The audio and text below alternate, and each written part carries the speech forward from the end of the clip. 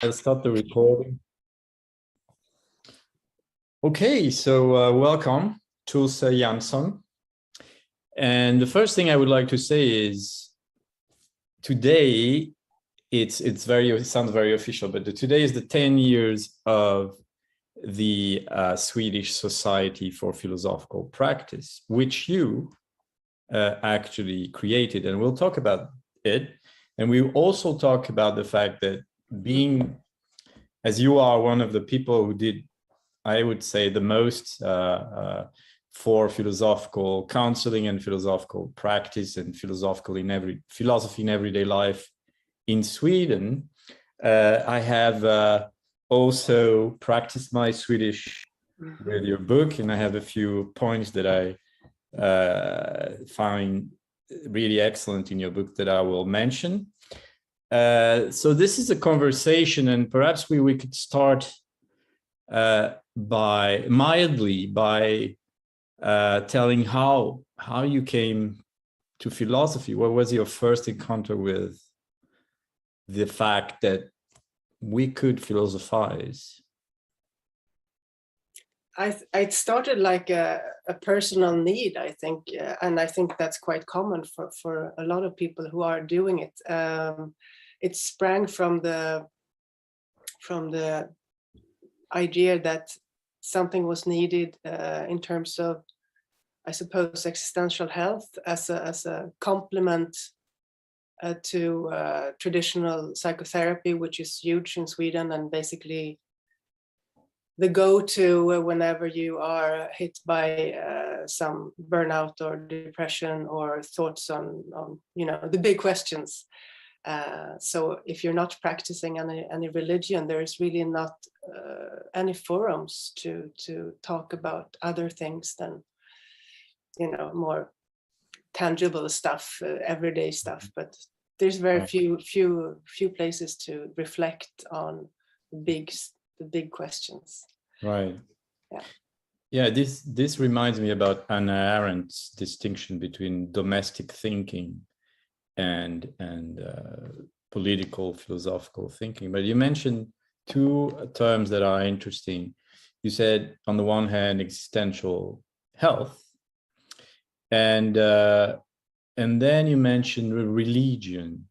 And so, and you know that we talked already together about the phrase and the idea of philosophical health. So what would you say? Would you say that philosophical health is somewhere in between existential health and spiritual health? Well, how would you define it? I'm not really, familiar with the term philosophical health, so I think I would need an input to that in order to say something about it, because philosophy for me, and by virtue, is the quest of looking and trying to become, to understand, and that's not necessarily. It doesn't have to be connected with health. It could actually, it could make you go crazy. And I suppose part of that quest, I mean, it needs to be a bit dangerous, I think, in order for it to be valuable. So that's, so, yeah. Yeah, that reminds me of Nietzsche's idea of the great health, right? He had this idea that great health incorporates risk. And you use the term existential health. Wouldn't you agree that existence can also drive you crazy? Actually, that seems to be one of the features of existence, right? So yeah, there is this idea that perhaps you can be existentially healthy without really knowing what are the thought system that drives you. It could be implicit, and yet because you were, lucky enough, that sort of conceptual constellation that is not necessarily very aware works for you to have a good life. And so in my view, philosophical health, well, it's existential health plus the awareness of your thought system and your conceptual integrity in such a way that you can articulate why you believe that you're living a good life. But we'll come up with that, and I believe that we'll come back to that. And I believe that your book actually gives a lot of perspectives on that.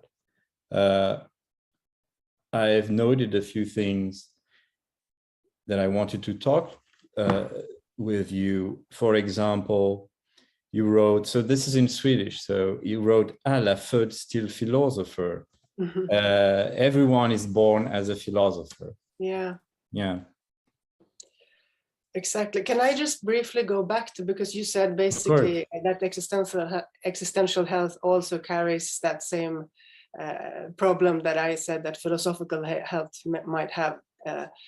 A, it's not super well defined, and B, how, in what sense can it be healthy when it's so complex? So I'm thinking that I suppose in the same way, existential health, or the way that I feel that philosophy helps me, is to actually just have these forums, to create these forums for deep thought. That in itself has existential or sort of well-being dimensions of well-being, just being allowed to think about these things that actually matter the most. What is a good life? Who am I? What's the point? And so that's one thing. And the second aspect of that is, of course, to try to reach to some kind of insights on what would a good life be, and then trying to aim towards that.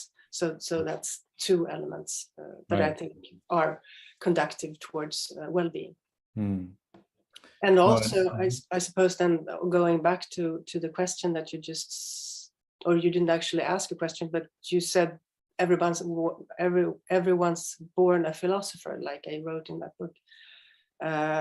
Yeah, I really do believe that, because our lives are so filled with unanswerable questions, and still a lot of striving and trying to be good, leading a good life, contribute to a good society in some sense. So it seems important to be able to in some way formulate and create a space for formulating what that could look like.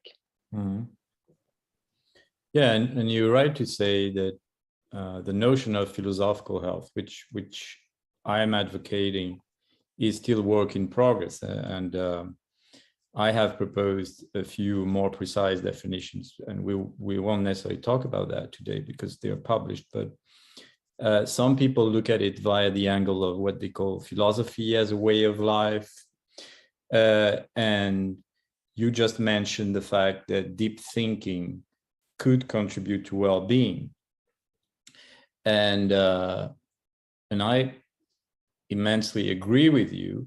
However, not everyone would find that obvious, right? Some people actually live their lives in a way that avoids the big questions because they might be afraid that starting to think deeply about their life might transform things such that they will lose some form of domestic security, for example. And this is, I think, is related to what you're saying about the fact that everyone is born a philosopher. So I suppose that for you is as a potential, right? So we have that potential to think in such way that it's not only a mind game, but also that it helps us have a more coherent life where our acts and thoughts are in resonance, that don't contradict each other, right? The way our values don't contradict the way we act, for example. what would you tell someone that would say, okay, well, for me, philosophy is actually dangerous, actually, which is another, I'm quoting Hannah Arendt a lot today for some reason. Another of Hannah Arendt's quote is like, philosophy is very dangerous, but the world would be even more dangerous without philosophy. Yeah, I think that's correct. But I think that the reason or the argument for someone to do philosophy is actually not only to be coherent, even though that could be a side effect, but I think it's a need. I think it's a dimension in our being, in a spiritual dimension that we actually need. So that's one thing. And I think not asking yourself what a good life could be, or what is a good person, or what is friendship or love. I mean, these are everyday issues. We encounter difficulties with these every day. So not engaging in philosophizing about that would be to, suppressing a need that I think is imminent and strong. And the other part for doing philosophy, again, about what is a good society, what is friendship, what is a healthy relationship or something, that's actually a moral. I think that you ought to do it. Otherwise, you may not contribute to a good society if you are in that sense blindfolded and just. I mean, how could you not? I can't really see how you could avoid doing it. I think everybody are doing it, but they're calling it something else. Okay. And when you speak of spiritual need, is it some relationship with the sublime, some transcendence, some form of sacredness that we might not necessarily need to call God? What do you mean by spiritual need? I mean, in order for me to be in a remotely balanced way, I need to exercise my body a bit. I mean, walk or something. I need to use my muscles. I need to eat. I need to sleep. But there are things like art experiences, and which is a little bit similar, music experiences, and also philosophy, which are quite the similar part of our of some kind of a spiritual need, that you need something else other than food and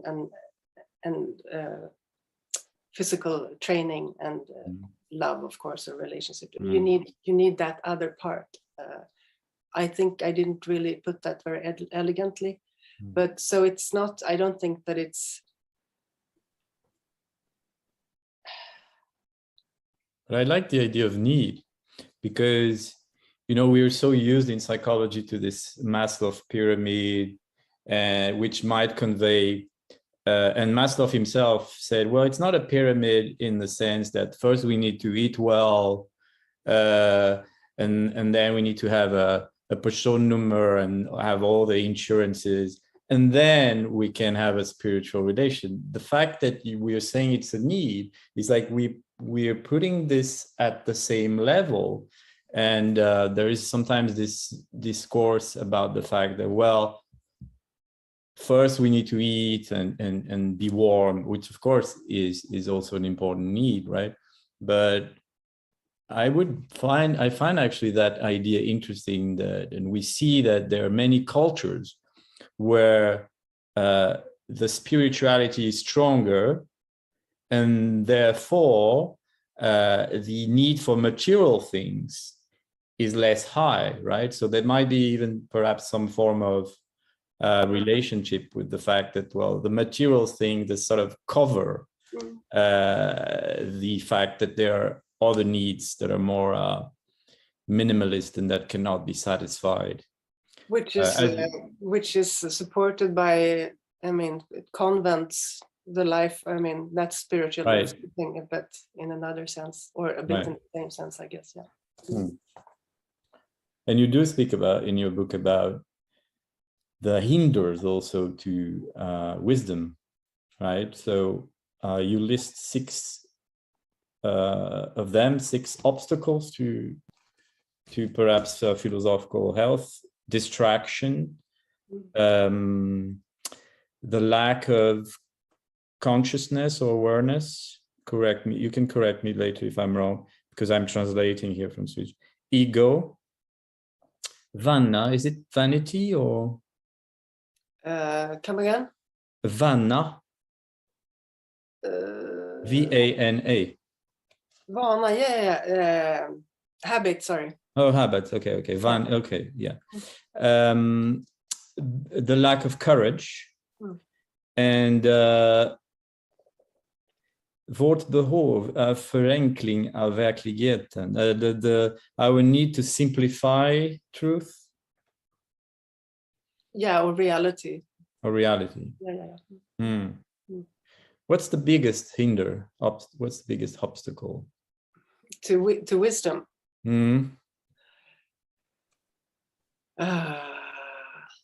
I don't know. What do you think? That's a good game. So we will pause here the video for people to reflect. I would say that perhaps I would hesitate between lack of courage and distraction. In the sense that, I've proposed 5 5 principles of philosophical health, and one is mental heroism. And I do think that to address philosophical questions in relationship to our life, we sometimes need a courage, precisely that is the courage to get out of the habits, the distraction, the ego that you mentioned, which is a form of habit also.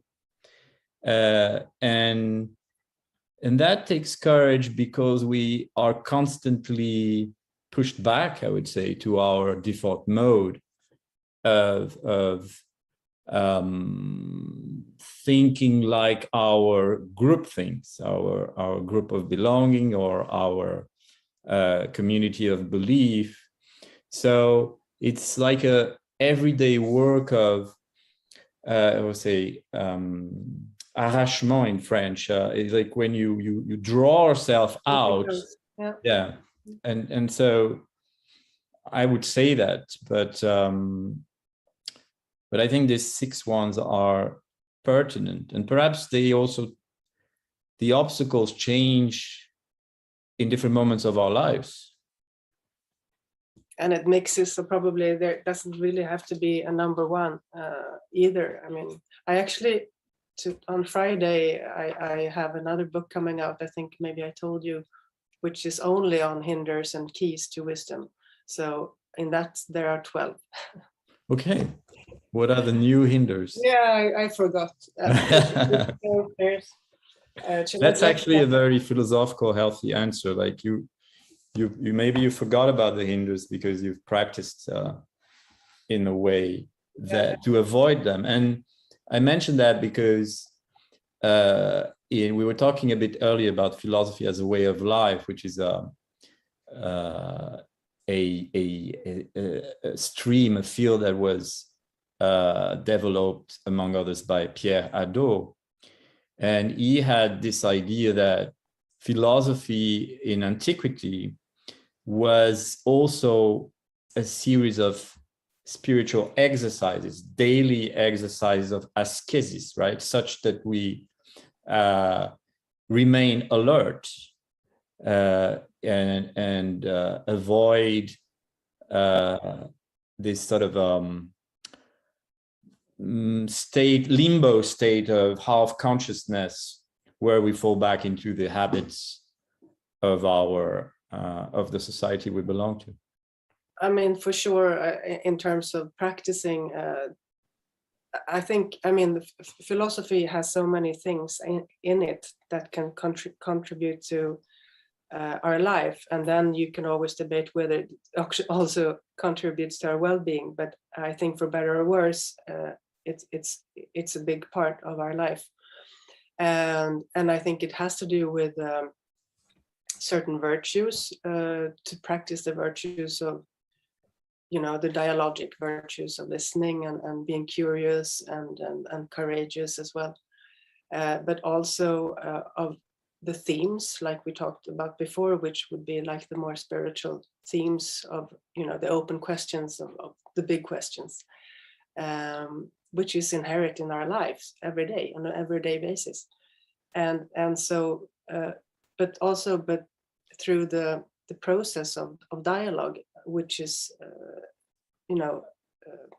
key to a good society, and to, I suppose, also existential health, to practice dialogue. And that's something super rare, I think. And so that's, I think John Dewey is a big person and inspiration to that.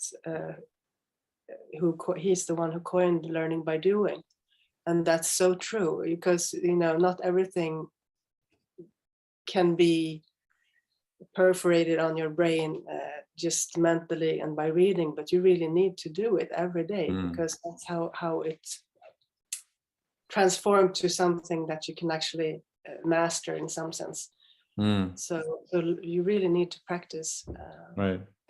So we have two ideas here: the idea of practice, the idea of doing, and the idea of talking, right, and listening. Therefore, because there's no dialogue without both. And I think that you have this actually is a good transition with the fact that you consider actually the philosophical practice and the philosophy in everyday life as a political endeavor. This connects with one citation of one quote of Stig Johansson that you have in your book. Allt vi gör vi av fri vilja. There's a little bit of Swedish lesson for the listeners.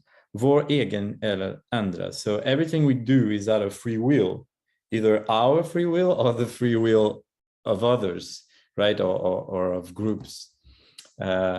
So can you say more about that political dimension of philosophical practice? Yeah, I mean, sorry, my academic background is moral philosophy and political philosophy, and to me it's super connected because of that free will.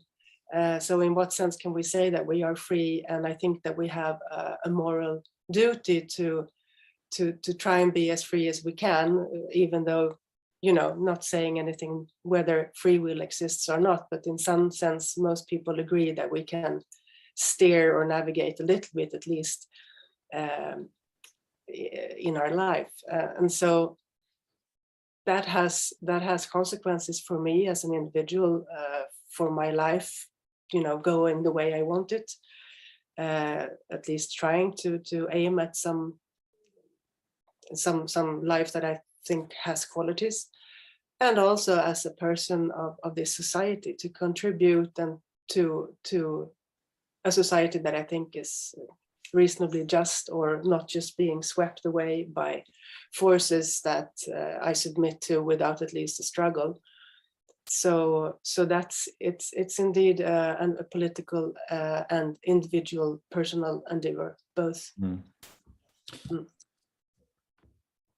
Sometimes I think that we are entering a new era regarding free will, in the sense that, of course, we know that free will was one of the key concepts of the definition of the modern subject, let's say since Descartes, 17th century.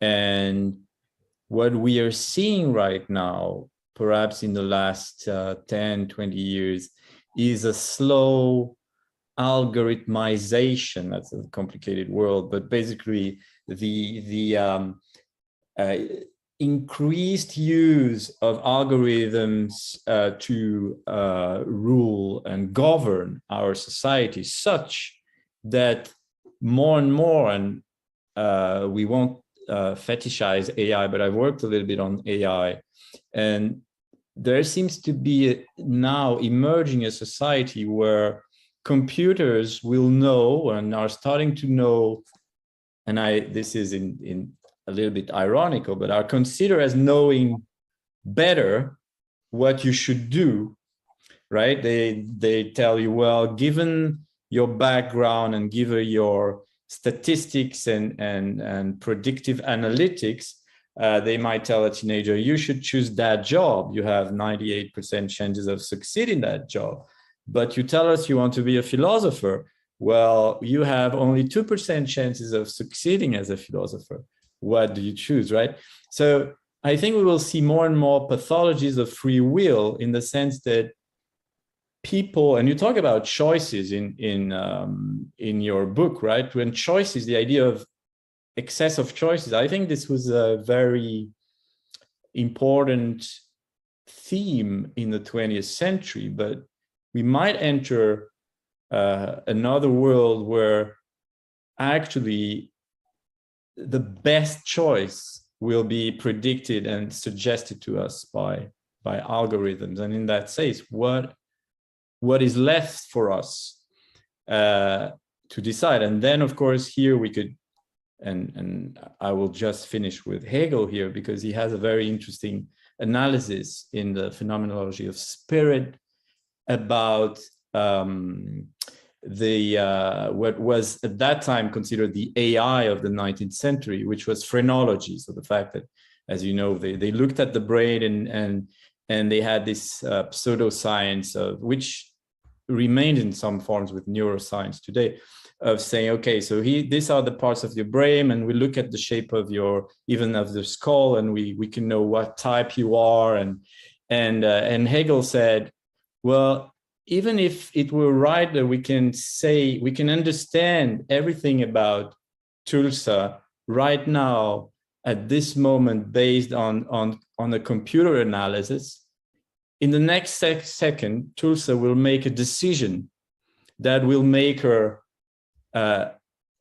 ununderstandable for computers for the next 100 years. So Hegel was quite optimistic about our capacity for decision, existential decisions, to liberate us from imposed determinism. So another aspect that I found very interesting in your book, and you're welcome to react in my long, perhaps incomprehensible variation on free will. You have a very nice distinction here. It's a drawing. Maybe I should show it. So passion, or yen mud. Can we translate yen mud by equanimity? Is it equanimity, or is it? Oh no, equanimity. I don't know that word actually. Equanimity is a term that means equality of soul. It's like whatever happens, you remain calm, calm and collected. You never go too high, you never go too low.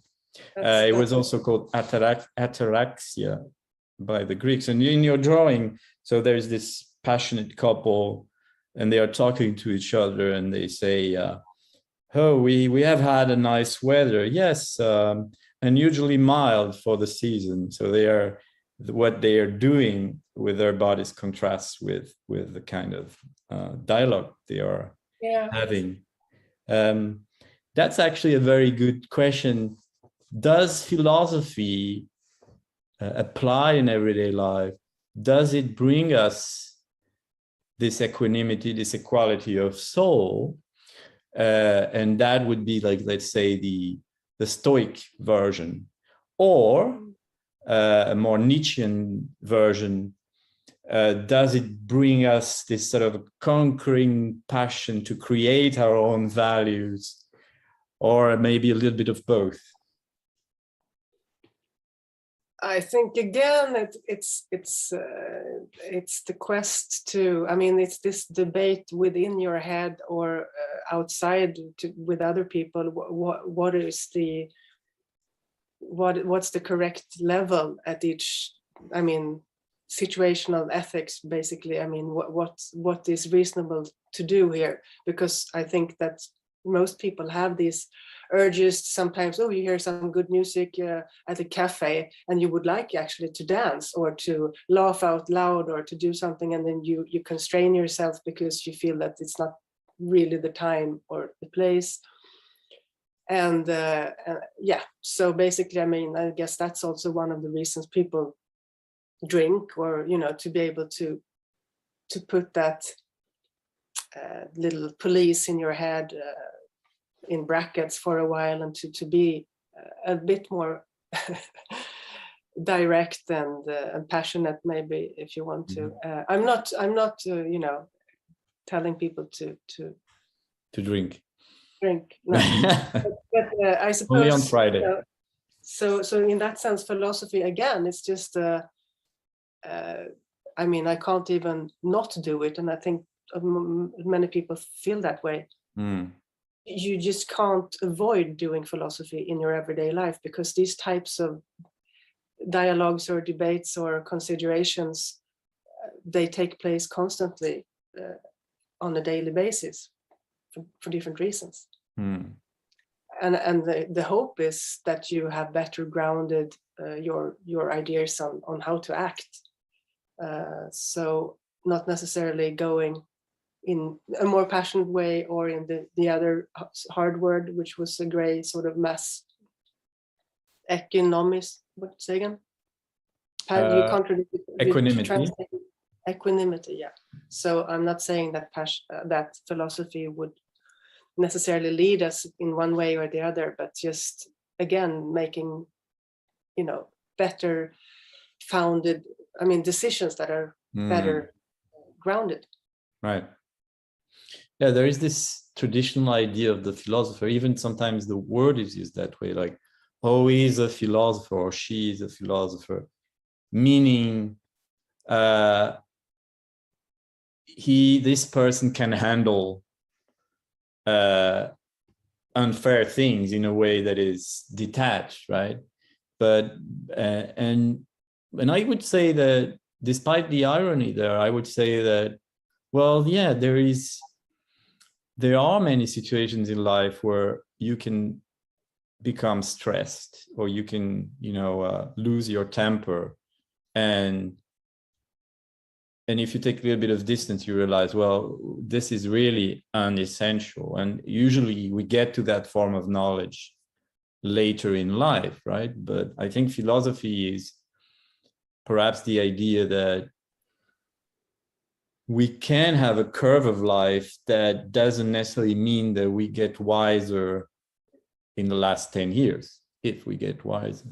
But on the other hand, and you do speak of creativity at the very end of your book, in my approach that I call crealectics, this relationship with the creative dimension, which is not only present in humans, but in life, in nature, in the cosmos. This is extremely important for the kind of healing and liberation that thinking can bring, such that new ideas and new ways of looking at things can actually, give us this sort of not only gratitude, but alleviation from worry.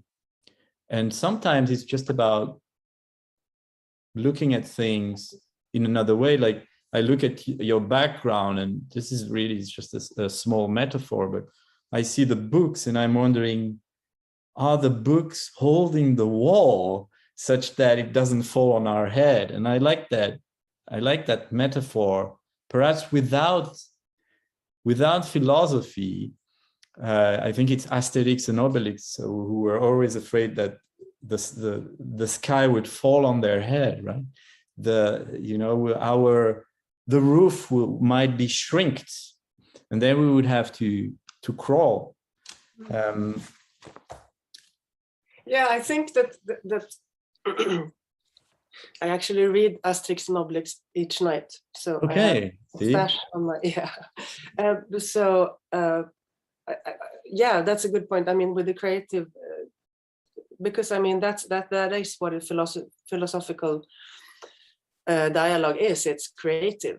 So you are being creative in a way that you are usually not, because normally when you're talking, you're trying to make a point, or while as being in philosophy and talking philosophically is aimed towards the truth, or what seems to be the reasonable. So you need to all the way be able to pop around and change your aspect and take into consideration other things. So there's a really strong creative element, which I think has a lot in common with other types of creative tasks, such as painting or music or whatever. And I thought that something else you said there about alleviation and from worry, and I really do think that too, because I think, and the reason that I think you get an alleviation, and is that the correct word? Alleviation, yeah, is because for some strange reason, like grieving, you're grieving on your own, somebody close to you died, and strangely, when you're grieving together with a lot of other people who has also lost close persons, then you feel comforted. I mean, normally it should actually add to your sorrow that a lot of other people has also died and suffered from having a near one lost. But that's a strange sort of, because you feel as if you're not alone. And that, in the same sense, philosophy does that to you, because you are wandering together with other people, one person or several persons. Like when I do philosophical cafes, for example, you do get a strong feeling of that people feel like they belong, and that they can worry together and worry together, as opposed to logically that should increase the worry, right? But on the contrary, you actually feel comforted in knowing that you're not alone in this quest for what's the point. Right. And so right now you enter into this practice aspect with philosophical cafes, and perhaps it's time here to celebrate the 10th anniversary of SSFP. So SSFP, it stands for Svenska Samhället för Filosofisk Praxis, the Swedish Society for Philosophical Practice. It sounds very British and respectable. Would you like to, you founded it 10 years ago, right? Yeah. What's the future of the society, and what's the vision? Well, the vision for me has always been the same. So it's, and unfortunately, it's a bit contradictory, because we both want to be a platform for philosopher who wants to practice and find, basically work outside of academy, and find and also make a case for the need for philosophers in other places than academy. So that's one part, and the other part is to be very inclusive and to be what you'd call a folkrörelse, sort of a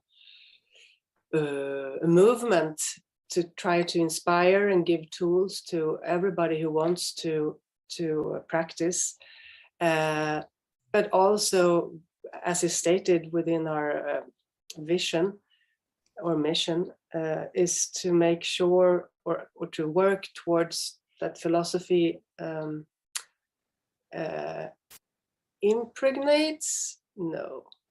genomsyrar the society in a more substantial way, meaning both infiltrates, perhaps infiltrates, or yeah. So within both healthcare, in school, elementary school, as well as public arenas. And so it's a political aim for me, at least. So it ties in with my ideas of what the use or value of philosophy is and could be.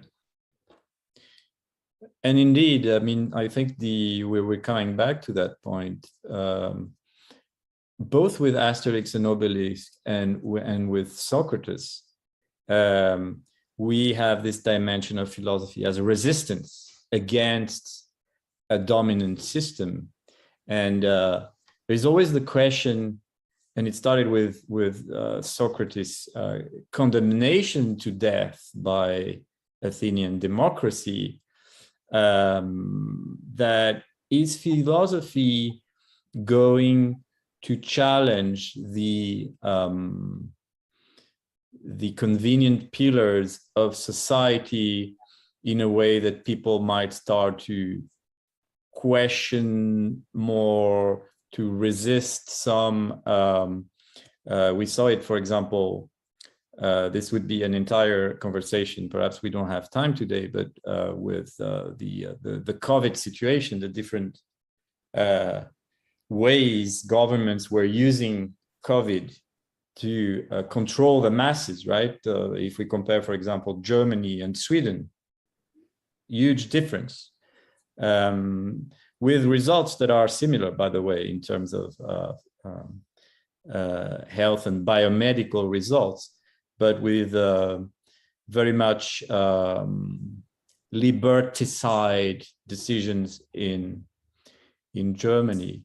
So on the one hand, and you speak about philosophy for children in your book, so you do believe actually it's better for democracy to educate people to think by themselves, and yet to be able together, as you were saying in that dimension, to be able together to recognize that we're not alone in confronting the mysteries and the limit situations of life. But on the other hand, there is this idea perhaps that philosophy can be a menace, because in the time of Socrates, for example, Socrates was challenging the young people who were usually from the aristocracy who were going to govern the city, right? And these young men were not used to doubt, right? They were so filled with perhaps not hubris, because it was not a virtue, but still this idea, yeah, of course I should rule. And here comes Socrates and say, okay, but what is justice? And they became very confused. And this was, of course, very threatening, perhaps, for the power in place. And so we could imagine today, well, if we had the same conversations about, concepts and the definition of our conceptual pillars with, leaders, politicians, etc., we would also realize that, well, it's very shaky, it's very fuzzy, and the decisions they take are perhaps not the most rational and enlightened. So where would you be in this sort of dialectic? Would you think, no, I actually, philosophy is very good for democracy, and we see that in certain countries, for example, France, where I studied, philosophy is mandatory in the last year of high school. Everyone does it. Could be better. Could start in young schools, as you explain when you relate the Philosophy for Children project. Or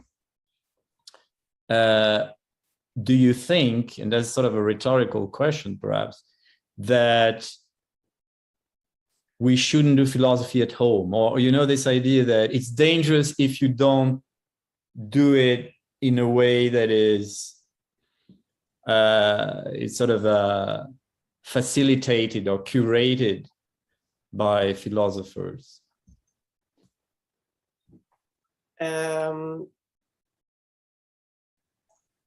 Well, so first of all, I think there's an important distinction, which is about learning about philosophers and learning about philosophy, and on the one hand, and on the other hand, philosophizing.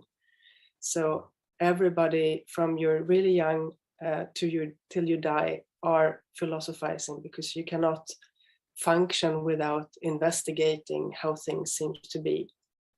So that's something we are doing all the time. That's a part of life. And then if you choose to call it, and then of course, then you can develop that into being more articulated. Yes, thank you. So, and that's and I cannot see how that could be bad in any sense, because it's not a doctrine. You're not pushing ideas. You're just helping and training to specify, to divide, and or to see the differences and what's in common and what is this, concept. So I cannot see how that could be bad, because another fundamental thing is that you cannot keep your stance. You will have to consider other perspectives as assets. And that's something that just cannot be bad. And also, I mean, also I used to work politically as well, and a lot of politicians here in a small town are actually trying their best, and they have a notion of what that best is, and what could be good is if they also have a training of reevaluating and to. So what I'm saying is that I think it's called permeate, genomsyra. If we could bring philosophy much more into society, that would bring components that I cannot see. I mean, of course, I'm missioning about philosophy, but I cannot see how that could be bad in any sense. Right, penetrate. And you do have this nice image in your book about, you would have an office and you would say city philosopher, Stadsphilosophen, and I like this. I haven't given up on that. Right. So that's one personal goal that I have, just because it would be, it would mean something. It would be resonate. It would be something super cool. I like that too, and perhaps we should create a party. I have, what I wanted it to be called? Just philosophers, and then the motto should be, or the slogan should be, "We're back," and then we will do all in togas. I love that. I really like that.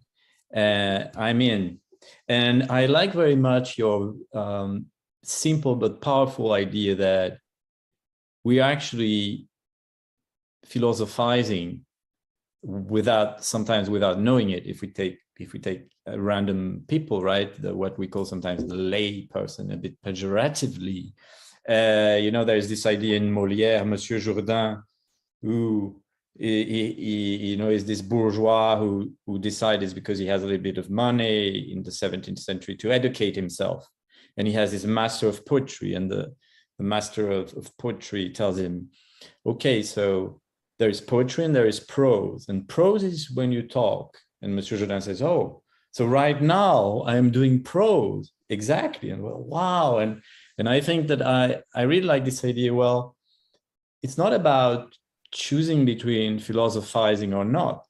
We are all from childhood philosophizing in a way or another, but our education system, etc., is perhaps not taking this seriously enough, such that he would train us in a way or another, such that this would actually strengthen political pluralism, which is for me an important dimension, the fact that world making could be much more diverse.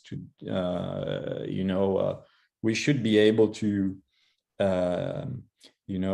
experiment socially and be much more open to diversity in a way that is not only a superficial diversity, but what is sometimes called cognitive diversity or knowledge diversity. I think this is a very good conclusion. We could, end with this call for a party. I think the hardest part will be to get people to use a certain outfit. That will be the hardest part. But I do think that it will be a very inspiring gesture. And in my view, it wouldn't surprise me that it happens in Sweden in a way. That's one of my biggest. I will conclude with that, and then I will give you the word. My biggest surprise is when I opened the philosophical parlor in Sweden. I really thought, is Sweden a philosophical nation? And it's not known for that. I mean, for example, if we look at Sweden's most famous philosopher, it's actually Descartes, who died here and who came to advise. He was the first philosophical counselor in Sweden 350 years ago, right?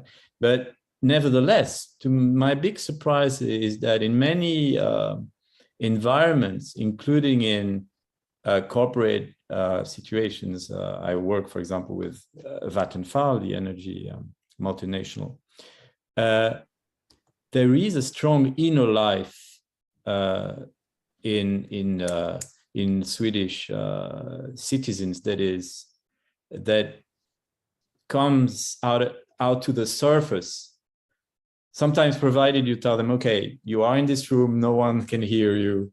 So I think that when I first arrived in Sweden, I thought it feels strange. I had this strange feeling that Sweden is a nation that thinks, collectively. If you take people individually, it might not be obvious that they are very philosophical, but in fact, it is a nation that thinks even about, you were saying that politicians are doing their best.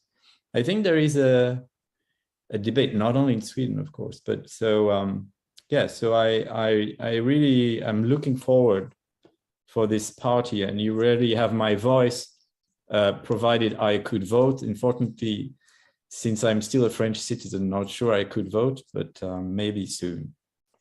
Shall we conclude with a few words on your side?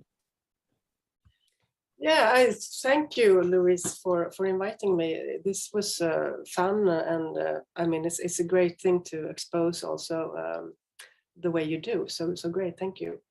And I think just ultimately we have to remember that philosophizing is about wisdom and seeking more wisdom, and to be humble, because you can find it in the least expected places, even with politicians. Yeah, that's nice. What's the title of your book? Next book?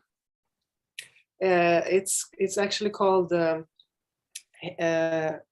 Obstacles or Hinders for Wisdom and Keys to Wisdom. So in Swedish, it's called Visdomshinder och visdomsnycklar. 24 things to keep track of if you want to be klok, which is kind of yeah.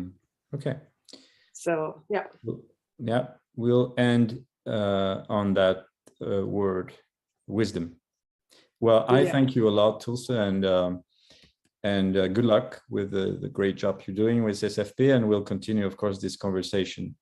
Welcome to Celebrating Act 2. Celebrating Act 2 is the user manual for the second half of your life. It's great to be back with all of you, and one of our favorite people, the brain whisperer, Steve Campbell, and of course, my partner, John Coleman. Thanks, Art. Hey, Steve, good to see you. Hello, good to see you again. Always good to see you. It's always a joy. Um, I was talking with some friends recently about, in particular, children's sports teams. Um, there's still some people who to to avoid hurting the self-esteem of the children, Hmm. they want to. Sometimes they keep score, sometimes they don't keep score. But Hmm. mostly, what they do that bothers me is they want to give every kid a trophy, Hmm. so that there are no losers, there are only winners. Yeah, And I have mixed feelings about that. I think at a certain age, sure, very, very young, sure. winning and losing isn't important. It's learn to play the game. Hmm. But there quickly comes a time when, if it's a game and it's designed to have winners and losers, And losers. Yeah, you have to learn to accept that. And yeah, I mean, there are good things about oh, sports yeah, and yeah, competition yeah, and winning and losing. yeah, I mean, we learn from our losses, don't we? yeah. Oh, So yeah. here's my question for you is self-esteem seems to me something that's very important for all Hmm. human beings. Hmm. And yet it also seems to me that it can be misused. You can have too much of it, or misplaced Absolutely. self-esteem, Yeah, maybe would be a yeah, better way to put it. yeah, Is that true? yeah. Let me start with an observation that's really interesting. The Tokyo Olympics were just completed a couple of weeks ago, 3 weeks ago. Most of the athletes lost. Good point. Only a few won. That's the nature of athletics. Most of us lose. So, what do you do when you've been spending your life for this event and you lose? That's where self esteem comes in. So, let's look at some observations about self esteem. Self esteem is simply how you see yourself. It's very much connected to your self talk and your self images. And your self images really come from your self talk. So here's some interesting observations about all that. Number one, our mind will not let us be unlike ourselves. What does that mean? What does that mean, Steve? Well, let me share with you a very, very famous study that was done by um, Dr. Stephen Danish, a psychologist from Virginia Commonwealth University. He studied lottery winners, and he got his doctorate doing this. And he noticed a trend among lottery winners who were impoverished. Do you know what they would do when they won all this money? They'd lose it. A person won $5 million in 2 years and now he lives in a trailer. Another person won $60 million and she's on food stamps. Another person used her collateral for a loan which she could not repay. Another person opened his business with $1 million and declared bankruptcy 5 years later. Why did they lose the money? Because their self-images were one of being impoverished. And a person who is impoverished doesn't have money. And there is this real switch there. And the brain couldn't handle it. So they took away and they lost the money. Let's go back. Our mind will not let us be unlike ourselves. In fact, we can take that a step further. We don't let ourselves be any better than we believe we are. Let me say that again. We don't let ourselves be any better than we believe we are. So let me share with you a story of my wife, Mary. For the first 10 years of our marriage, she smoked. And when our children were born, she would go in the backyard in the corner and smoke. She would sit down at a chair and smoke with her Diet Pepsi. And she would say every January 1st, this is the year, this is the year, this is the year I'm going to quit smoking and quit smoking. And it would work for a week, sometimes for a month, and then she'd go back to smoking. Why couldn't she quit? Here's the reason. Because her self-image one of them said, "You are a smoker." And she had had that self-image for 35 years. And her brain would say, well, if you're a smoker, why are you not smoking? And in a week, she would come back and pick up the cigarettes. Then one summer, she flew back to Michigan to watch her father die of emphysema, which is one of the most horrible ways to die. And I picked her up at the airport in San Francisco. She looked at me and she said, "You are looking at a non-smoker." And she hasn't smoked since. What did she do? She made a decision. She replaced her self-talk. Notice I didn't say change. I never use the word change when I'm talking about the brain. Why? Because the brain hates the word change. The brain doesn't want you to change. The brain wants to keep you right where you're at, because change always involves something different. It always involves something new. It always involves something risky. It always involves something maybe unsafe. And your brain's job is to keep you risk-free. So when you start using the word change, the brain's going to say, no, no, no, no, no, no, no, don't change, don't change it. So what Mary did is she said, I'm replacing the self-image I have as a smoker with one as a non-smoker. And why is that risky in a way? Because the old self-image is still there. It's up there somewhere, entangled way in the back of her mind. And she could bring that self-image forward anytime she wanted to, but every single time she chooses not to, her brain rewires that self-image so it becomes stronger and stronger and stronger. That was 25 years ago. She hasn't smoked since. If I bought her a pack of cigarettes, she would look at me with the strangest look on her face. Why in the world did you do that?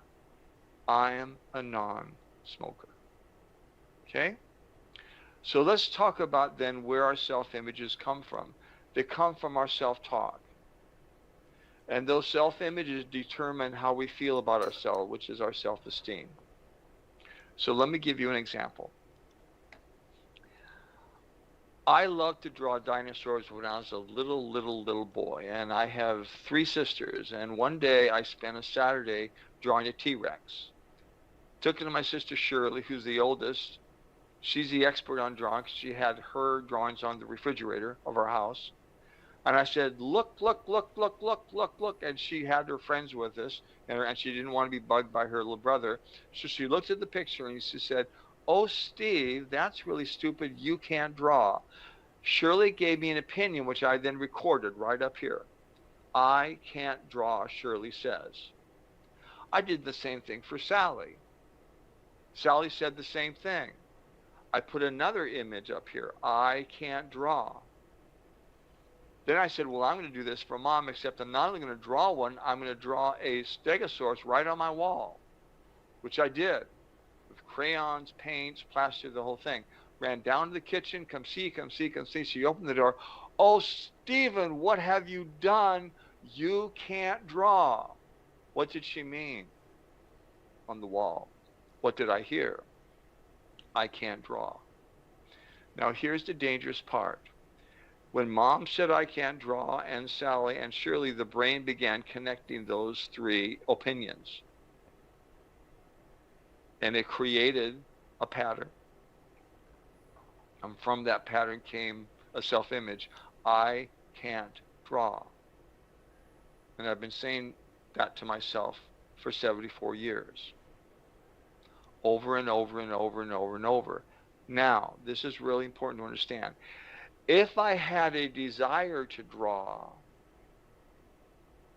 I could go to the community college, take a class. I probably wouldn't be great, but I could learn how to draw. I have no desire for that. My desire is to become the best teacher I could possibly become. That's where my self-esteem is. If I decided that drawing is really important, something that I'm not good at, where would my self-esteem go? So what I do is I look for things that I'm naturally good at, which is teaching. Now, here's where it can get dangerous. Let me look at the work of Dr. Maxwell Maltz. Dr. Maxwell Maltz was a plastic surgeon educated at Columbia University, and he specialized in female facial reconstruction. Women who had been burned, who had been hurt in accidents. When he began his practice back in 1954, he noticed a pattern. He would do the surgery. It was obviously successful. The wraps would come off. Of course, there was still scarring there, but it was obviously successful. And more often than not, the patient would look at the mirror and scream out, "See, I told you it wouldn't work," even though it did. And it took 3 to 6 months for the patient to finally see how successful the surgery really was. Why could not the patient see it in the beginning? Because her image, her self-esteem, had been wired up here all of her life, or since the accident. And it took a number of months for the patient to finally acknowledge, yes, it was successful. I don't have the scarring. I don't have the big bulbous nose. I do look different. That's exciting, and it's scary. What's the scary part? The scary part is this: that your brain believes everything you tell it, without question, no arguments. So, talk about myself. I have always been bald. I was in this horrible accident when I was 19 years old, and the hair all came off. I have not been able to acknowledge that for years and years and years. In fact, I had a comb over, and I saw myself with a lot of hair until I met Mary, my wife. And after being married for about a couple months, she said to me, "You know what?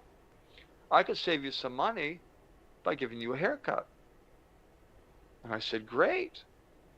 We put the chair in the backyard, sat me down, put a towel over my shoulders, and she took the comb over and she just went whap and cut it off.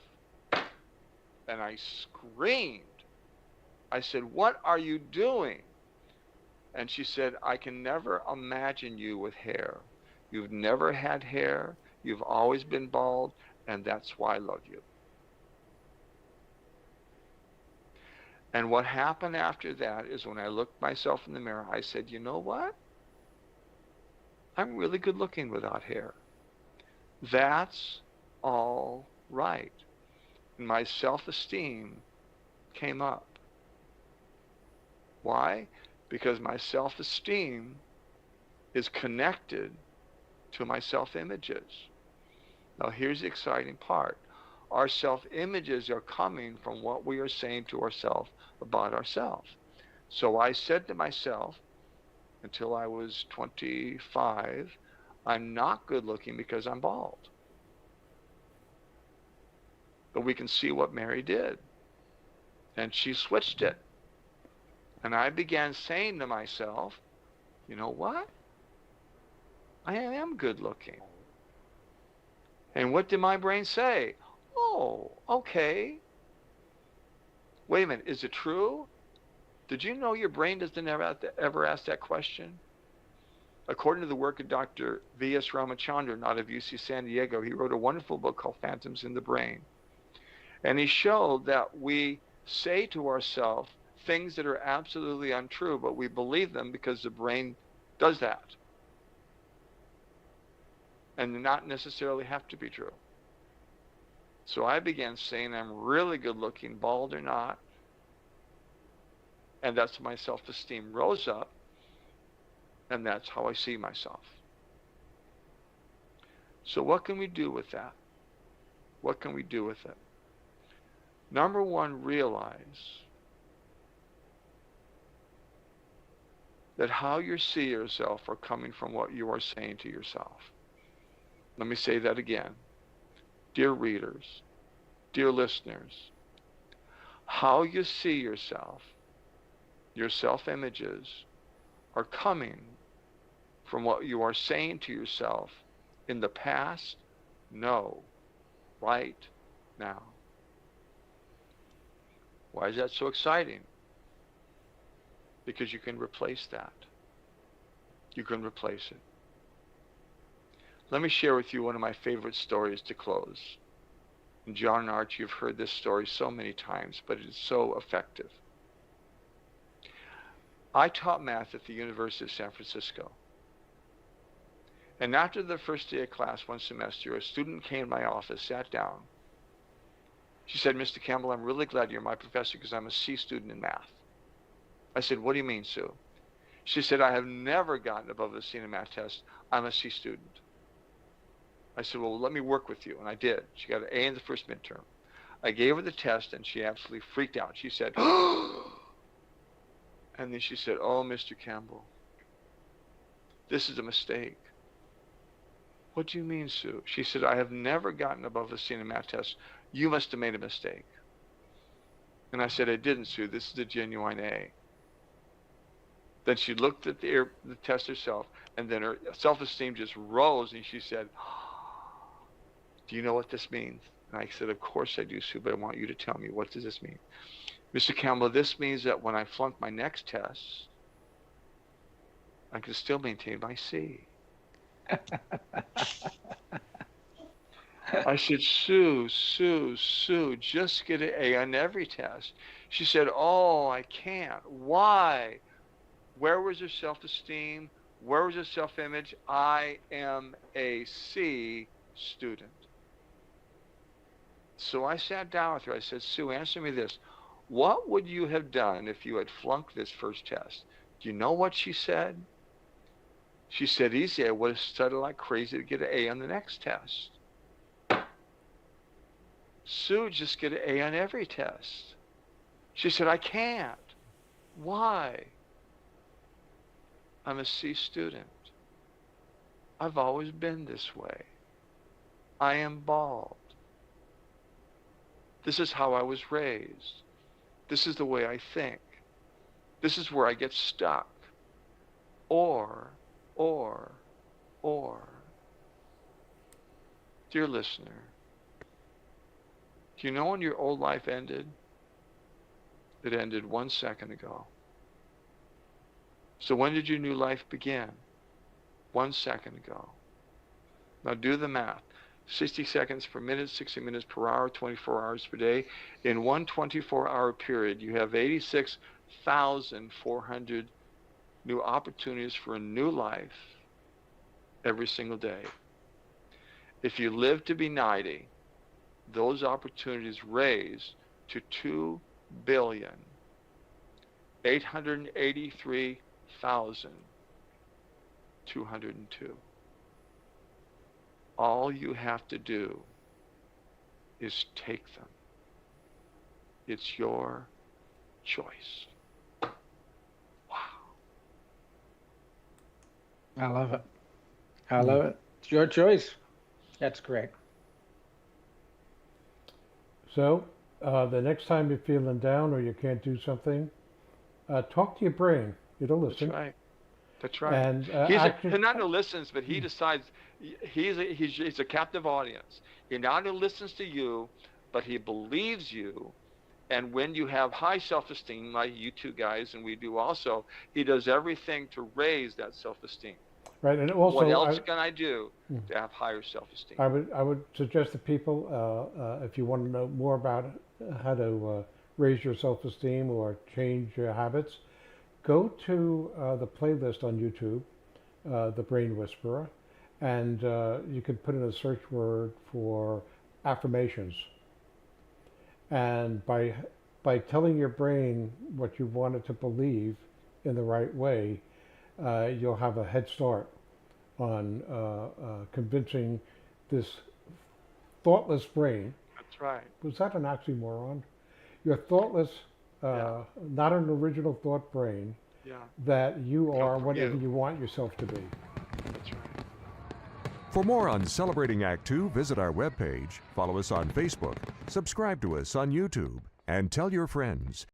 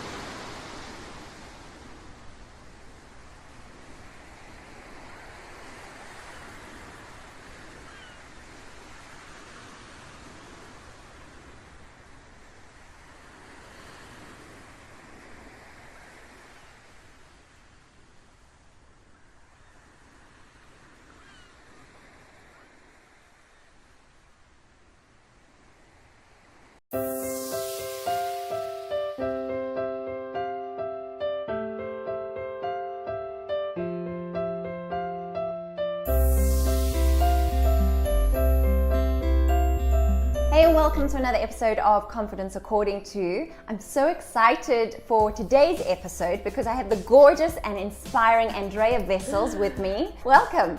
Thank you. I'm so grateful that you're having me. Thank you. I'm so excited to get stuck into it. We were already talking and I'm like, oh no, wait, we need to save this for the video. So Andrea is a life and wellness coach. She is Canadian, you will hear, and she's been living here in Cape Town for the last year. And so how is it that you landed up being here in Cape Town of all places? Well, so my husband and I both met in Vegas. Ah. Yeah, we were both competing in 2013. And we started talking, started dating in 2014. And then we went to Canada for a couple months. And then we moved here, we moved to Durban in end of 2015, lived there for a year and a bit.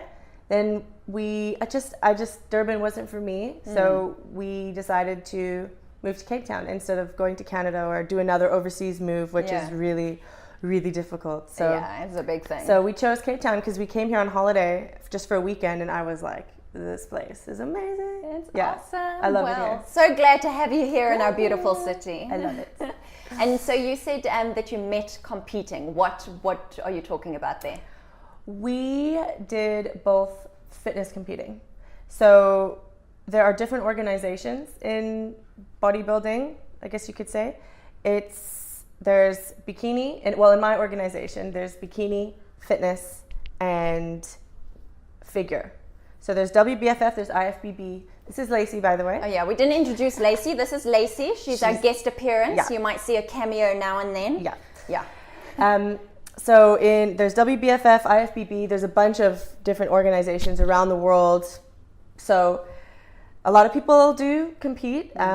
We met and we both were pros at the time. So in order to become a pro, you have to win an amateur show. Okay. And it's different for different organizations. So I think in South Africa, for example, you have to there's levels. You win an amateur, then you go to provincials, and then you go to nationals, and then you have to win first overall, and then you get your pro card. So it's a process. Yeah. With the WBFF, you just have to win your pro card, and you can win it at any amateur show, and you can be first or second. It depends if they deem you pro worthy. Okay. So Dan and I both did WBFF, and we were both pros.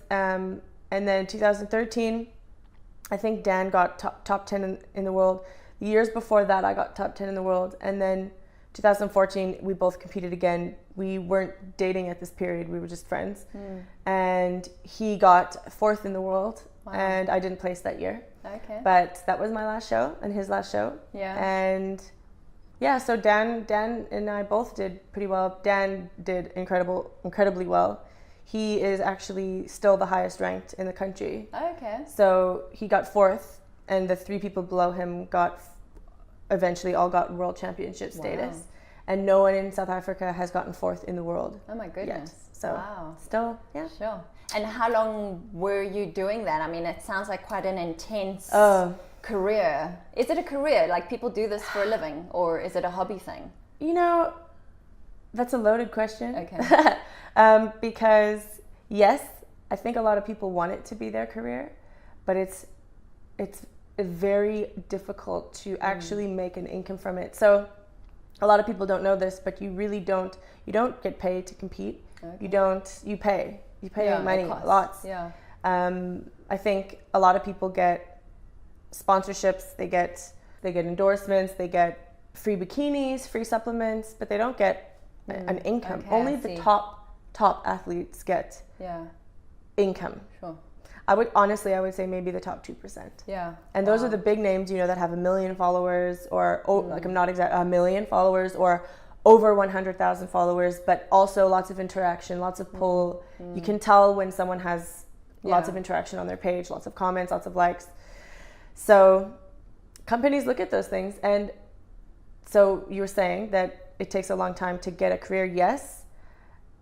It depends what you want to get from the industry. Okay. So I realized that it was more of, for me and Daniel, it was our career because we're personal trainers. Okay. But if you're an accountant or you're a doctor or you're whatever, Yeah. this has to be a hobby. Yeah. Because it's a kind of a 24-hour thing. Yeah.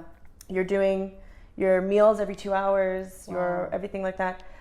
It's not impossible to make a career of it, but I would say you kind of have to be in this industry or you dedicate full time to being an influencer or a model or a competitor. Yeah. And this is just my opinion. In South Africa, I don't think so.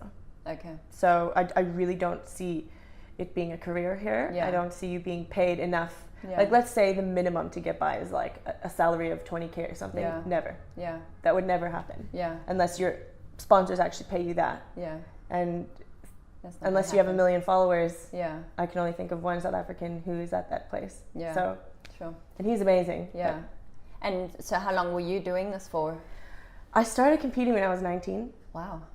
So I started training when I was 19, I did my first show when I was 20. I'm 30 now. Okay. And then I was Sure. 26 when I did my last show. Okay. So I did it for a solid 7-8 years. Sure. And what made you decide to call it quits? I mean, because that's a drastic change in your reality, Huge. your experience of life. Yeah. So going from that level of commitment, it sounds, to like normal, like the rest of us. Yes. So what made that happen? Well, I'll tell you that it was kind of forced on us because we kind of had to choose relationship, getting married, moving, and moving around the world, number one, not easy. Yeah. Number two, we had to focus on us and the move, and I was in South Africa, and it's expensive to eat like that, and it's expensive to compete. So we couldn't justify the amount that it is to do a Worlds show. So the Worlds is in Vegas. Yeah. And that was the show. Okay. They're in Vegas or Toronto or London. It depends where the Worlds will be. But it's a huge amount, and it's either, and those, the first, so we've been together, I think it's 4 years now, almost. Crazy. 4 years. Yeah, it flies by. We, the first year was, okay, do we move or do we go to Worlds? Well, Yeah. life took over. And we actually never really decide, and this is what's interesting, a lot of people will decide to not compete anymore and kind of make this big thing of it. And they'll announce, I'm not competing anymore. We didn't. We didn't see it coming until like a year ago. Okay. So what happened is we, like I said, the first year was like, do we move and put that into moving? Or do we stay doing long distance, which we did for the whole first year of our relationship, which sucks. It was hard. We do long distance, or we compete, or we move, and that was like kind of a no-brainer. And then the year after that was, do we get married? Yeah. And start our life together and move out together, or compete? And again, it was kind of a no-brainer. And then last year it was moving to Cape Town. So we, moving, we've moved every year, more than that. It was move to Cape Town or compete, and again, no brainer. And then when I moved here, we were actually involved in a show that was supposed to be planned here and stuff. It fell through, it didn't happen. But that was actually the turning point for me, was I was involved in the back end of it. Okay. And I decided while I was planning it, I was like, you know what, this is actually it for me, because I hadn't been in it for 2-3 years. And then I was involved with all these athletes and all these people and planning it, and all these people asking me these questions like, oh, if I get a boob job, will I do better? Wow. And I was like, are you really basing this big of a decision on my opinion? Sure. So it changed themselves. It changed. It kind of brought back when I was 20 and I got my boob job for that reason. And I was like, I can't believe that. Yeah.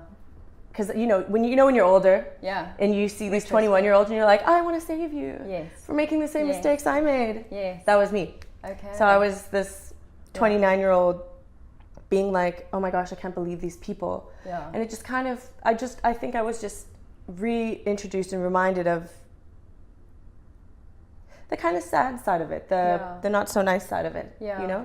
Yeah. So that's when I was like, ooh, I don't think I want to do this anymore. I don't think I'm gonna, because I never made the decision to not compete anymore. And another thing that I should mention is those 3 years that it took for me to get to that point were brutal. My body hadn't had a break in 7 years. Wow. So I gained, I honestly don't even know, I didn't weigh myself. I didn't want to put myself through that kind of torture. Yeah. But I actually body changed. I don't like weighing myself either. Yeah. And I'm a naturally curvy girl. For me Yeah. to diet like that for those 7 years was really difficult. Sure. I ate fish and broccoli 6 times a day for months, and I'm not exaggerating, for months.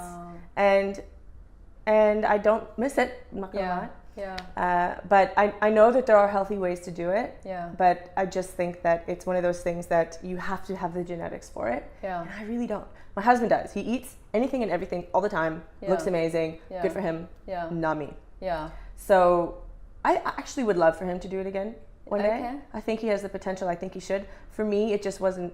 And it's not feasible for me. Yeah. And like now I'm thinking maybe family Yeah. and those things. And I just don't want to have that in the back of my mind No. to put myself back into that. I'd probably have to lose like at least 15 kgs It's insane. minimum to compete again. And I just don't want to. No, absolutely. Another thing I actually wanted to mention too, when you stop competing and it's been a part of your life for so long, you go through a major identity crisis. I was gonna say. I was a shape cover model, top 10 in the world, personal trainer, fitness model, bikini model. And then the hardest thing for me and my self-esteem, my self-worth, everything when we moved to Durban, I had spent, those years in Canada building up my reputation. I was well known. Yeah. I would go out to bars or go out and people would be like, oh my gosh, I know you, Yeah. blah, blah, blah. Yeah. And in Durban, it's like, oh, that's Dan's girlfriend. Ah. So you go from this, Yeah. and you try not to let it Affect you. but it did a lot. Yeah. Because I'd go out and I'd be like, oh, that's all I am. Yeah, I'm his girlfriend. Yeah. So I was like, Yeah. and I also had a company in Canada that I actually only closed down last year. Okay. It lasted the whole, Duration. it was called Get Ready Girls, and it was about women's empowerment and confidence through fitness. I had employees working for me and everything, and it was a huge decision for me when I moved.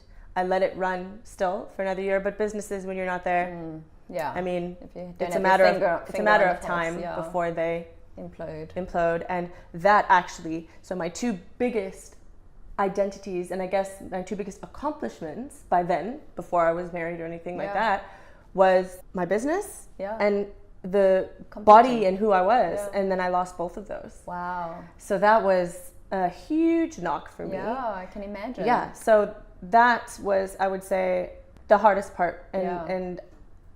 And to go from one extreme to the other and not compete anymore, it takes work like every single day. And because I was new here, you can't work. Yeah, okay. Yeah. Right? You can't work. You're working on visas. You're working on all these things. Yeah. You can't work, and you're just Dan's girlfriend, then Dan's fiance, then Dan's wife. Yeah. And he's such a great person. That's great. But like, I'm such an ambitious person that it killed me. Yeah. It killed me. Yeah. So that was very, very tough. Getting out of that industry was the hardest and the best thing ever for me. And the funny thing is when that show dissolved and it didn't end up happening here and all these things. And by here I mean Cape Town. The show is happening in Johannesburg. Okay. Then is when I was like, okay, I think I'm not going to be involved in this industry anymore. And it took 3 years of me just back and forth. Oh, do I? No, I don't. Yes, I do. Yes, I'm a trainer. I did everything on one day. I remember I was like, okay, I can't do this anymore. Yeah. And I called all my clients that are competitive athletes and I said, no more. I'm not doing this anymore. And I referred a coach that I love to them.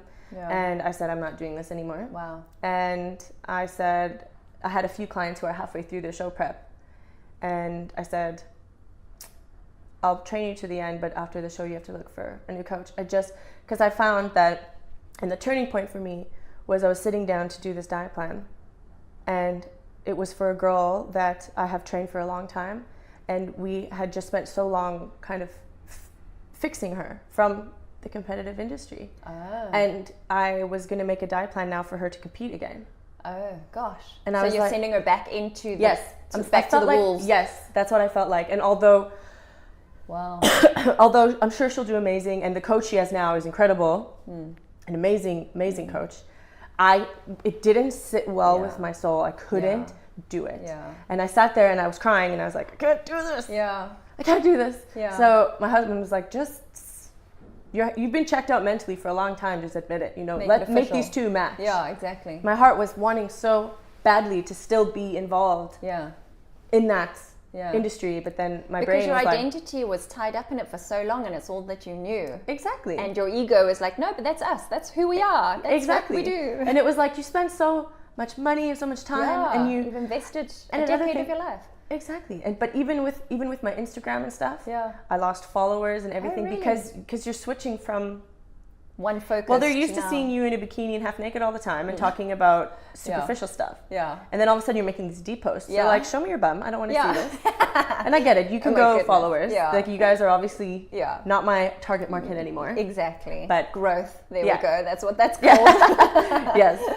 So it was a hectic period. But so I mean, that as a woman and as a young beautiful woman, that you kind of, your journey has been the extreme of what everyday women go through in terms of, you know, they've tried things, yo-yo dieting and all, you hear about it all the time. And obviously that, and that obviously impacts their confidence, their self-esteem, their self-worth, their identity. Now, how did you, when you're going through, like coming out of such a strict regime, is that the right word? Regime? Yeah. And then... Regimen? I'm Canadian, I say okay, there we go. And then coming into a normal way of life, and then starting to see your body go back to balance, because obviously our bodies always are want to be in homeostasis. Like that is just that's all they want. That's all it wants. With you mentioned as well about body shapes, and that if you are a certain shape, you can't wish you were a different shape. No. You are that shape. If you're like, for me, for example, I know my genetics since young. My body gets chunky easy. I get curvy easy. I get chubby easy. Soon as I hit puberty, it was like. Plus, I like to eat. Yeah. Well, who doesn't? Right. So, you know. Yeah. My downfall. Yeah. But you can't, like, I have girls who will come up to me and be like, I want to look like this Victoria's Secret model. And I'm like, well, you're going to have to grow 2 feet, which is a lot. And you're going to have to completely change your genetics from the inside out. And if you find that pill, please give it to me. Yeah. But otherwise, we can only make you the best version of you. Yes. And that's the only thing anyone can ever hope for. And one of the weird things for me over this last year that I've been in Cape Town and deciding not to train athletes anymore and kind of stepping out of that industry and just being more wellness focused and life coaching focused was, I realized that the last 4 years that I was hiding in my little bit of excess weight. So I've started losing, but it was weird. It was a weird realization for me. It was only a few weeks ago actually. Oh wow. Yeah, that I was never taken seriously when I was a model at all. Oh. And interesting. I know that the women respected me because of the way I carry myself and the confidence that I have. But even just friends, long-term people and stuff, if I would show up somewhere, people would say things like, oh, sorry, we didn't recognize you with clothes on. Or if I would give my opinion and stuff, people would just be like, yeah, okay, you're here to just be pretty. You just go and, So I think when I got out of that industry, and you know, it's a thing that you don't think, like, you don't know you're breathing poison air until you breathe clean air. Yes. And I didn't know how people saw me or anything until I was out. So once I was in Durban, it was a weird thing because not a lot of people get to start their lives over with people who don't know them, don't know the mistakes they've made. Clean slate. Which for me sucked because I worked so hard before. I kind of wish that I had messed up the whole first part of my life and I could have just started fresh here, you know, ran away from killing someone, you'd never know. But I started with a clean slate, but I didn't really know who this person was. So I wasn't unhealthy. I still always train. But I was drinking more because I didn't drink like my whole, you know. I was drinking more. I was not like I went from being extreme to being like side. Let's say this is healthy. Yeah. Whatever your definition of healthy is, I was a little bit here. Yeah. So I realized a few weeks ago that like I was sitting in this because I was so comfortable with the fact that people saw me for me and not for just my body. And I didn't realize that. So I kind of have had to go back now this way to be like, no, actually, like I do deserve to look the way I want to. Yeah. I felt like I didn't deserve it anymore because that's not who I am anymore. Yeah. Yeah. And I didn't realize until someone kind of, you know, when someone says something that is about themselves, but you obviously make it about yourself, and you're like, ooh, me too. Yeah, I do that too. Yeah. So, so that everything comes around and came around recently. Wow. And so now back to being healthy and back to being motivated again. But it took that process of, and maybe it's like redefining who you are. 100%. Actually, who am I? And I find until you know. And I find that if you're constantly progressing, you're gonna have to do this all the time. Constantly. I know there's never an absolute point of, okay, now I get it. Now I know who I am. Never. Constantly evolving, constantly growing. And earlier you mentioned about then those different body shapes, and that, you know, so then women are setting themselves up for failure because they have expectations that are beyond what is physically possible for them. So can you explain what the different shapes are that women would be able to then identify, and then for them to be able to accept and then do what's best for them? So you have ectomorphs, mesomorphs, and endomorphs. And generally, you can be one or a mixture of two. And it goes ecto, meso, endo.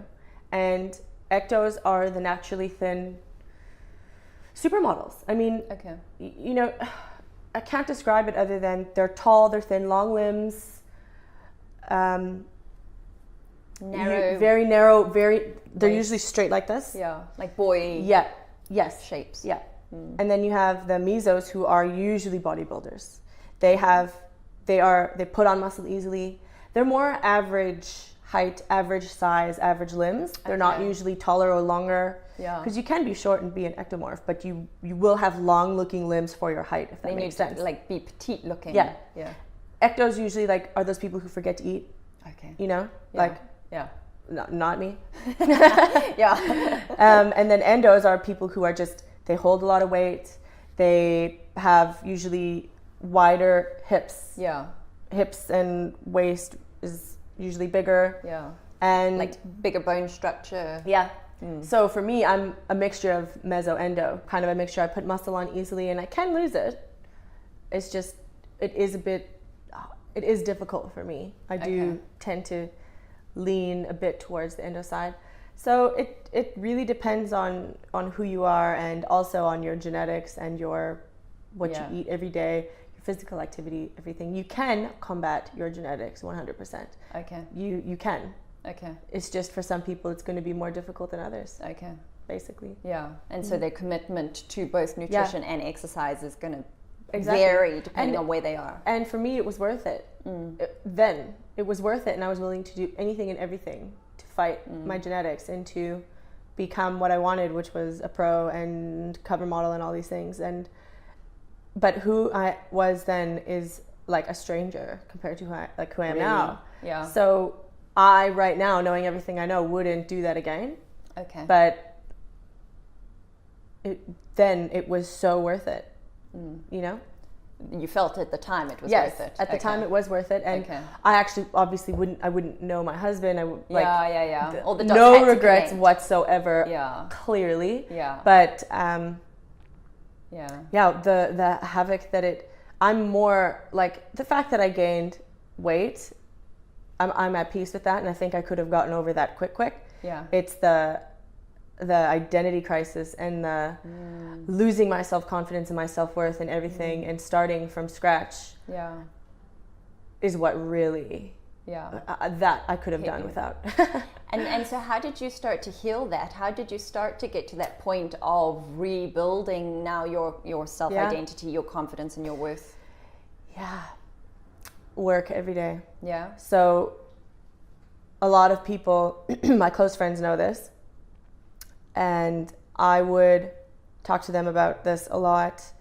But the funny thing is honestly, because I had the last 2 years kind of off, and the last year and a half without my business, I listened to podcasts all day, every day.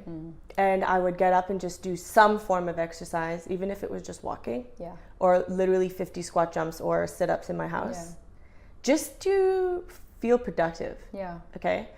And I would listen to podcasts. I read a lot.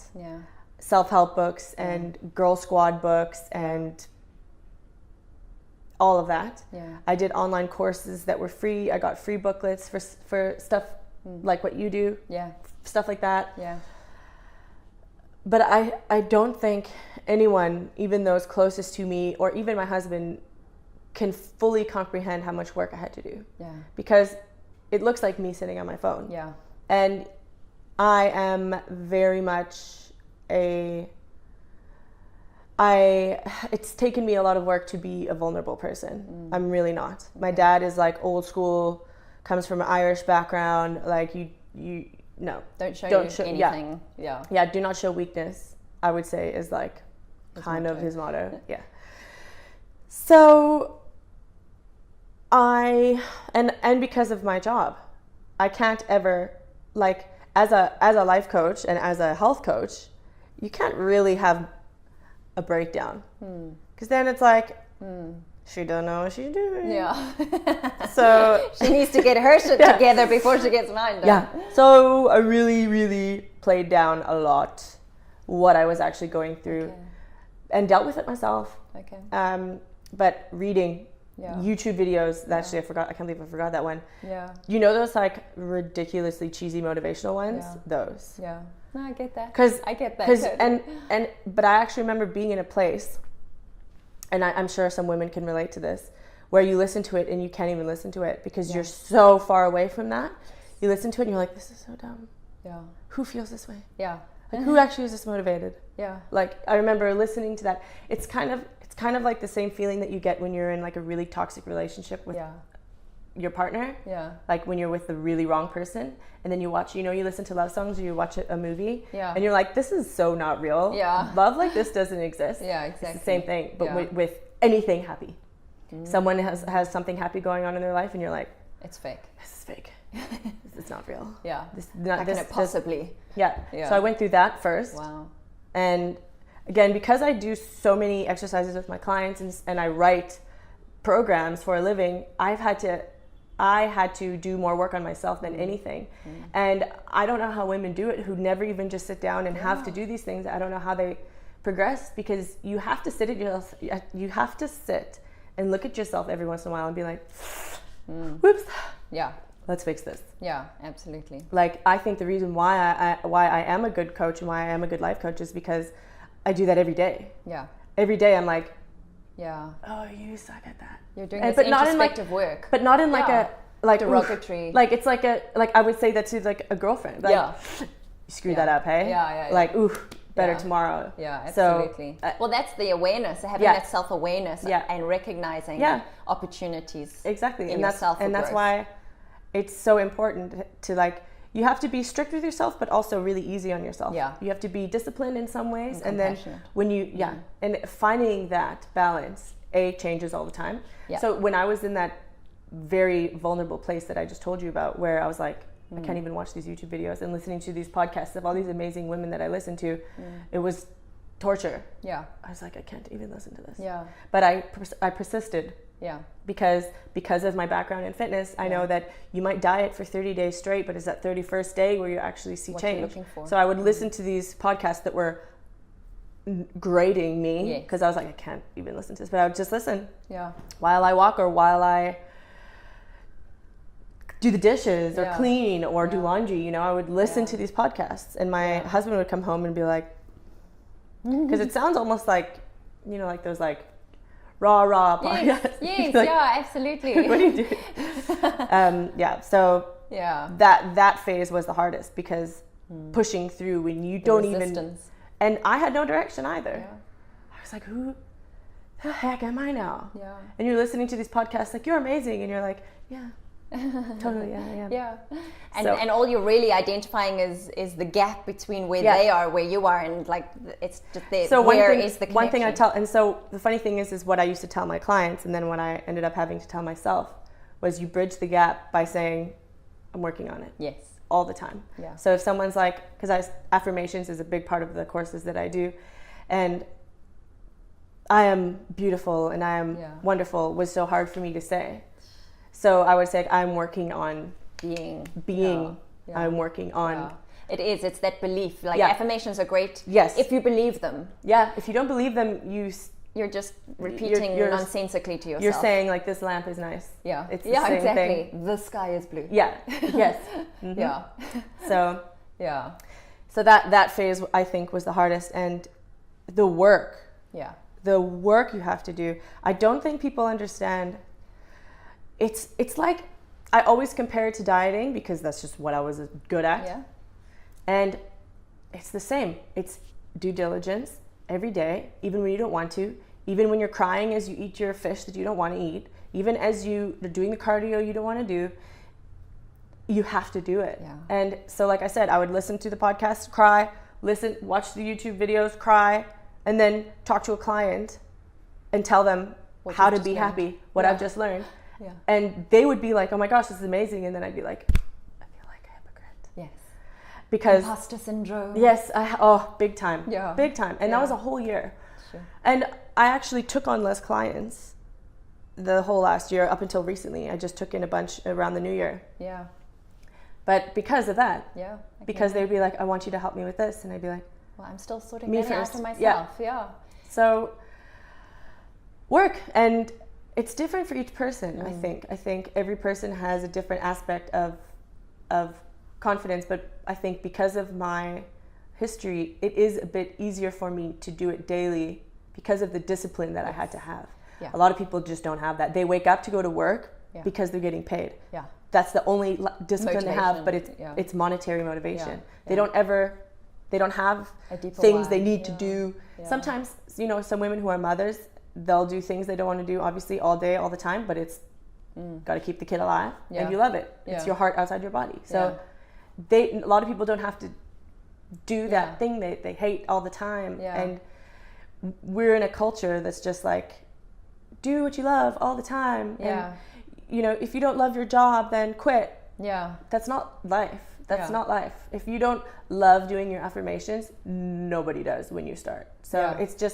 it's hard to Yeah. find that balance, because you should love your job. Yeah. But you might have to go through growing pains like the rest of us. Yeah. It might be a stepping stone to the next thing. Yeah, That's it. 100%. And I just love the message that you've really drummed home here now, because within the context of your physical history of Right. that commitment, now this mental and it starts out as a mental process, Yeah. and without realizing it becomes a spiritual process in the same Always. time, because of this opening and this awareness and awakening. Mm-hmm. But I love how you emphasize that, because I agree completely that Yeah. I think most people think, well, that you just somehow born with magically, or osmosis, you have to actually do the People work. think you're born with good bodies. Yeah, People think you're born with confidence. yeah.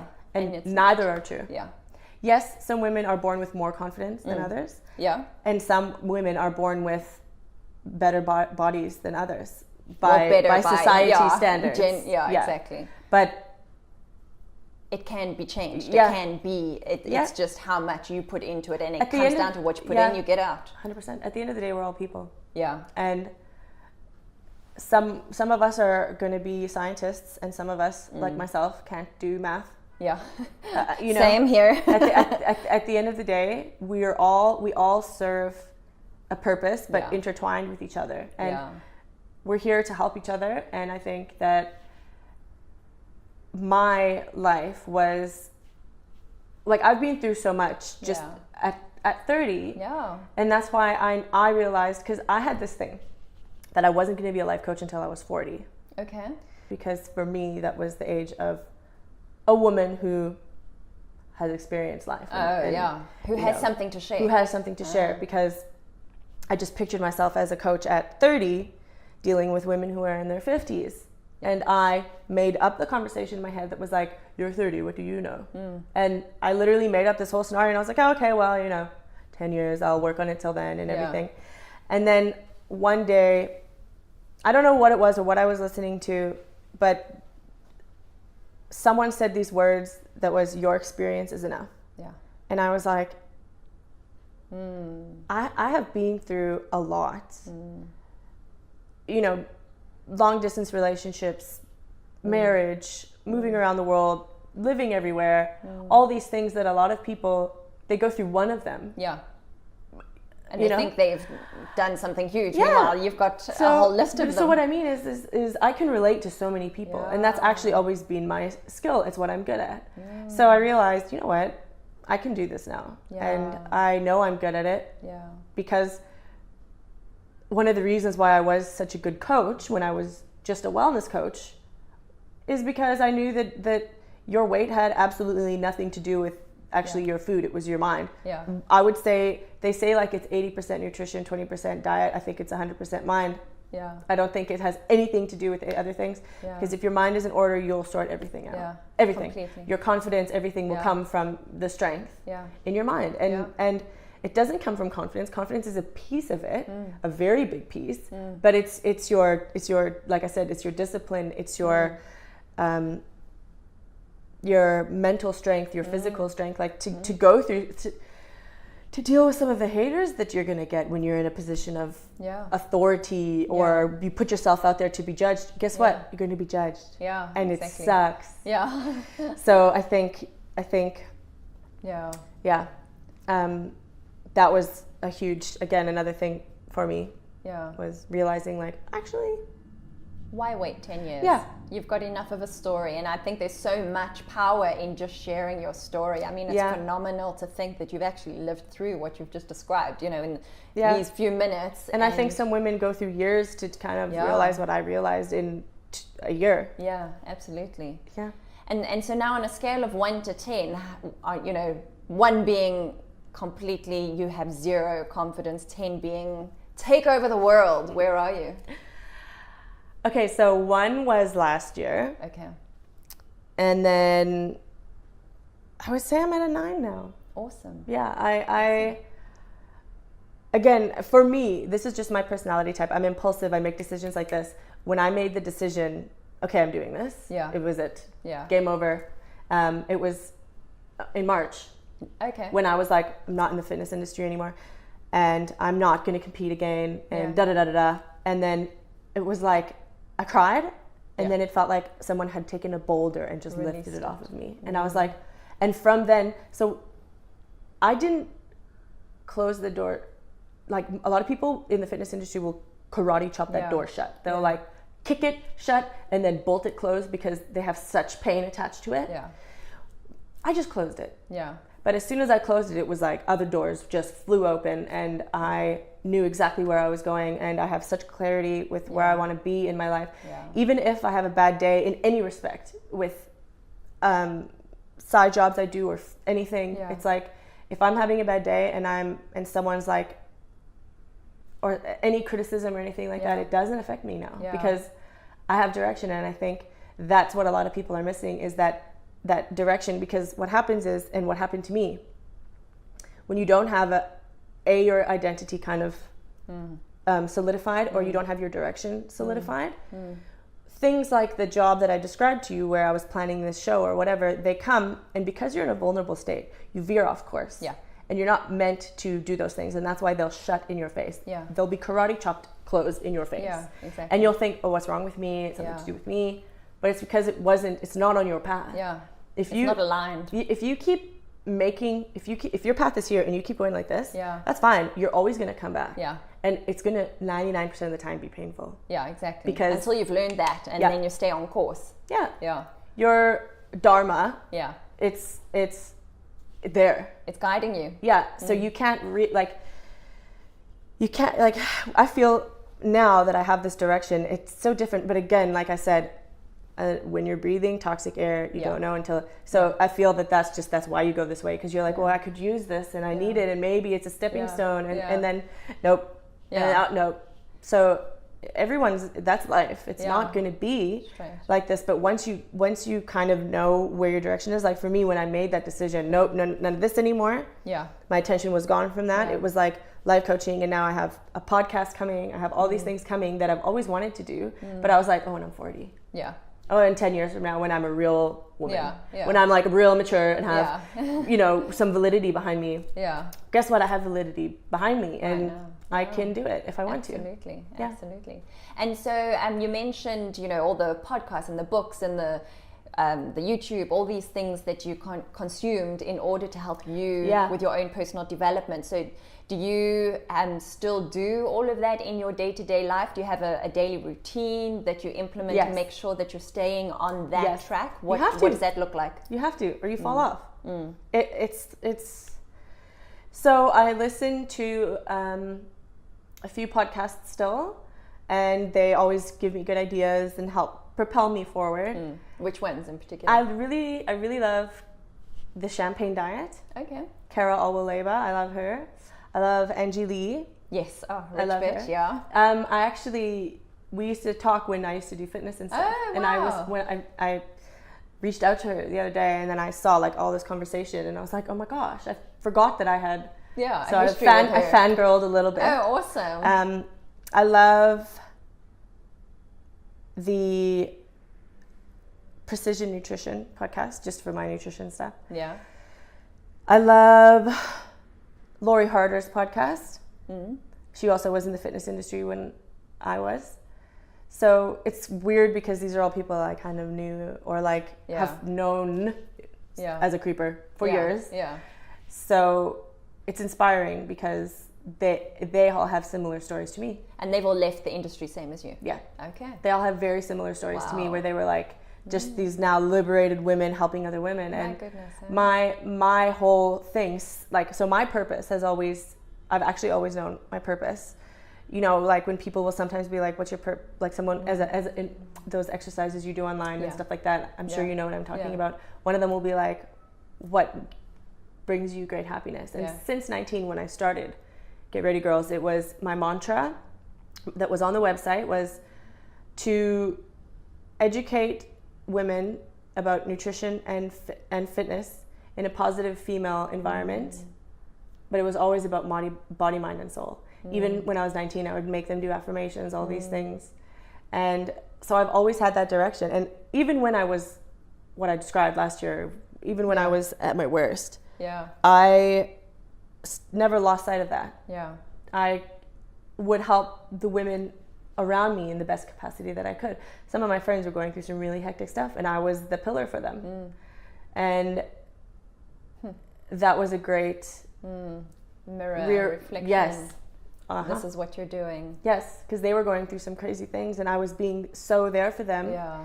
And then I would be Holding like, space. but that's because of the person that I am. I don't recommend it for other people who are in a very vulnerable position. For me, it brings me strength to be there for other people. So I was kind of like being this strong person for them, being like, while you're going through your own shit. Because it's a nice distraction. Yeah. Number one. And it's a win-win, really. Yeah, but number two, it makes you feel good. Yeah, absolutely. Yeah. Gosh. And so then your daily routine, have you like a morning routine or something like that? Do you I kind of do these things? So type B. Okay. I do not plan anything. Interesting. I know. It's weird but here's the thing. I am type B, but very disciplined. Okay. I'm type A personality, but I'm very type B with the way I run my life. Okay. So like I will kind of do whatever you feel like. Yeah. But every morning it's podcast. Yeah. And then I'll either do my workout in the morning or in the evening. And then while I do cardio is another podcast. And only when I'm feeling like really needing that little push is the YouTube. Okay. But podcast every day. Yeah. Awesome. And different ones, different people, but the three women I mentioned in particular are ones that I really like. And yeah. And so now you're doing the life coaching and wellness coaching, and you've actually combined the two, worlds really, is the physicality of it and then the mental side of it. And so if your clients, are they generally still women who can relate to that previous, the fitness industry, or are they everyday women who just with their everyday? Mostly everyday women. Okay. And you attract what you put out. Yeah. So when I was in the industry, it was all girls who want to be that. Because I think we kind of are attracted to who we kind of want to be. So now it's a lot of women who are my age, who have kids, who they are tired of, I want abs, and they're like, I just want to be happy. Yeah. and that's mainly the women that I train now. Yeah. Is women who they're tired of all this information, they're tired of trying this, they're tired of trying that, and they're like, I just want something that works. Yeah. And my approach is, you gotta work. Yeah. And so what's your advice if a woman comes to you and so she's feeling like, where do you start? If she's feeling all of this overwhelm, this pressure, she's not happy with her body, she's kind of she's all over the place and is questioning, what's the point? What's your kind of starting point? How do you start and ease people? Because it is, like you say, it's a lot of work and most people are not aware or prepared for it. So where do you start? I think it's a decision, and I think most people who have been through this will agree. It's a decision. And everyone is different. Some people need to slowly make a decision, but you have to make the decision. And if you're even thinking about it, I think you should start researching coaches. Yeah. Whether it be like a confidence coach or a wellness coach. It doesn't have to be just a diet. Yeah. You can start with a coach that's like, okay, let's help you get your life on track. Full stop. Yeah. So I think that it starts with a decision, and then you have to find someone that you trust. And some people they need a psychiatrist because they want that doctorate behind it, and they only trust their brains in the hands of doctors. And you know what? Do that. Yeah. But go. Yeah. Or like me, that wasn't an option for me financially. So free stuff online it is. Yeah. You wouldn't believe what you find when you look for it. Yeah. Free this, free that. I even have so much free stuff on my website. Yeah. Okay. And podcasts are free. Yeah, exactly. And they're amazing. Yeah. So that's why I'm doing my podcast now, is kind of like payback to the universe. Totally. For what it got me out of, and I'm hoping to help other women that way too. And this process of getting into a good relationship with your body, are you saying then you start with the mind and then the body, or you start working on the body and then the mind? What's the chicken or the egg? It depends where you are. Okay. So for me, I had to go backwards because I started with the body. Or not backwards. So for me, the steps in the Awaken program the chapters are called Nourish Me, Move Me, Know Me, Love Me, Connect Me, Awaken Me. Awesome. So those are the 6 steps that so for me, I think if you get to know your body types, you get to know how to move your body, you get to know how to feed it, you get to know how to, know me is like, you get to know your personality, and you do these personality tests, and you do all these things to kind of see how you react. Like I just said, so for me, I know I'm not a schedule person. And when people give me spreadsheets and schedules, it freaks me out. I can't do it. So I know that about myself. So if you can kind of let people know up front, like, hey, by the way, this is how I roll. Yeah.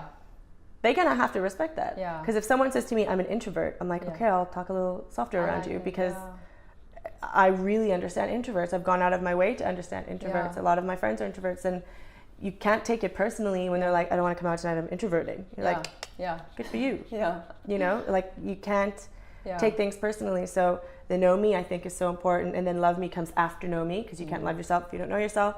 Connect me is how you connect with others, because I think it's one of the biggest bases of who we are as humans is connecting with other people. And awaken, I just discussed karma, dharma, your purpose, and I approach it from kind of a far away perspective, because I'm not there yet, but I introduce it as like, this is the goal. This is what we want to do. The meaning of life. Yes, this is what we are all hoping to do. Yeah. And good luck. And if we were all aiming in that direction, exactly, the whole world, the ripple effect, exactly, would be amazing. So, to answer your question, you can start with the nutrition, because I think it requires the least amount of introspection. Okay. Unless you have eating issues and stuff, which most of us do. Yeah. But if you are just one of those people that just wants to kind of get started on this journey, and you don't have massive weight issues, you don't have former eating disorders, start with your food. Yeah. And eat more fruits and vegetables. How hard is that? Yeah, exactly. Just get started, then move your body a bit more. And then you can start easing into the whole progress. You can then get to know yourself a little bit better, and then you can start to love yourself. So those are the steps that I take. You can do it backwards. Some people are like they know themselves so well, but they just can't get their eating right. It is because of lack of knowledge. It's just that you can sort that. Yeah, absolutely. Yeah. And so where can people find out if this is resonating with somebody watching this? Where is best for them to get hold of you if they want to find out more? You can message me on Instagram. I have a Facebook fan page. There's an Ambition Online Instagram and Facebook. And then I have my personal Drea Vessels, DREIA WESSELS Instagram, and Andrea Vessels Facebook fan page as well. But the website that you can check out is ambitiononline.fitness. Okay. Awesome. So if anyone wants to check it out. Awesome. Yeah. Was there ever a time when you were starting out in your fitness side of things, and now you're wearing like the skimpiest of bikinis and walking out on stage in front of hooker heels. In hooker heels. No, not a joke. In front of my goodness. In front of an audience of, I presume, mostly men. Yeah. Or, okay, whatever, whoever. Complete strangers. Right. And like, was there ever this like, how do you even, I can't even fathom, like how, I struggled to just walk down on Camps Bay Beach in my bikini, let alone up on a stage, and presumably you started somewhere where you were not at world-class level. Right. How did you do that? Like, what was that like? Well, I can tell you it was really hard. Was it? Yes. But the thing is, when you've worked so hard for so long, you actually are excited to get on stage and kind of showcase the hard work. The hard part comes after, when you hear the judgments. Oh, you weren't as lean. Oh, you weren't as good as you thought you should be. That was my experience, was getting on stage and being like, oh my gosh, I worked so hard for this. And then you get off stage and then the judges go, 10th place. Yeah. You're like comparing yourself to the girl beside you, and then it makes you ugly. Because you're like, I'm better than her. Yeah. And I'm so against that now. Yeah. I'm like, you all win. Yeah, absolutely. Yeah, so that's the hard part, is after. Yeah. And obviously the hard work all before, but I'm talking about being in a bikini on stage, that's not super fun. Okay. And now, like, bikinis, I struggled with that. Again, last year, I struggled with that. I was sitting at a heavy weight, and but again, I worked so hard at loving myself at that weight. And I'm very lucky I have an amazing husband too. He helped me a lot to get through that. Yeah. But I like my shape. I think I still carry my shape well. I still have a small waist. I still train every single day. I just am not obsessed with it anymore. Awesome. And it's really liberating. That's like, I can feel like this global sigh of relief almost, you know, and that's what you want to get to, that you can just, whatever it is you are wearing, if you're wearing nothing, just and I think love where you are. I think as long as you're healthy, and I think only a doctor can tell you if you're healthy. Because I know some women who are very overweight, but they're healthy. Yeah, absolutely.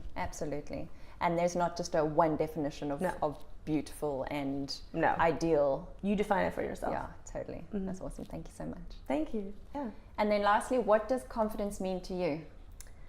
Confidence to me means accepting who you are, and not just accepting who you are, but loving who that person is, and loving that person even when you feel like that person's not worthy.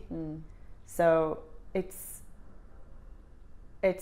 acceptance and love of who you are, and we are a sum of our actions. So being cautious and conscious of that, and every decision we make, making it from a place of love, full on love for others, love for ourselves, and then I think it will resonate and come across as confidence. Thank you so much for joining us and sharing your insights and your story, which is phenomenally powerful. And I know that everybody watching this is going to really take something special away and some big learnings. I hope so. And anyone can contact me anytime. Awesome. Thank you. Thank you. Well, there you go. I hope you enjoyed this episode. Please do reach out to Andrea. She's got some fantastic offerings and programs, and come and sit next to this woman and learn from her firsthand.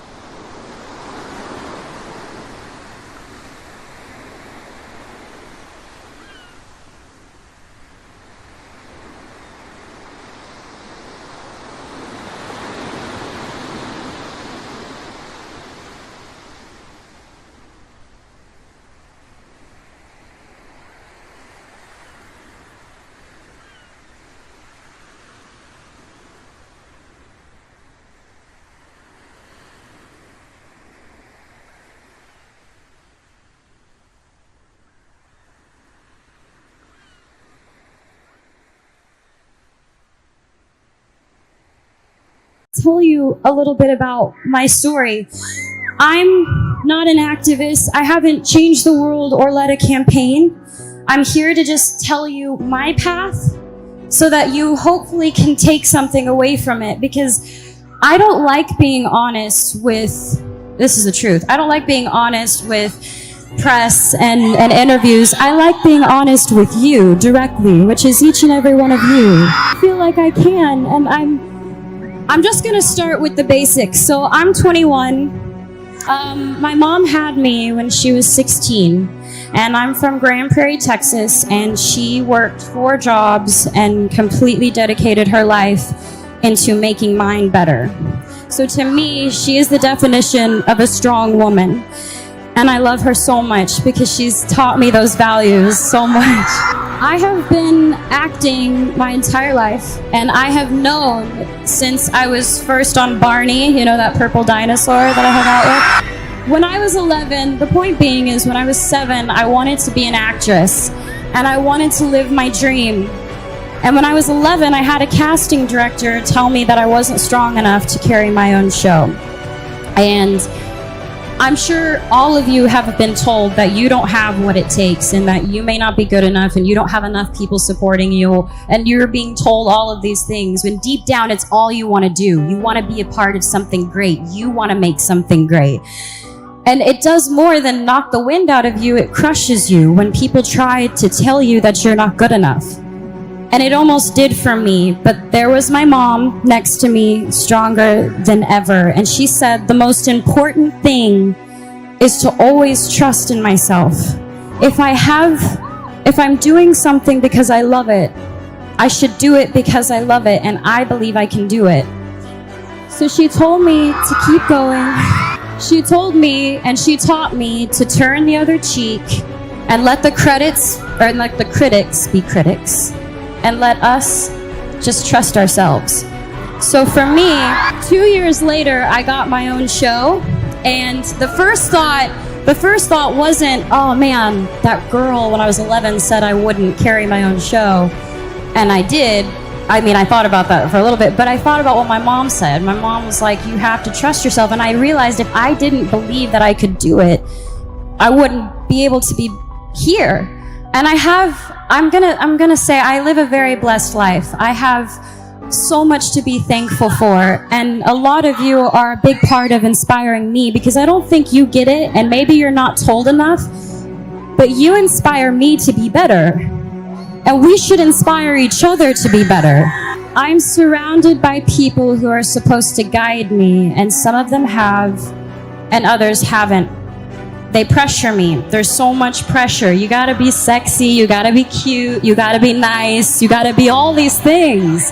And I'm sure you can all relate. You all have pressure that you have to deal with every day.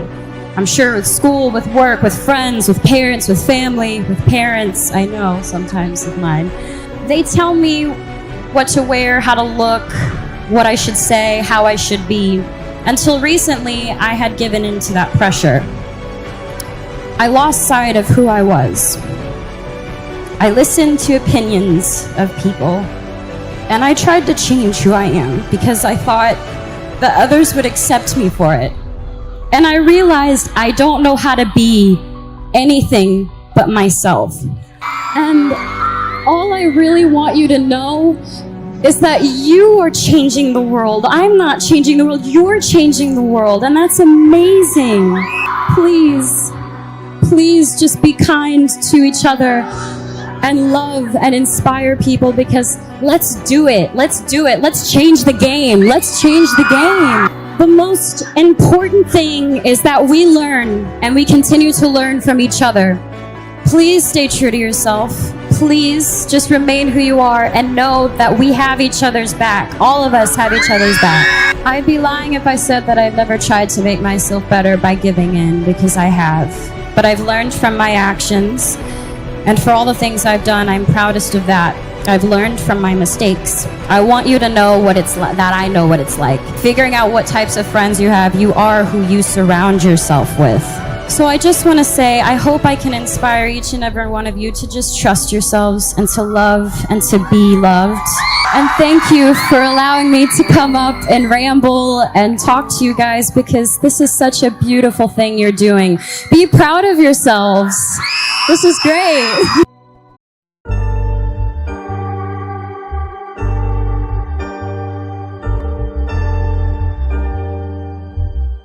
Hello and welcome to your Boost Willpower hypnotic download from hypnosisdownloads.com. My name is Mark Tyrrell and I'm a Director of Uncommon Knowledge.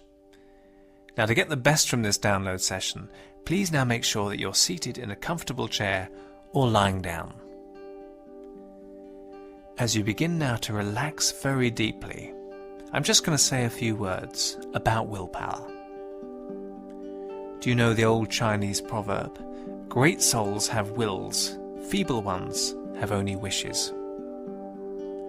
Your capacity to take positive action, your willpower, shows your strength of character, and you can strengthen your character by exercising your will. Willpower is the determination to succeed and the ability to control oneself and one's actions. Willpower enhances self-development and freedom. It increases confidence and the ability to achieve. I wonder if you've already noticed what a strong will it takes not to use that willpower, because it certainly takes real determination not to make use of all the natural willpower you possess. And you can use that determination to work with that willpower and give up on giving up, becoming one of life's achievers. So many things in life are much more achievable than they first appear. How many times have you summoned up the willpower to do something, and then, when you've accomplished it, thought to yourself, that was easy? And even with the things that aren't so easy, I'm sure you can remember that sense of achievement you felt when you'd exercised all your willpower and reached that goal despite everything. Because you know you need to set yourself clear goals and plan how to achieve them step by step before setting your willpower to work. Tell yourself there's no going back and pretend it's a mastermind challenge, so once you've started, you have to finish. Willpower means never giving up if you really believe in your dream. Willpower is an energetic intention, an energy leading to compulsive and sustained action directed at bringing about your plans and dreams into reality. And hypnosis can increase the power of your will, because hypnosis also depends upon a narrowed focus of attention. Willpower is a laser-like beam of what we call intentional focus. All great plans and projects begin within the imagination, but it is the strength of your will that brings them to fruition. And you know your willpower is naturally there. Sometimes it just needs a boost, just like a rocket needs boosters to give it that initial blast off. And once it's had the initial boost, that rocket can travel easily on its journey, blasting on to its destination. And now, you can just let your eyes close, if they haven't already, as you begin to relax very deeply. Noticing how everything can begin to slow down as you begin to feel this calm relaxation flowing through your fingertips and into your toes. And rest how each breath can slow as you relax more deeply. Deeply breathing in that relaxation, allowing that to circulate gently around your body, carrying comfort and calm to every part. Those muscles letting go and relaxing, taking a well-earned rest, taking time out from those less relaxing, everyday things, like a journey into relaxation. Soothing and calm. Massaging deep inside, digesting that calming warmth, allowing that wave of relaxation to surround you now, like a warm glow,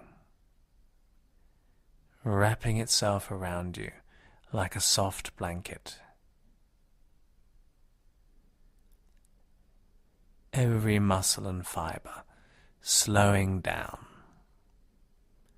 vibrating gently and gratefully, allowing that rest to soothe every cell, feeling the relaxation that can hover in between those cells, spreading outwards, over and through and around you. That wonderful calm that only such deep relaxation can bring.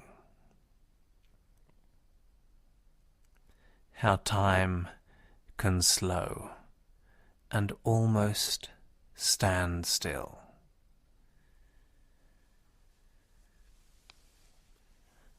Just allowing that relaxation to slowly build as you rest deeper. Noticing the color of that relaxation as it envelops you. Perhaps the color changing with each breath. A deeper color for a deeper relaxation. A calm, comforting shade. Anticipating how the color of that relaxation can change again as you rest more deeply. Changing with each soothing breath. And the air around you dancing gently as it relaxes deeper. And then slowing down, vibrating more slowly and relaxing deeper.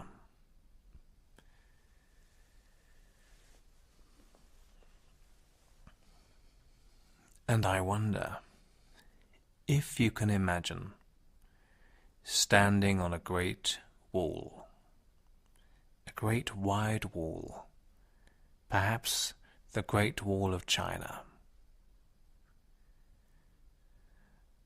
looking into the distance as the wall snakes out of sight far away, hugging the contours of the land, the rolling hills, dipping up and down, almost like a roller coaster, smoothly following every contour, sinking deep into the valleys and climbing through the mountains,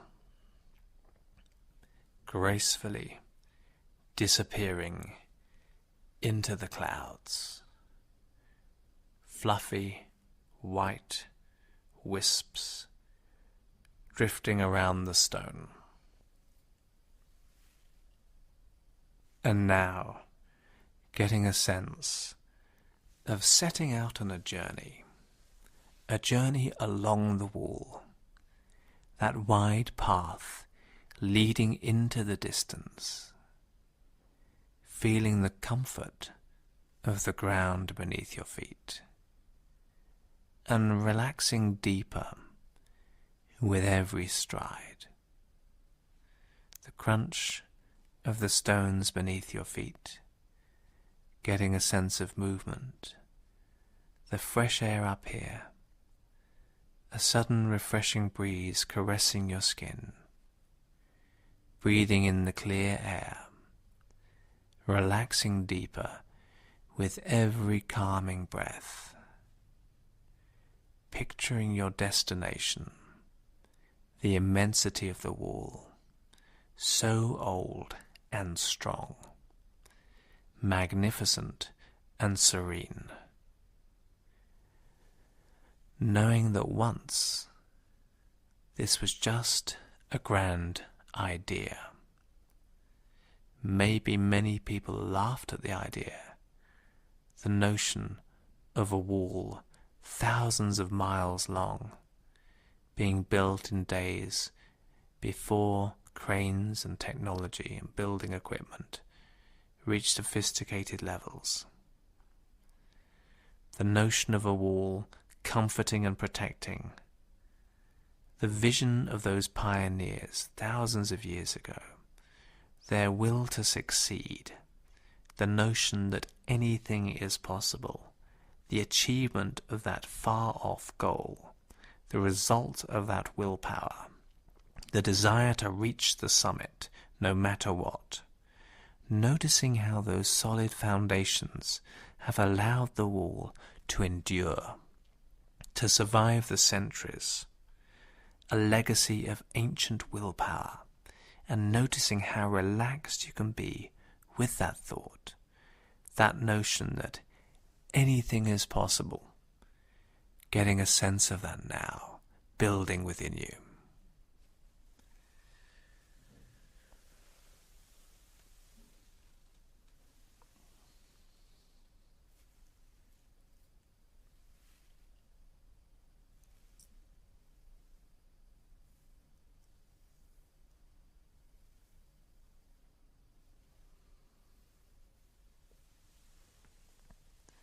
And now, thinking of those areas in your life, those projects and goals, where having this supreme willpower will allow you to put those endeavors into overdrive. Really think about what you want to achieve. All those areas where you just need that initial boost, that willpower boost to set you off on your journey. Just as a rocket needs that initial boost, setting a true course to those goals, allowing that willpower to naturally take over.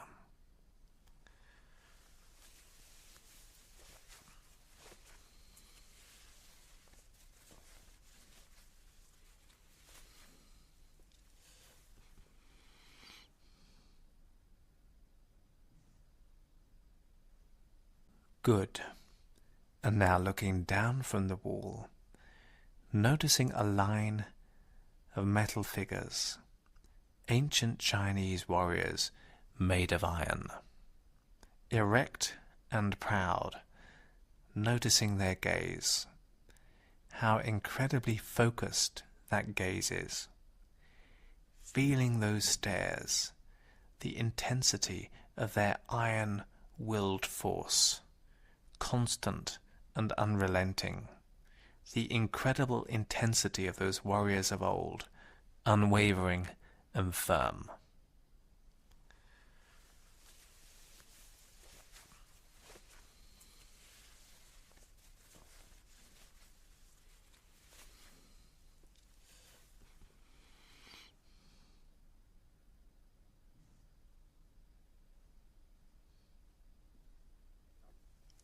That's it. And now notice those iron figures, those iron warriors, come to life. And turn those stares of pure will towards a chalice of magical liquid. Almost like a laser beam homing in, that combined will the incredible intense stares of all those iron-willed warriors, focused and coming together on one chalice of magical liquid. That combined will, that irrepressible combined iron will floating into that chalice, filling it up with pure and utter willpower. Noticing how that liquid can change colour as the chalice fills.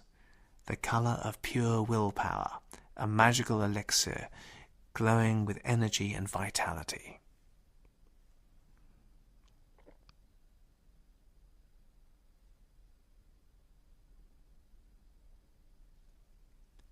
Excellent.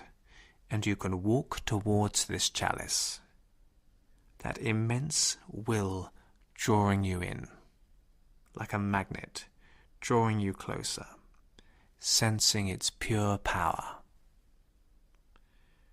The colours intensifying with every step, glowing brighter and brighter, feeling the warmth of that power radiating outwards until you are right in front of it. Reaching out and grasping that chalice. That's it. Feel it in your hands, the contents of the combined will of all those iron warriors from days of old. And now bringing it to your mouth, touching your lips, anticipating that refreshing taste, drinking that magical elixir, and drink it now, feeling that wonderful power deep inside enter into you, digesting that willpower, the combined will of all those ancient iron warriors right now as you drink that back, filling up your mind and body, spreading to every cell right now.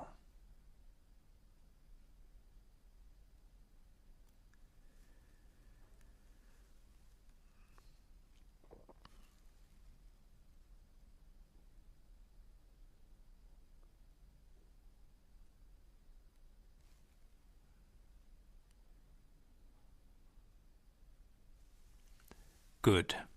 And now, drifting forwards in time, taking that ancient iron will with you, that's now a part of you, it's now inside of you, that wonderful old power, that intense combined willpower, noticing yourself achieving those goals, setting those targets, using that willpower to keep going when others fade, easily and naturally, with energy and purpose, driving forwards, feeling that sense of self-empowerment and freedom right now, noticing doing those things in your future that you're going to do.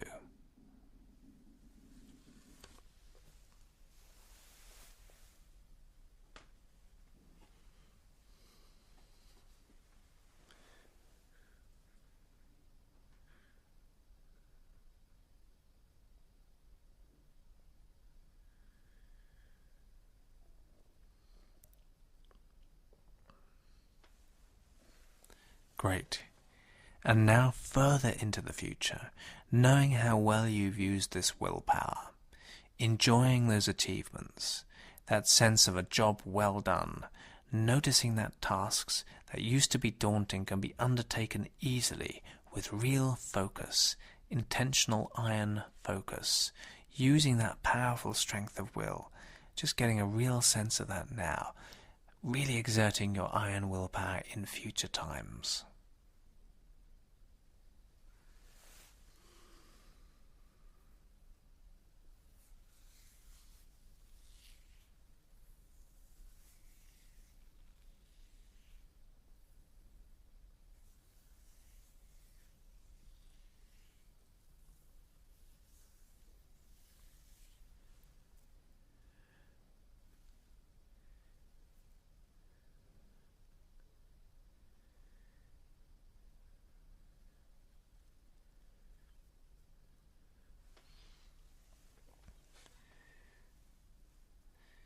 And then really getting a sense of almost like a button inside your mind. A button with iron will printed on it. Get a sense of what that feels like when you switch that on. Almost as if you can feel that in your mind being switched on, pressed down right now. Something that you can do at will. You can switch on your willpower at will. You're going to find So just practice switching that on and off right now, and notice the buzz you get each time it's switched on.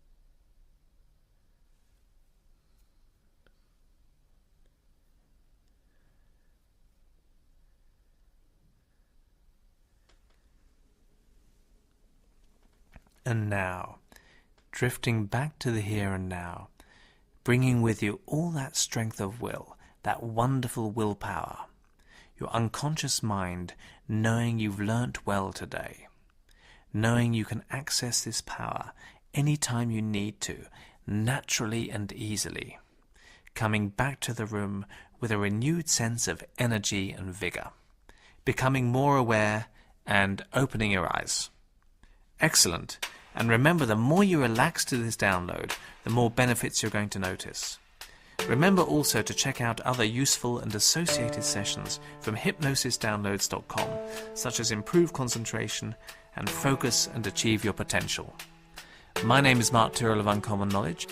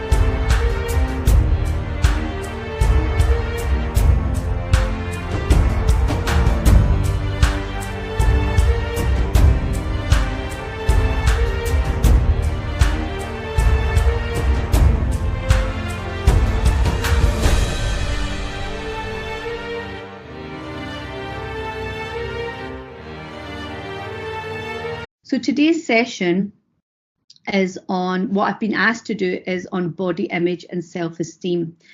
And I think everybody at some time in their life goes through with being conscious of how they look, how they feel about themselves, and maybe experiencing low self-esteem. So what I wanted to start with, rather than myself just come out and give you a lecture, normally the way I work is in a group setting and on a one-to-one basis. So the clients or the students who's with me will tell me what's going on for them. So this is where I'm asking you guys, what does body image mean to you?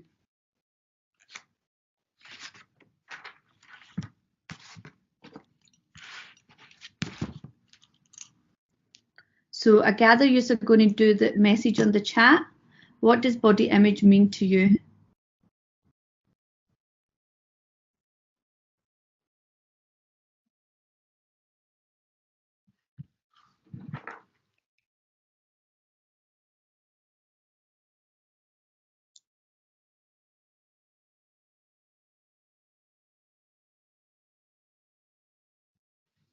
how you view yourself, your own feelings of self-worth, okay? And is there anything you want to share about how you do view yourself? Or we can do that later. So that's open to that, okay? Anyone else about what does body image mean to you? Because it could mean different things to different people. It doesn't mean it's a set concept, just one doesn't fit all. And this is when it comes to mind. Mind doesn't work like that because it's from our own experience, what gets stored in a subconscious from the day we were born to the day we're here today. So everything gets stored like in a hard drive, and that's what actually creates our values and beliefs and what we learn about who we are and what we learn to believe about other people as well. So body image can be translated by, as one of the viewers said, is how we think about ourselves. So it's about, what do you think about you? What do you really think about yourself? And then our thinking relates to how we feel about ourselves. So how do we feel about ourselves, about our body, and how we believe others see us? It could be from judgments from others. I've got here judgment according to external standards, example in media and in our environment, yes, but that's true. But mainly, you know, what is body image? What is it? It's about what we think about ourselves. Your body image to you is going to be completely different to how we feel about ourselves. How I feel about me is going to be completely different from how you feel about you. How we believe others see us. And do we know that for a fact, how people see us? Do we know that for a fact? Are we just making up those stories in our head? Or is it because of somebody had a comment you made, and that comment, you've made it into something else, and it might not even be true. Maybe they mean something else. We don't know this yet until we get into it. And so I've got a comment coming through. It's mentally draining comparing ourselves to others. Of course it is. Of course it is. It is draining because it's all going on in your head. It's going all in your mind. And what you're thinking, which mentally is the thoughts create your feelings. So where you're just saying is you feel quite drained, right? That's a feeling. And it's from your thoughts that you will get those feelings. So how do we think about ourselves? What's the things that people say about themselves? So this is just a few examples. How we think about ourselves, we might say, you think you're fat. Maybe when you look in the mirror, when you try something on in clothes, you're overweight because you're maybe not the size. Is it as a model walking past, it was I think it's a size 6 or an 8 in the magazines.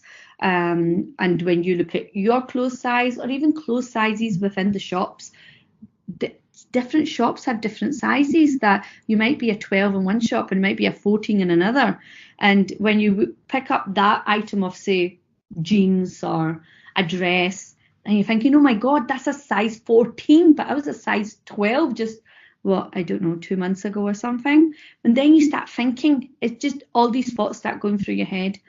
When you look in the mirror or you compare yourself to others, you might think you're ugly. And what does that mean for you? What is ugly? What ugly is, what's that comparison to? And then Islamically, can we be ugly? Allah's created us perfectly. Now, the things we might think about ourselves is too short, or not tall enough, or too tall, can't wear heels. Some people talk about how they don't say, I think this about me, but they just say, I have bad skin. I have too many spots. Or look at all this pigmentation on my face. You know, everything is turned into a fact. Too skinny.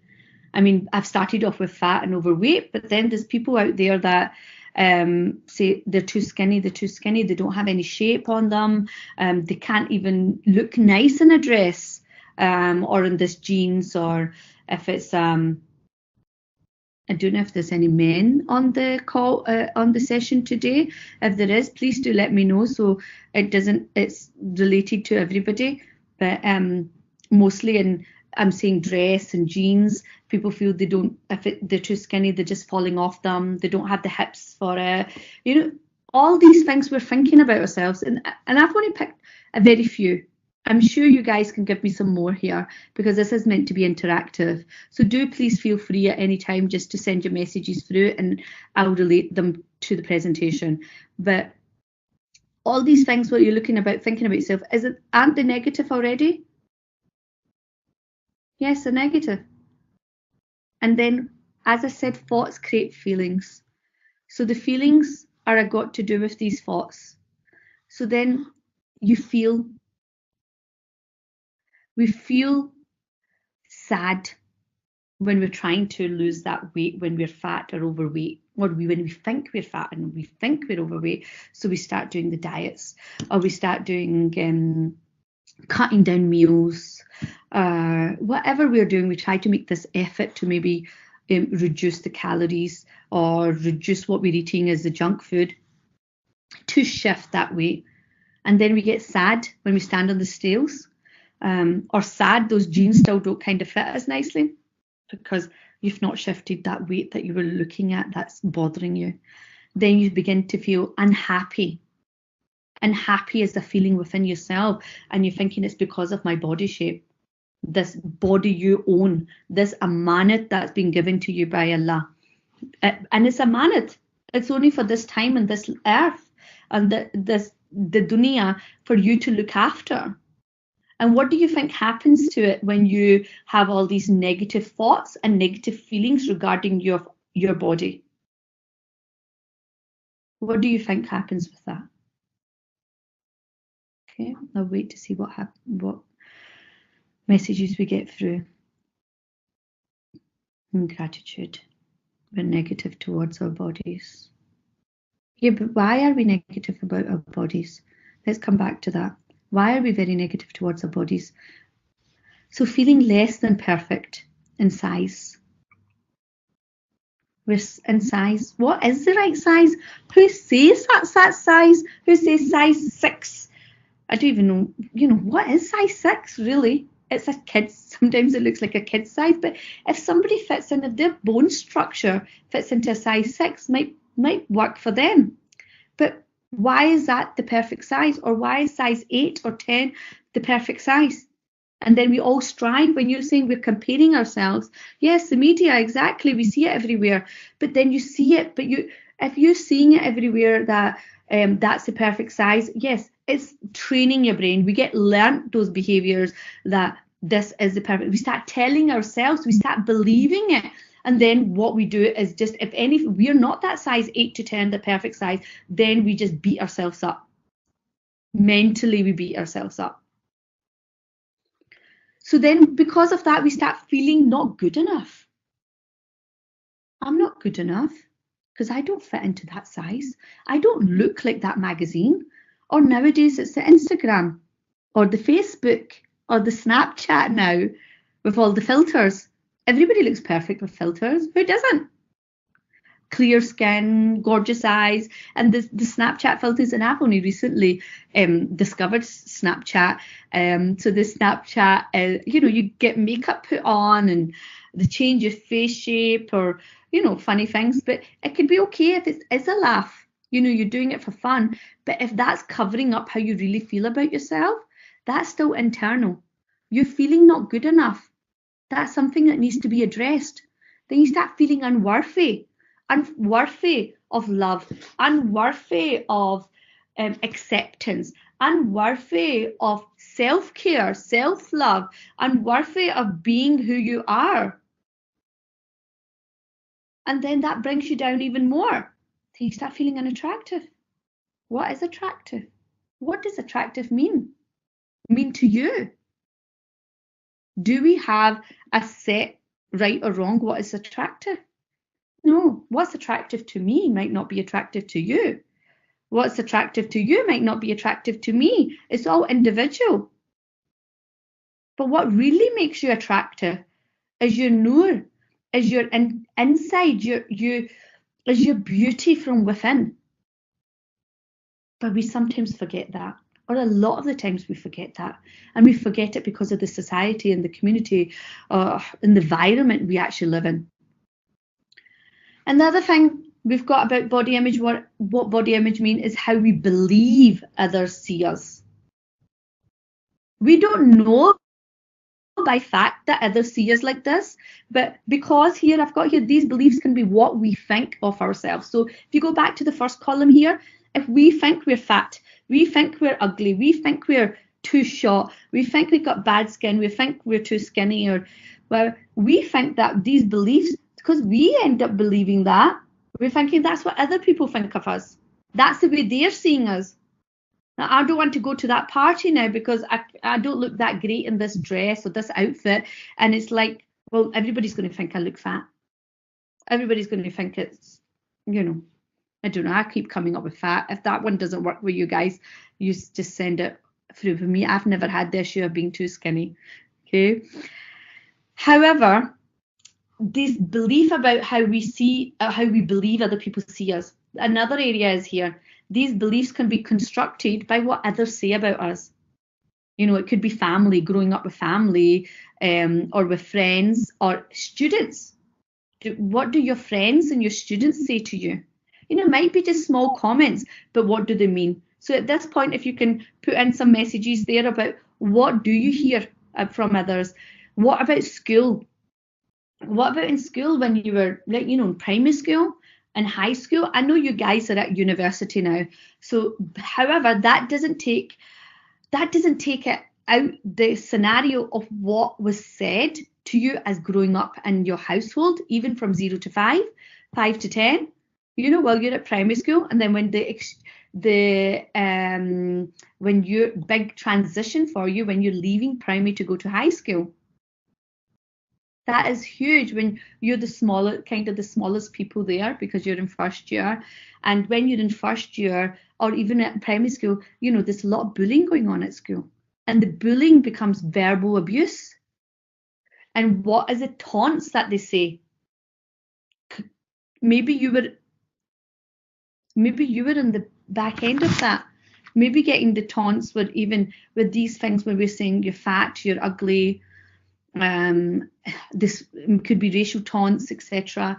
as well. These things you start storing all in your subconscious, and even when you don't really realize why you behave a certain way consciously. Subconsciously it's all stored. Subconsciously is all stored there. So even within family, and as my cousins, I was discussing this when I was doing the information for this webinar, and I remember my cousins, like, we were like one of us in each family was just by fun or by love, you just call Fatty, come here, Fatty, whatever, however they say it, they call him Fatty.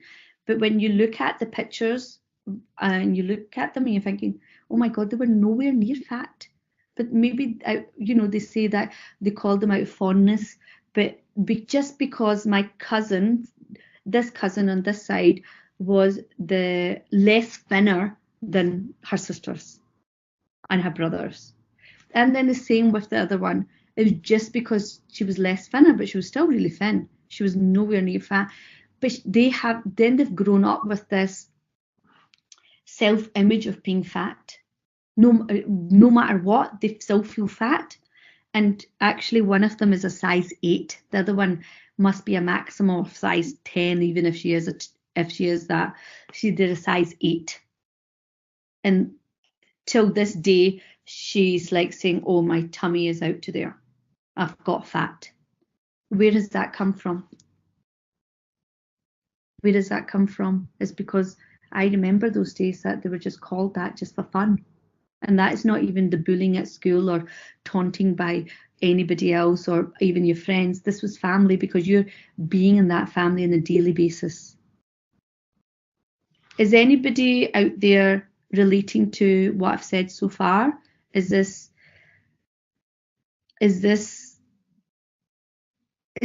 what has happened to you?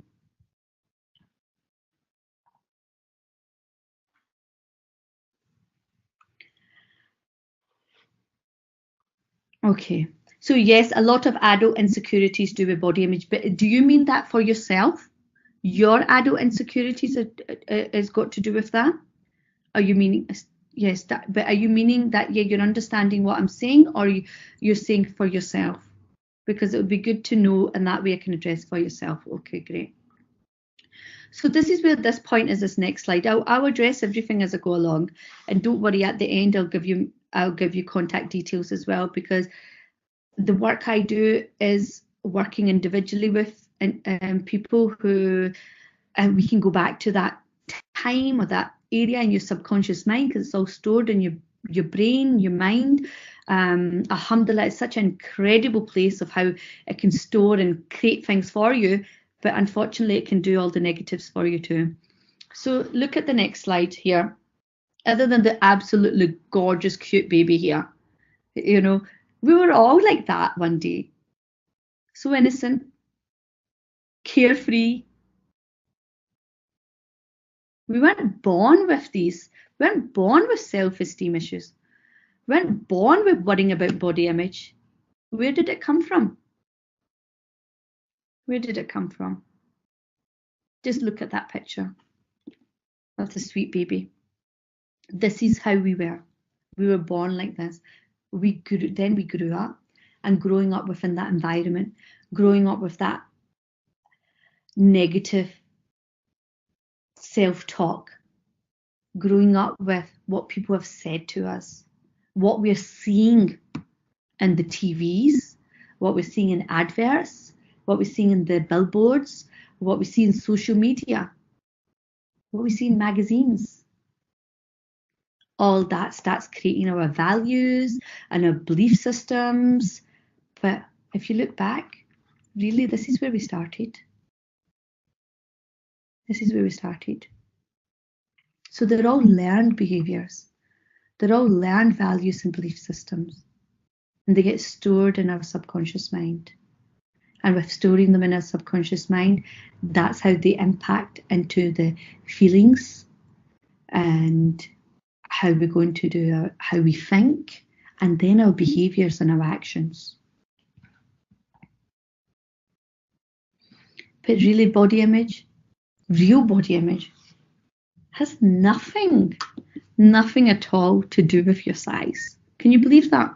Body image has nothing to do with your size and your shape. Right now, this moment, how do you feel about your body? How do you feel about your size and your shape? From 1 to 10, or 0 to 10. 10 being amazing, awesome, feel great. 1 being not so much, not good at all. So feel free to put your comments through. Okay, a 4. Okay. Anybody else?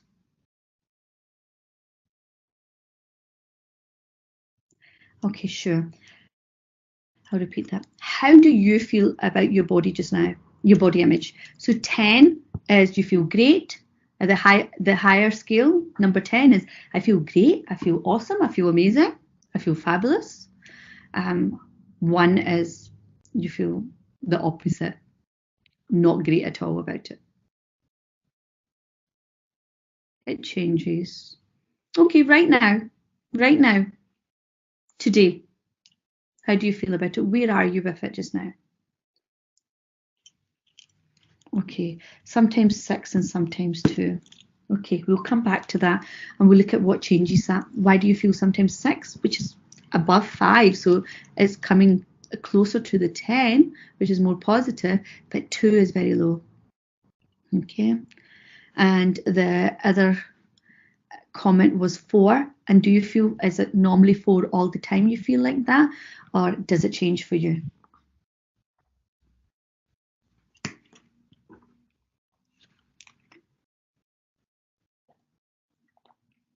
Okay, pretty stable.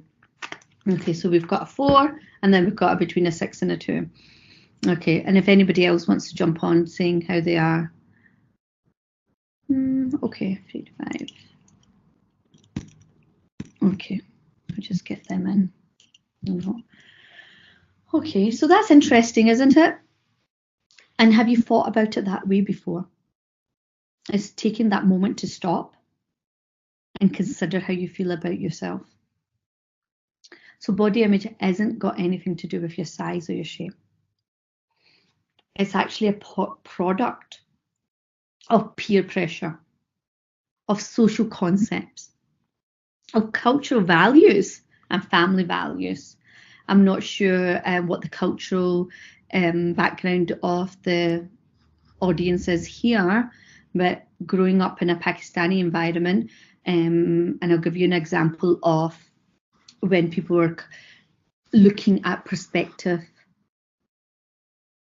marriage partners, and what I've heard and what I've seen with my friends, and even with myself when we were getting married, you know, it was when you were I know it's changed by the time when I was going through all this, but it was very traditional that the male's mum would call the house, and the cultural values of the ladies, or the cultural values of this community was they wanted to know the size of the girl, whether she was tall, whether she was fair-skinned, you know, everything was got to do with looks. So your body image.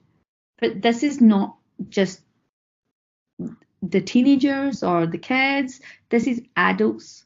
Is the adults, is the community, is the culture, is the families that are having that pressure. So never mind just peer pressure, it's pressure from them. That are you good enough to be even considered as a proposal for within the family, as in marriage? You know, where they're saying, is the girl A, B, C? Okay, whether it's fair skin, tall, slim, etc., etc. But you can see it happens daily. It happens all the time. It's all around us all the time. And because of these values, this starts beginning to influence our self-perception, how we think of ourselves and how we feel about ourselves, our self-worth, our self-esteem. And what do you think that happens with this? Okay, it drops, and then it drops, and it drops. If all the influence you're getting is all negative, and it's all on just the way you look, then it does begin to start putting you in a dark place and feeling like you're unworthy, feeling like you're not good enough, feeling like you're not pretty enough to get out there. You start feeling pretty rubbish about yourself, which leads to then depression.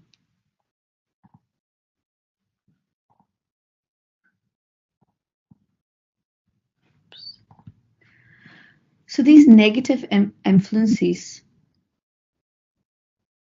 that I can't even see my screen. Negative influences. Look at I've just put a range of people, you know, youngsters, adults, like siblings. These negative influences, that's what allows our lack of confidence. If we're already feeling low in confidence or low self-esteem, this makes it fester.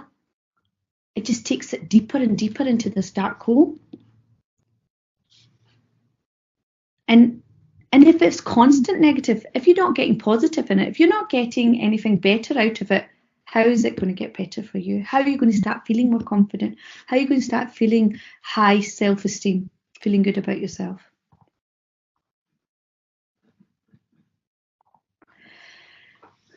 Would you like at this point to say what your negative influences are? So as I've given you some examples of negative influences within family, within cultural, within even school, being bullied. Is there anything that you would like to share? You can feel free to do the messages and I'll go on to my case study. Overly honest, friends. I'll come back to that one. So this case study, I was just talking to one of my friends and I was saying, you know, when you were growing up, what issues did you have at high school, primary or high school? Was there anything that affected, knocked your self-esteem, etc.? And he goes, I was bullied. I goes, what were you bullied for? And he's saying he was bullied and he was called Bugsy. That's a first picture there, what's with the teeth. Bugsy because he had big teeth or unlined teeth and he had to wear braces later, but Bugsy Malone or something, he said, and it was about his teeth. The other thing, name calling, was Concord. It was called Concord, and that's about his nose. But then again, this is the nose Allah has given you. If we appreciate or understand that there's a reason why we're designed this way, Allah has created us perfectly. You know, no one person is the same. Nobody's got the same fingertip prints because we're all unique. Yeah. So all these little things about facial, even the next one was Becky Four Eyes being called that. You know, these little things, they're not little at that time though, is it? When you're at primary school, this is at primary school up to high school, he was saying this was happening to him. You know, and I said, what did it do for you? How was the results of this? And he said, I was really insecure about myself. I started feeling really insecure. And then he goes, I was scared.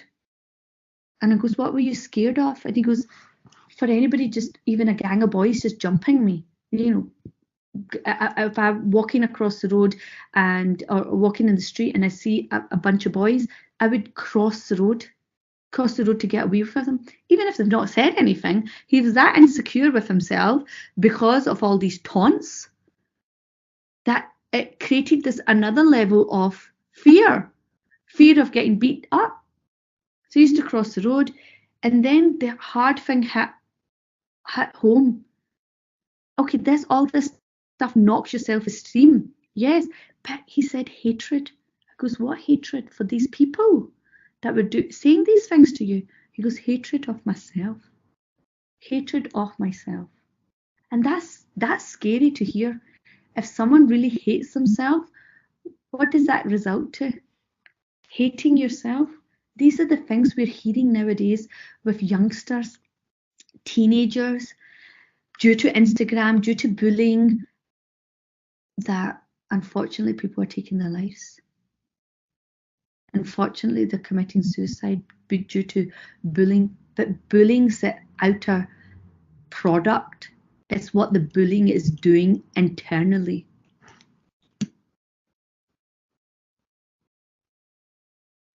Okay, this is your part, guys. I think I've talked enough. Can you share your negative influences? So we've got here overly honest friends. So what are these overly honest friends saying? What kind of things are they saying? We've got Instagram, where I suppose they're negative Instagram, because what happens with Instagram is that you're seeing people only put up pictures that are perfect. And that's with Facebook as well. If you look good, then you put that up. If you don't feel that you look good, you won't put it up. You don't really share it. So with any of the social media, they're all about looking good. But when other people put up their pictures of looking good, if we are strong within yourself, then we would not compare ourselves to other people, yeah? We wouldn't compare ourselves to Instagram. We wouldn't compare ourselves to Snapchat. Let's compare ourselves to ourselves. If you're going to compare yourself, but okay, unnecessary honesty. Honest friends say you've gained weight. Okay, compare your body to theirs openly. All right, okay. So basically you're not asking them, how do I look? Do I look fat in this, or have I gained weight? They're just uninvitedly telling you you've gained weight.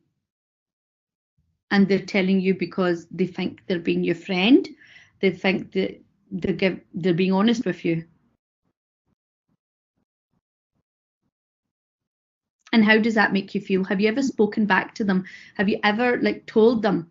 Have you told them that, I really don't like what you're saying to me, or I've not asked for your opinion? Have you communicated? No, because it's not too nice. But why is it not too nice? Okay, I don't know what the situation in that time is when your friends are saying it. Skin is a huge insecurity. I don't know what BC is. BC people? Because people, sorry, because people will always tell you you're tired when you don't have makeup on. And do you wear makeup all the time? And I suppose makeup is amazing in one way as well, because it does cover up if you are tired. You put a bit of concealer under your eyes and it does clear up imperfections, etc. But also sometimes it's a way of feeling good about yourself. Naturally, a lot of people don't need makeup. I have seen lots of gorgeous, beautiful girls, and sometimes I don't understand why they've got so much makeup on, because they're actually stunning without it. They're stunning without it. But then that again shows about self-esteem. Or sometimes, okay, fine, you put makeup on because you're going out. You're going out and it's, a night out, you want to get dressed up. But you have to wear it daily. So we've got skin, you've got, do they comment on skin? Okay, they do, because they say you look tired when you don't have makeup on. I suppose it's something what they're used to. Okay, so skin and feeling overweight. However, see if you can become so confident in who you are that no one's opinion, no one's rejection or behavior will be able to rock you side to side. You'll be firm. You could, wash it down, like they say, on a duck's back. It wouldn't waver you. Does that make sense? Inshallah, that is definitely the goal. Become so confident in who you are that no one's opinion or rejection or even behavior will rock you. And that's the focus of you, this focus of, they're all external. The comments that people make, the Instagrams, the social media, the billboards, the TV adverts, they're all external. But what's happening when you have the low self-esteem and body image issues, they're all coming internally. They're coming from your mind. So you have control over it. You are in control of that.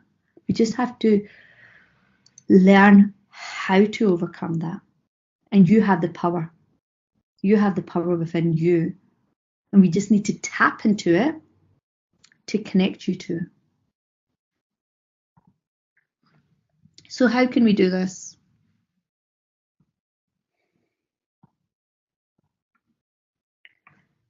You don't have to have a perfect body to have a good body image. Do you? No. You don't have to have a perfect body, and whatever perfect body means to you, to have a good image, body image. When you like your body as it is, right now, right this very moment, right now, today, that will boost your self-esteem. When you like your body as it is, right now, that will boost your self-esteem. So how are we going to do this? Self-awareness. Know yourself. Know your body. Be aware. Make a list of the things that what you like about yourself. Okay, fine. If your skin doesn't look so good, but do you have gorgeous eyes? And nice lips? What is it about yourself that you like? What do you have? What traits or what things about you that are just so unique to you and are stunning and amazing and beautiful? please do put them in the comments when I say this. I'm just looking to see if any do. Make a list of them for yourself, yeah? But tell me here too. And accept compliments. How good are we accepting compliments? Are you any good at it? And someone says, oh, you look great today. Oh, you look, never believe I'm terrible. That's not a good start, but that shows already about your self-esteem. Okay, so you never believe them. Why don't you believe them? If somebody's saying it, so somebody will say, oh, you look good in that dress. Oh, you look like you've lost weight. You will say, oh, no, it's just because it's black. I wore this today. It's just this top. Is this shape? Or no, it's just because of this. You make excuses. You start making excuses for even the compliments, to not accepting the compliments. So when the positive influence is coming, don't push it away. Accept it. Own it. Say thank you. Just say thank you. And soak it in. You look great today. Thank you. Oh, wow, you look amazing. Oh, your eyes are so gorgeous. Thank you. Know and understand your qualities of what makes you good, who you are. You're not what the outer shell is. You're not the person just because of the way you look. True or false? You are the person that's within. And when that glows out of you, when you're strong and confident as that person from within, regardless of what size you are, whether you're size 20 or a size 10, that's what makes you who you are, your qualities, your other qualities of being kind, generous, always smiling, or, looking at the good of people. These all start shining out of you. Your smile, your laughter, making other people feel good. That's who you are as a person. And that's what makes you beautiful. Look at the beauty that is within you. And always focus on the positives of yourself. Some people don't like their upper body. Some people like the lower body. Some people say even if they're focusing on their tummy, but they've got great legs, then focus on your great legs. If you're focusing on if you've got bingo wings, I've heard people going on about bingo wings, and I'm like, I didn't even notice that. I didn't even see it. I didn't even think about it. Just the person is giving the negative talk that's normally internal to them out loud to other people with something they've not even thought of. Other people are not even seeing. So rather than doing that, we do self-awareness of all the positive stuff about us. We rewire our brains. We rewire our brains from all the negative comments that you say to yourself, all the negative comments that you might get from other people, and start creating new ones, new positive ones. And from these new positive comments, then you create new neural pathways in your brain. And that makes the new connection for your subconscious mind. And then build on them, and that will start generating the ripple effect of the behavior and your thinking and your feeling and your behavior, because it will start from the subconscious mind. Does that make sense? Rewire your brain by creating new positive pathways. So start thinking about things that you can say about yourself. So it's like that first bit there, self-awareness. Make a list of what you like about yourself. And when you've made that list, I want you to start telling yourself about it. Telling yourself, oh, I do have great hips, or I do have gorgeous eyes, or I'm not even sure where to go with this one. Whatever it is for you, I do have all the great things that you've got, even the great internal things that are not body related. Say them to yourself, say them out loud, like they say affirmations, say them to the mirror. Tell your friends if you want. Let them know you actually love this about yourself. Then be kind to yourself. And that's a part of being kind, is actually giving yourself those positive messages. Don't rely on others. Don't rely on the family. Don't rely on your friends. Don't rely on the culture. Don't rely on Instagram. Rely on yourself to be kind to yourself. What makes you feel good?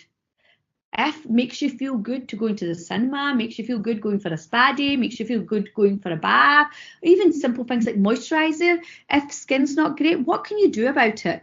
Look at what's practical things you can do. You can cleanse, tone, moisturizer, maybe eye creams, serums, whatever it is.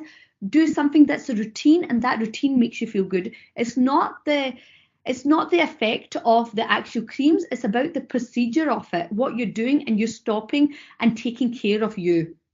So that's where it says self-care and self-love actions. Do things that make you feel good. Take a note, make a small list of things that make you feel good.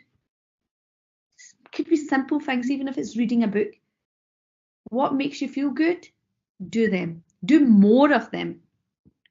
And then lastly, I think you need to cleanse your environment. If social media is not any good for you, not good for your mind, not good for your mental health, your mental well-being, then maybe take a break from it. Yeah, take a small break or cut them out. Do what you need to do for you, because you're the most important person. You are the most important person. If you can't be in a great place yourself, with yourself, you won't be able to help others. Maybe cleanse your environment of negative friends. If they're not any good for you, possibly consider moving away from them. If they're making you feel worse about you, maybe they're not worth being around. Do they value you as an individual? Do they value you as a person? If they don't respect and value you, maybe they're not the ones that are right for you. I'm aware of time, but I'll try to speed it up a wee bit, okay? And spend time with people who make you feel good about you. So cleanse off the negativity and then inject the positive. And those people that are giving you the compliments, spend a wee bit more time with them, but also spend more time with just you, being you, writing a journal. Write stuff every day, that a gratitude journal. That's an amazing thing, and it's really good. Not just the simple things of saying, I'm grateful for a house or food on the table, alhamdulillah for body. You know, we actually got 2 arms, 2 legs. We can walk. The basic things that sometimes we take for granted. But actually, what are you grateful for? Maybe in a journal, just write every night 3 things you're grateful for, and try to make them different, of course. And that's where you're spending time with you, and you can make yourself feel better. As soon as a negative thought comes into your mind, rather than letting it spiral and adding to it, and this whole spiral goes round and round and round and round and deeper and deeper and deeper because you keep adding to it, figure out how to stop it. Take it like a scissor, just cut. Don't let it spiral down. Cut. Be aware of it. Cut. You can do that. I've taught many people in coaching and counselling and therapy to do these things. So just try. You can do it. Lastly, be in positive environment where you are accepted for who you are. Now you know what that is for you, because this is about you. You're all unique. Your positive environment might be completely different from what my positive environment is. But another thing is really great is being in nature. Being in nature, take your socks off with bare feet and walking on the ground, and really being grounded with nature and taking deep breaths, really slowing down and meditating, as they call it. But meditating could be even, you can do zikr, you can do your salah outside when the weather gets a bit better, or even as long as it's dry. But that is incredible feeling when you put your head down for sujood on the earth. Absolutely amazing.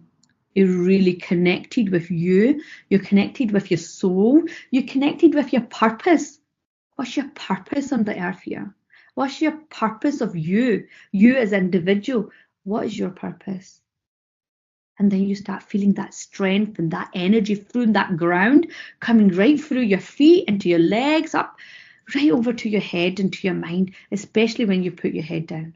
All of it's so connected, and it's an amazing, amazing experience. This is something you need to really do. Try it out. So this section is for question and answers. I'm not sure about time.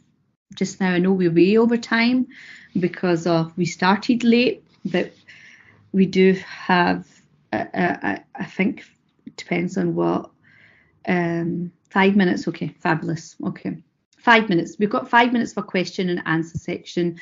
So I've just put on the last slide. So please feel free to send your messages through with your questions. And but in the meantime, I have put on the screen here what the website is, so you can have a look at the different areas I work with. And the Facebook page, I think we've got the link with Fosis anyway, and it's Ash Coaching. And then I've put my email, and I've just noticed there's a typo in it because I did it so quickly. So Virgin Media, I don't know if I can just change that just now while you're on there.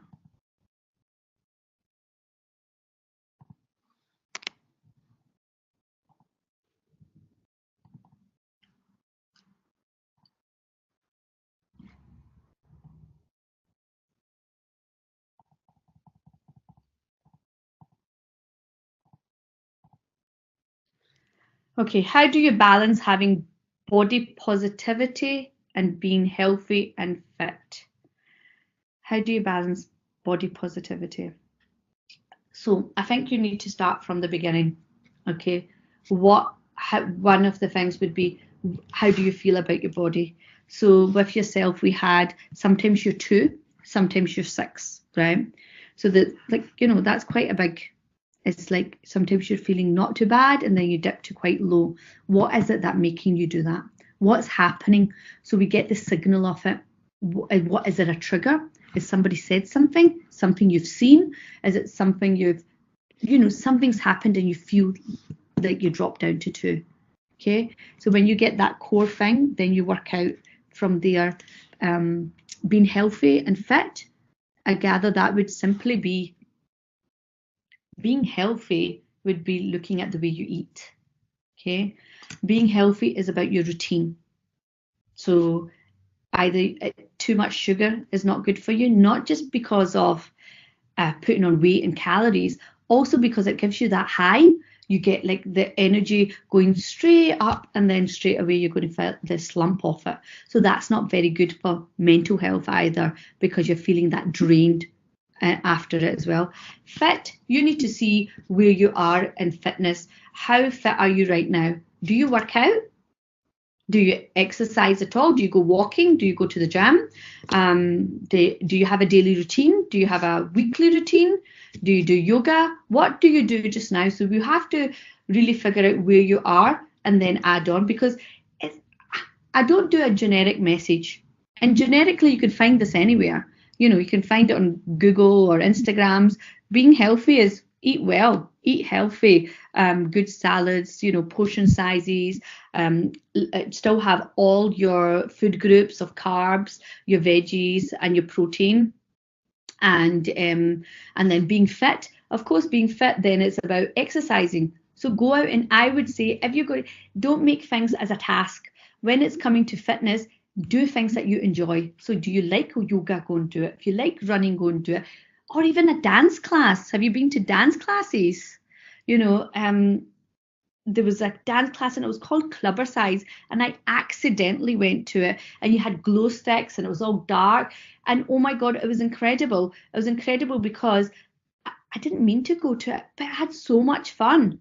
It was so much fun. I didn't feel like I was exercising, and it is something I took on from that class as well, where I noticed that nobody cared how they looked because the lights were off. Nobody cared about somebody looking at them. Nobody even cared about if they were doing the moves right, if they were going the right direction or not. They end up, as long as they were moving and waving their arms and going to the music, they were having a great time. So they enjoyed it, and the people were coming back every week to that class. And that's what was helping them keep fit and feeling good about themselves. So you need to find things that you actually enjoy. Yes, you know, we do become human nature, we become impatient for waiting for results. But this is where maybe we look at, what is the results? Are you looking for physical results? Are you looking for the results on the scales? Is that what you mean when waiting for results? Is it for how you feel in that pair of jeans? Because remember, your time of month changes how the jeans are going to feel if you're bloated. Also, if you when you've eaten something, if you weigh yourself in the morning or you weigh yourself later, that might change the numbers on the scales. They're not really real results. So it depends what results you're actually meaning. I would suggest focus on the results of how you feel. How you feel. So when you go out for exercise class, if there's a friend you can get joining in with you to do something with you, or even netball, you know, some sports, do something that you enjoy and you can have a laugh at. It feels fun, because when you do that, it doesn't even feel like you're not waiting for results. You're not there for a number on the scale, or fitting into by the next day or the next week, fitting into that pair of jeans. You're actually just enjoying yourself. And when you're enjoying yourself and endorphins are releasing, good serotonin levels in your body, then you're going to feel good about yourself, and that's going to bring your self-esteem right up. I started the gym, and after not seeing results for a month, I gave up. What were you doing at the gym? First of all, how often did you go? How was your eating when you were going to the gym? But actually, are you aware it's actually probably after the month that when you go to the gym that you start seeing the results? Because even though you need to know what results you're looking for, the results you might be looking for is you might be firmer, you might be more toned up, or you might be building a bit of muscle, and because you're building muscle, it's not going to change on the scales. There's lots of things when you need to see the results. There's not one magic answer here, but don't give up. That's where I'm getting here. If you don't see the results, you've got those expectations. So maybe take a step back of what your expectations are, what you're actually looking for. Don't give up on yourself. If you give up on yourself, how can we expect others not to give up on us? We can't give up on ourselves. It's like that body has been given to us by Allah. That's your amanat. We're here to look after it. And if a way to look after it is fitness and health, but the way you treat your body, of how you feel about it, I gather that's amanat as well. How we feel about what Allah's given us. I don't know, it's just something to think about. However, the thing of gym, fitness, healthy, they're all external again. They're actions you can take. But before you take those actions and have them going on continued, you have to go back another step. You need to go back. It's like motivation. When they say motivation, where is the motivation coming from? It's coming from the mind. It's coming from internal. So what will motivate you to go and look after your body? What will motivate you to be healthy? What will motivate you to sustain it? So one thing you're saying is results. But what if we change the results over for you? And I'm happy. I know this is very, like, as a webinar is different when we're with one-to-one,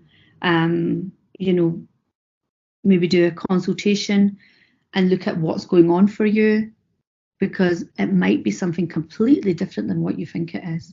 And then doing a few sessions, whether it's the stress or the anxiety about the body image and self-esteem, if we just get that connection switched over from the right part, from the root cause, the rest will just fall into place. Then it's easy. And this is where we fail when we're looking for the external, when we're looking for the external results, when we're looking for the external approval of others. That's all external. If we can sit down and look at ourselves and sit down and think about all the things we're grateful for, all our good points, all the wonderful things about us as a person, as an individual. That is our body image, and that's our self-esteem then. And that will give you what level you're at. And that level isn't determined by anyone else, it's determined by you. And only you can change it. Only you are in control of this. So if anybody's in a position, please seek help. Help isn't a bad thing. It's not, I know sometimes it's a taboo about going for therapy. What if you need it, then get support. Go to someone and get it from the root cause, and then life will be easier for you.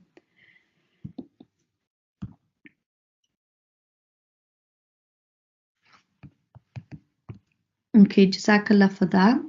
I have just had a message come through, so if there isn't any other questions, I can tell you, I've been asked to give a small description of the coaching and how it works, so if you're okay with that. So what packages at the moment I do, so the areas I concentrate on, and you can have a look at the website for lots of areas I've worked with people. I mean, I've worked from children from the age of 10, to the last gent I was working for, he was probably in his 60s, but they're all in different areas. But anxiety relief therapy, I do that. That's over 2 weeks, and we clear the anxiety right from the root cause within that 2 weeks period. So it's a 2-hour session and another 2-hour session the week after. I have a life coaching program, which is a transformational life coaching program, which is on a 10-step program. And this 10 steps area covers everything. So like the things you're talking about just now, the physical things, the body image, the self-esteem, the eating, the emotional energy that you have there that you get drained with, the energy you feel physically. All these areas are all covered, and we look at where are you going in life.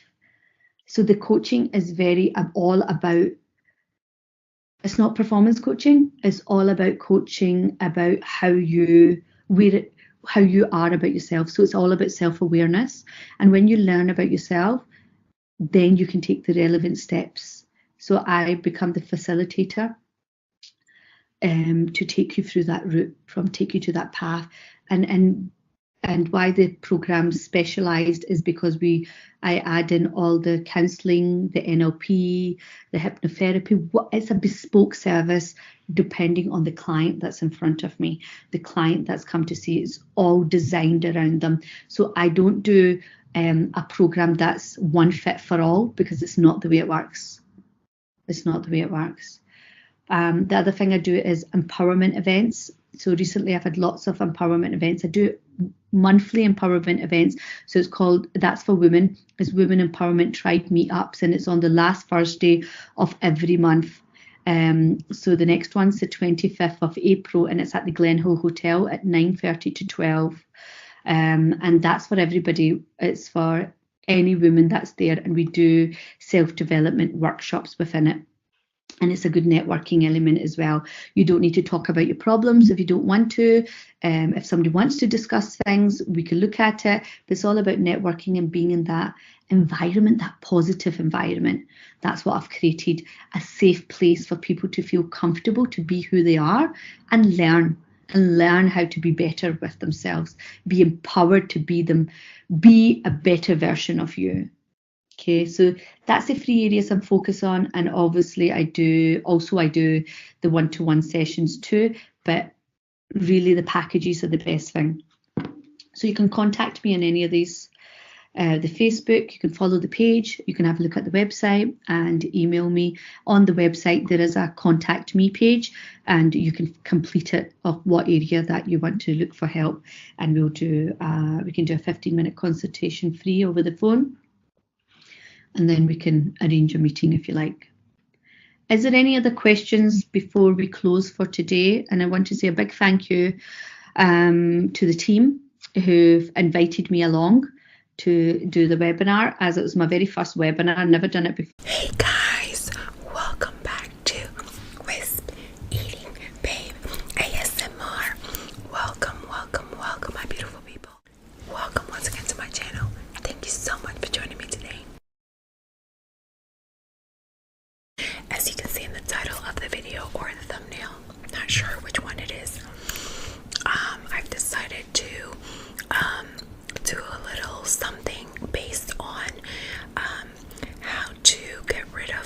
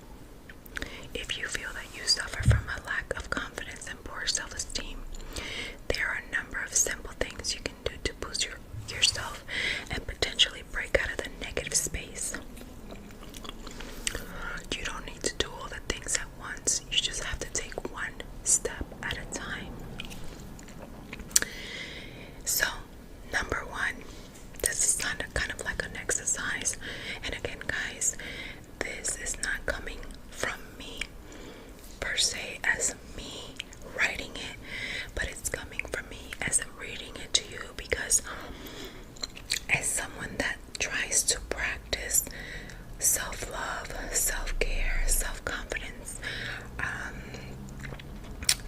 love yourself unconditionally, perfectly imperfect, when I read this article, it really, really touched me. Like, it really said, you know what, this is a great article.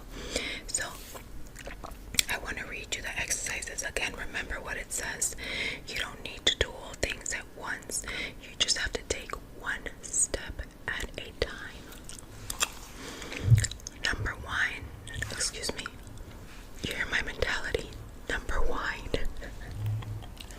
Where's my head? Who knows? Okay, let's get serious. Number one, find the root cause of your insecurities. Factors that can affect your self-esteem differ for everyone. Your confidence might have been lowered by a series of negative events, such as losing your job, being bullied or abused, poor health, and difficult toxic relationships. In my opinion, that has a lot to do with it, starting from home. Just saying. If your confidence and self-esteem are being lowered by something beyond your control, something you can't change at all, then it's important that you find a way to learn how to make peace with your reality. The beauty of life is it gives you back what you put into it. Do not let anything put you down, especially if it's something beyond anyone's control. In my opinion, right now, for example, it might be a dumb example, but it's a valid example, guys. This whole pandemic that's going on, and we've been in quarantine for so long, it's killed so many people so far, all over the world. If you think about it so hard, it freaking starts to get depressing, and you start to wonder and start to panic. Don't do that. You know why? Pray or meditate or whatever it is you believe in. But you have no control of it. You and I have no control over it. We do our part. We stay healthy. We stay safe. We stay in as much as we can. We do whatever it takes to take correct measures to avoid contamination. Our masks if we go out, our gloves, constantly washing our hands, sanitizing, everything. But we have no control. I think that's a good way of putting that part into perspective. The best lives are created from the most difficult situations. You need to secure your happiness by reminding yourself that you are bigger than your situation, and don't allow it to cage you. Try not to compare yourself to others. I know it's easier said than done in this social media age, but no one posts their struggles and challenges online, and that is one thing we all have in common. How true is that, my friends? How true is that? You know, social media, and I've talked about this before. For example, bloggers. Oh my God, you see these bloggers in these beautiful houses, and you see these bloggers in like these perfect little home settings, but they don't show what really happens behind those cameras. The arguments, the disagreements, the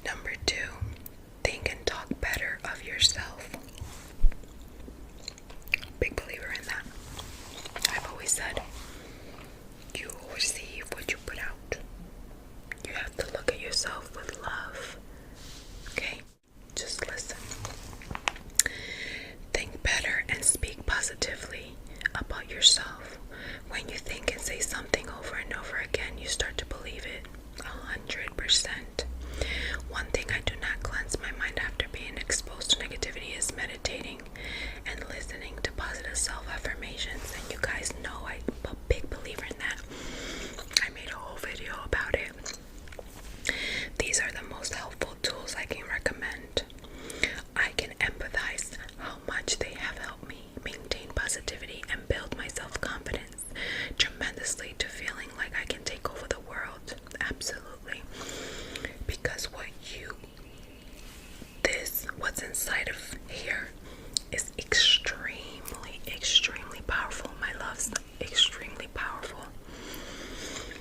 And what you put into it, what you stick into it, I'm telling you, it'll happen. If you feel and you strongly believe, it'll happen. I promise you. I practice that, and I've been practicing that for a long time, and I swear to you, there's nothing that I have not put in here that I have not been able to accomplish. And sooner than later, it happens. Whether it's at my time or not my time, it happens because it happens. What you say and do to yourself teaches others around you how to treat you too, and what you allow will continue. On a previous video I mentioned, I think it was in my Q&A, I said that to build self-confidence, how you do it is start with yourself, and don't let anyone treat you with any other respect than the way you know you deserve. So, again, what you say and do to yourself teaches others around you how to treat you too, and what you will allow to continue. So only you have control of that. You have full control of all of that, my loves.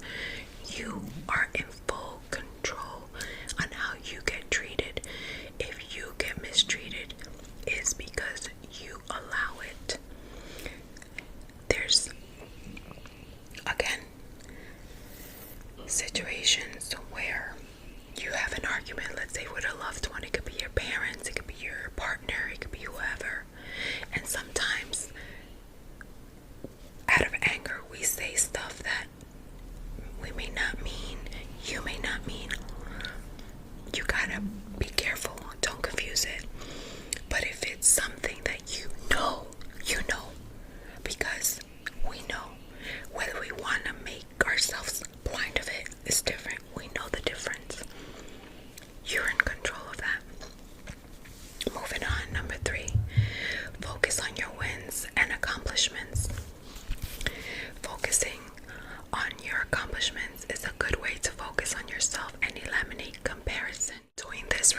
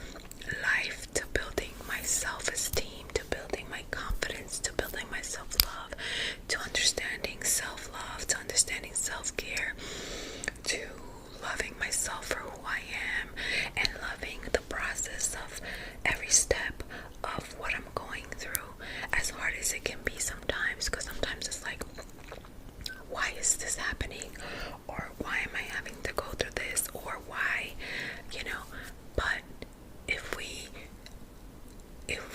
like just take a moment to understand that everything happens for a reason and not necessarily for a negative reason, it helps us be better.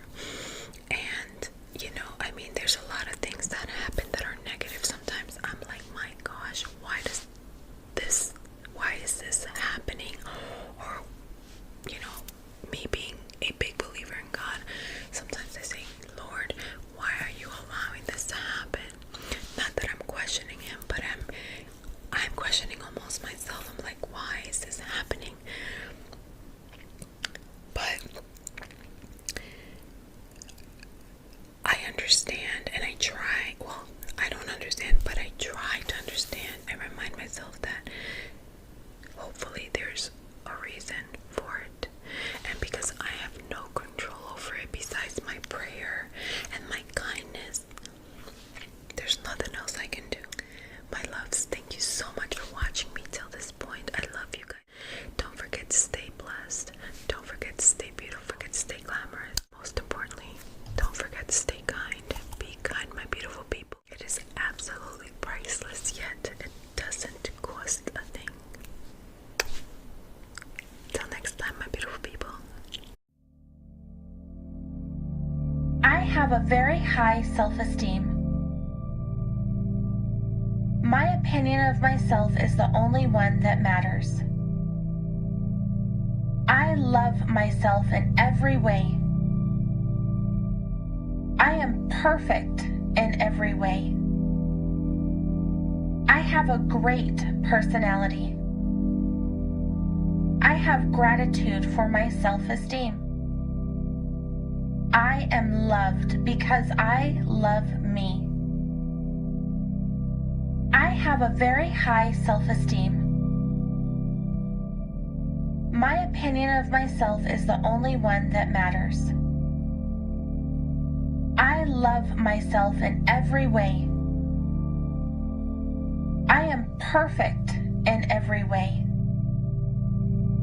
I have a great personality. I have gratitude for my self-esteem. I am loved because I love me. I have a very high self-esteem. My opinion of myself is the only one that matters. I love myself in every way. I am perfect in every way. I have a great personality. I have gratitude for my self-esteem. I am loved because I love me. I have a very high self-esteem. My opinion of myself is the only one that matters. I love myself in every way. I am perfect in every way. I have a great personality. I have gratitude for my self-esteem. I am loved because I love me. I have a very high self-esteem. My opinion of myself is the only one that matters. I love myself in every way. I am perfect in every way. I have a great personality. I have gratitude for my self-esteem. I am loved because I love me. I have a very high self-esteem. My opinion of myself is the only one that matters. I love myself in every way. perfect in every way. I have a great personality. I have gratitude for my self-esteem. I am loved because I love me. I have a very high self-esteem. My opinion of myself is the only one that matters. I love myself in every way. I am perfect in every way. I have a great personality. I have gratitude for my self-esteem. I am loved because I love me. I have a very high self-esteem. My opinion of myself is the only one that matters. I love myself in every way. I am perfect in every way. I have a great personality. I have gratitude for my self-esteem. I am loved because I love me. I have a very high self-esteem. My opinion of myself is the only one that matters. I love myself in every way. I am perfect in every way. I have a great personality. I have gratitude for my self-esteem. I am loved because I love me. I have a very high self-esteem. My opinion of myself is the only one that matters. I love myself in every way. I am perfect in every way. I have a great personality. I have gratitude for my self-esteem. I am loved because I love me. I have a very high self-esteem. My opinion of myself is the only one that matters. I love myself in every way. I am perfect in every way. I have a great personality. I have gratitude for my self-esteem. I am loved because I love me. I have a very high self-esteem. My opinion of myself is the only one that matters. I love myself in every way. I am perfect in every way. I have a great personality. I have gratitude for my self-esteem.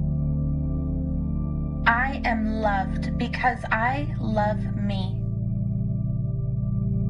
I have a very high self-esteem. My opinion of myself is the only one that matters. I love myself in every way. I am perfect in every way. I have a great personality. I have gratitude for my self-esteem. I am loved because I love me. I have a very high self-esteem. My opinion of myself is the only one that matters. I love myself in every way. I am perfect in every way. I have a great personality. I have gratitude for my self-esteem. I am loved because I love me. I have a very high self-esteem. My opinion of myself is the only one that matters. I love myself in every way. I am perfect in every way. I have a great personality. I have gratitude for my self-esteem. I am loved because I love me. I have a very high self-esteem. My opinion of myself is the only one that matters. I love myself in every way. I am perfect in every way. I have a great personality. I have gratitude for my self-esteem. I am loved because I love me. I have a very high self-esteem. My opinion of myself is the only one that matters. I love myself in every way. I am perfect in every way. I have a great personality. I have gratitude for my self-esteem. I am loved because I love me. I have a very high self-esteem. My opinion of myself is the only one that matters. I love myself in every way. I am perfect in every way. I have a great personality. I have gratitude for my self-esteem. I am loved because I love me. I have a very high self-esteem. My opinion of myself is the only one that matters. I love myself in every way. I am perfect in every way. I have a great personality. I have gratitude for my self-esteem. I am loved because I love me. I have a very high self-esteem. My opinion of myself is the only one that matters. I love myself in every way. I am perfect in every way. I have a great personality. I have gratitude for my self-esteem. I am loved because I love me. I have a very high self-esteem. My opinion of myself is the only one that matters. I love myself in every way. I am perfect in every way. I have a great personality. I have gratitude for my self-esteem. I am loved because I love me. I have a very high self-esteem. My opinion of myself is the only one that matters. I love myself in every way. I am perfect in every way. I have a great personality. I have gratitude for my self-esteem. I am loved because I love me. I have a very high self-esteem. My opinion of myself is the only one that matters. I love myself in every way. I am perfect in every way. I have a great personality. I have gratitude for my self-esteem. I am loved because I love me. I have a very high self-esteem. My opinion of myself is the only one that matters. I love myself in every way. I am perfect in every way. I have a great personality. I have gratitude for my self-esteem. I am loved because I love me. I have a very high self-esteem. My opinion of myself is the only one that matters. I love myself in every way. I am perfect in every way. I have a great personality. I have gratitude for my self-esteem. I am loved because I love me. I have a very high self-esteem.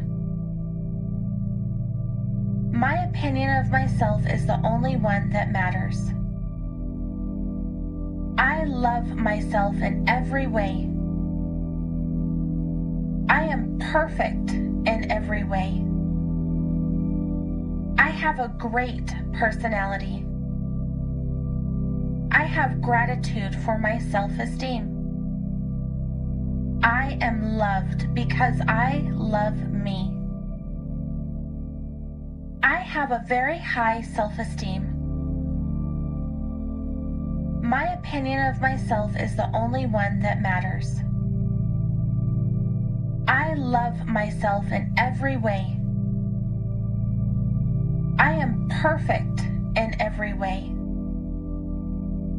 I have a great personality. I have gratitude for my self-esteem. I am loved because I love me. I have a very high self-esteem. My opinion of myself is the only one that matters. I love myself in every way. I am perfect in every way. I have a great personality. I have gratitude for my self-esteem. I am loved because I love me. I have a very high self-esteem. My opinion of myself is the only one that matters. I love myself in every way. I am perfect in every way. I have a great personality. I have gratitude for my self-esteem. I am loved because I love me. I have a very high self-esteem. My opinion of myself is the only one that matters. I love myself in every way. I am perfect in every way. I have a great personality. I have gratitude for my self-esteem. I am loved because I love me. I have a very high self-esteem.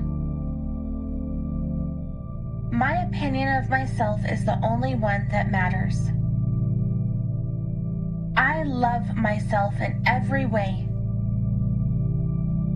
I am perfect in every way. I have a great personality. I have gratitude for my self-esteem. I am loved because I love me. I have a very high self-esteem. My opinion of myself is the only one that matters. I love myself in every way. I am perfect in every way. I have a great personality. I have gratitude for my self-esteem. I am loved because I love me. I have a very high self-esteem. My opinion of myself is the only one that matters. I love myself in every way. I am perfect in every way. I have a great personality. I have gratitude for my self-esteem. I am loved because I love me. I have a very high self-esteem. My opinion of myself is the only one that matters. I love myself in every way. I am perfect in every way. I have a great personality. I have gratitude for my self-esteem. I am loved because I love me. I have a very high self-esteem. My opinion of myself is the only one that matters. I love myself in every way. I am perfect in every way. I have a great personality. I have gratitude for my self-esteem. I am loved because I love me. I have a very high self-esteem. My opinion of myself is the only one that matters. I love myself in every way. I am perfect in every way. I have a great personality. I have gratitude for my self-esteem. I am loved because I love me. I have a very high self-esteem. My opinion of myself is the only one that matters. I love myself in every way. I am perfect in every way. I have a great personality.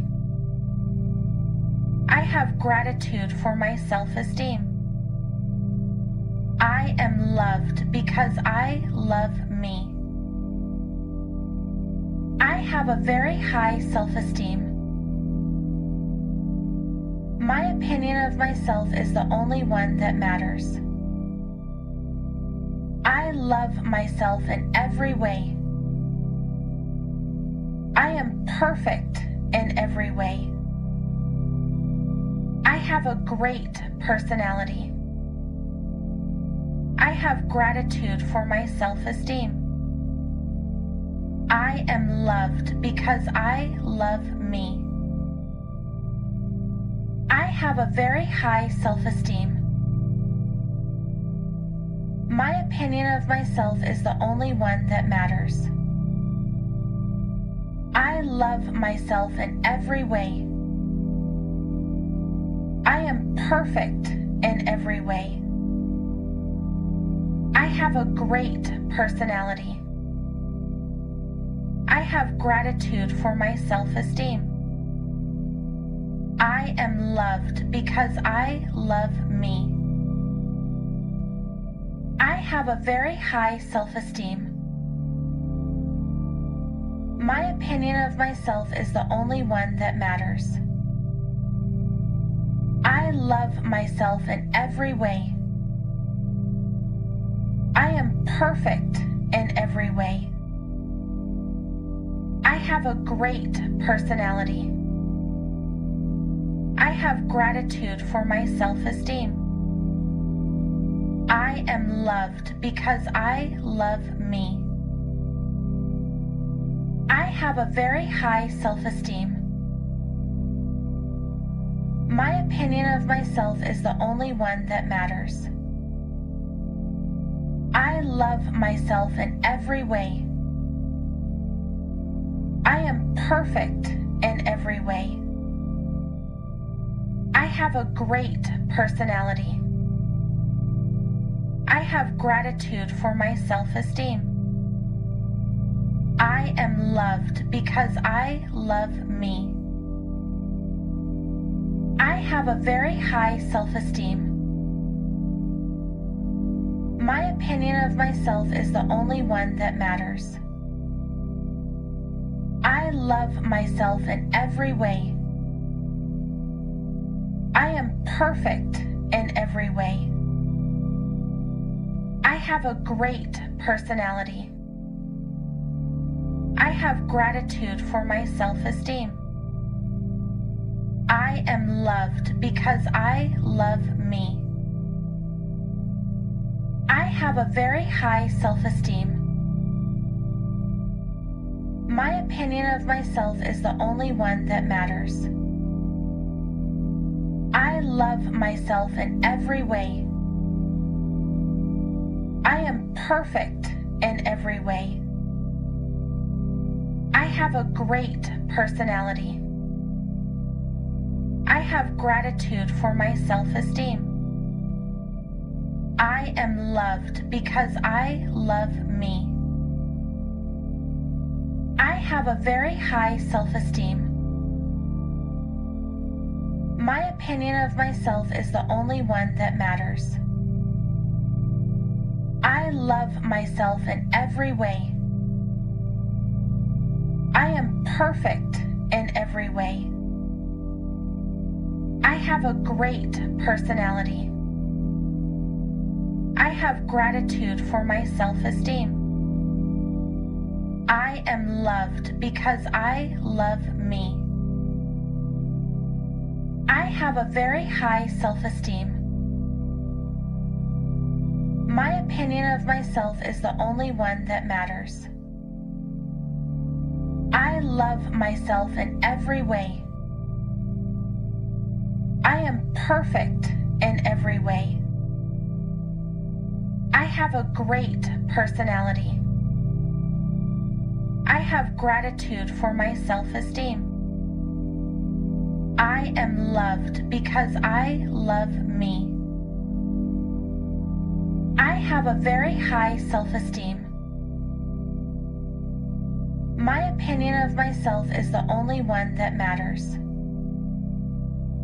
I love myself in every way. I am perfect in every way. I have a great personality. I have gratitude for my self-esteem. I am loved because I love me. I have a very high self-esteem. My opinion of myself is the only one that matters. I love myself in every way. I am perfect in every way. I have a great personality. I have gratitude for my self-esteem. I am loved because I love me. I have a very high self-esteem. My opinion of myself is the only one that matters. I love myself in every way. I am perfect in every way. I have a great personality. I have gratitude for my self-esteem. I am loved because I love me. I have a very high self-esteem.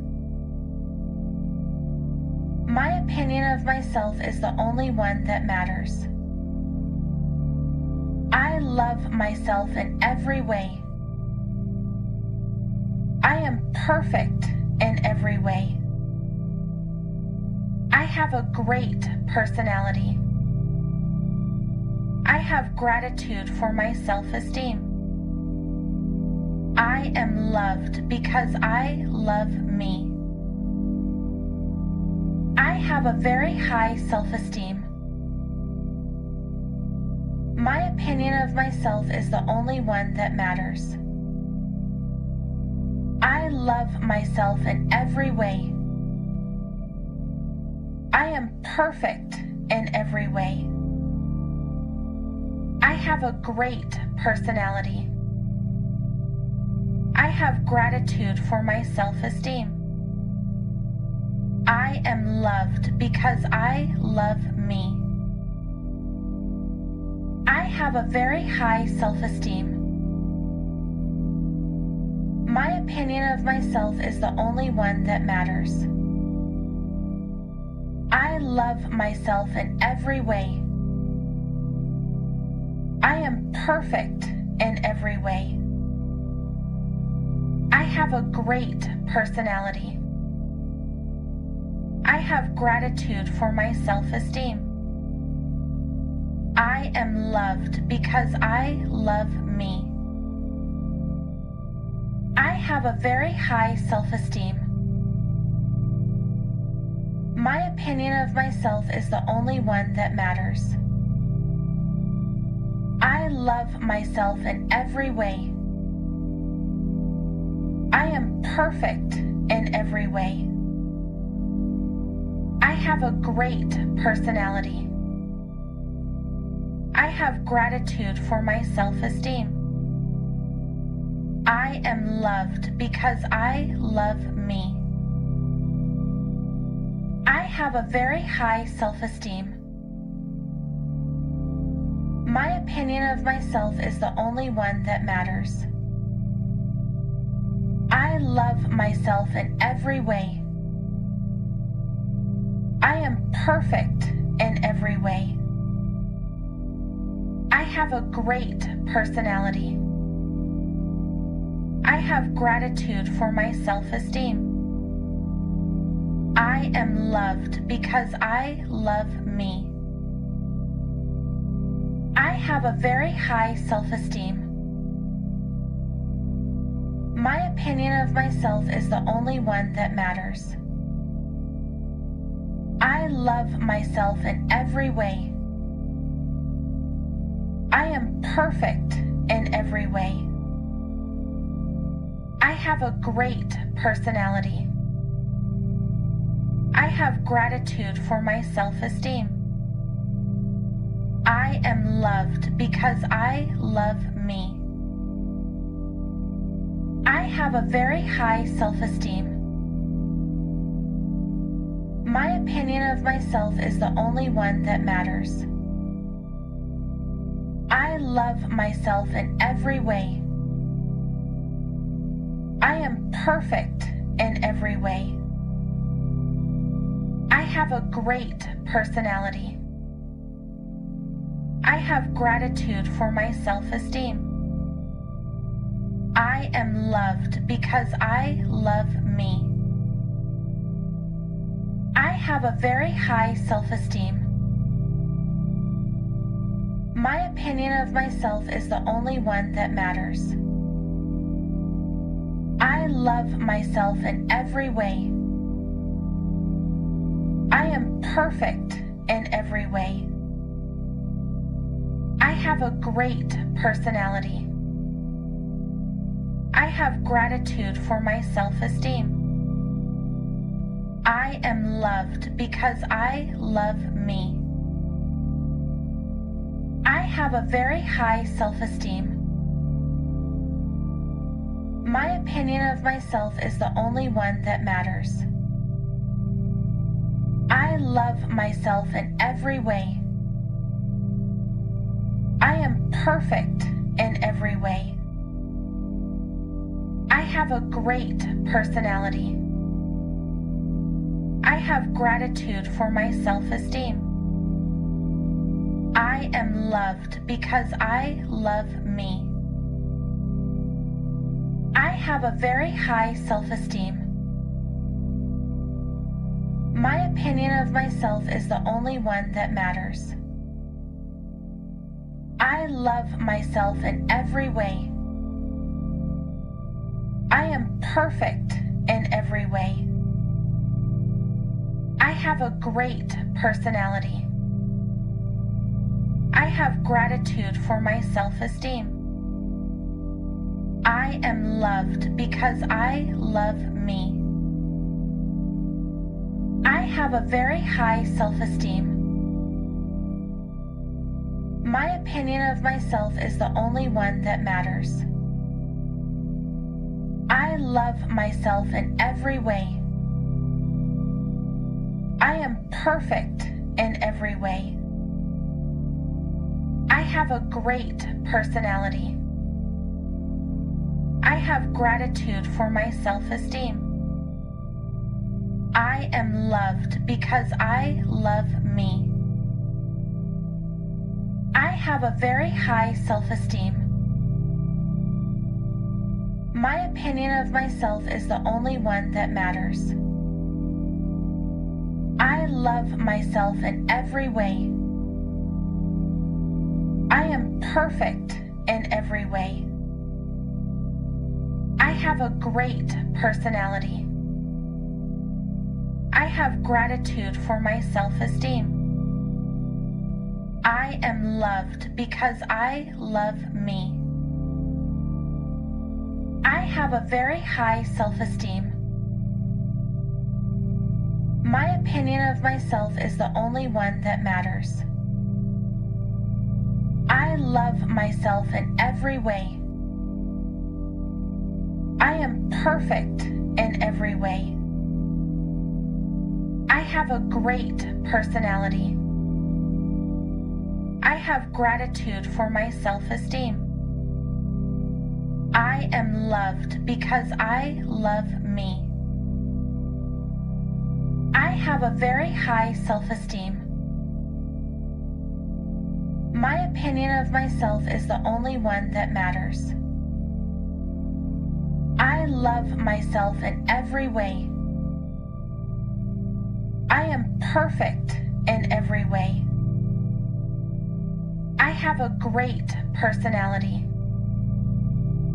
I have gratitude for my self-esteem. I am loved because I love me. I have a very high self-esteem. My opinion of myself is the only one that matters. I love myself in every way. I am perfect in every way. I have a great personality. I have gratitude for my self-esteem. I am loved because I love me. I have a very high self-esteem. My opinion of myself is the only one that matters. I love myself in every way. I am perfect in every way. I have a great personality. I have gratitude for my self-esteem. I am loved because I love me. I have a very high self-esteem. My opinion of myself is the only one that matters.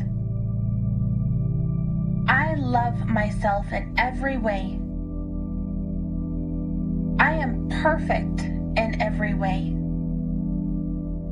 I have a great personality. I have gratitude for my self-esteem. I am loved because I love me. I have a very high self-esteem. My opinion of myself is the only one that matters. I love myself in every way. I am perfect in every way. I have a great personality. I have gratitude for my self-esteem. I am loved because I love me. I have a very high self-esteem. My opinion of myself is the only one that matters. I love myself in every way. I am perfect in every way. I have a great personality. I have gratitude for my self-esteem. I am loved because I love me. I have a very high self-esteem. My opinion of myself is the only one that matters. I love myself in every way. I am perfect in every way. I have a great personality. I have gratitude for my self-esteem. I am loved because I love me. I have a very high self-esteem. My opinion of myself is the only one that matters. I love myself in every way. I am perfect in every way. I have a great personality. I have gratitude for my self-esteem.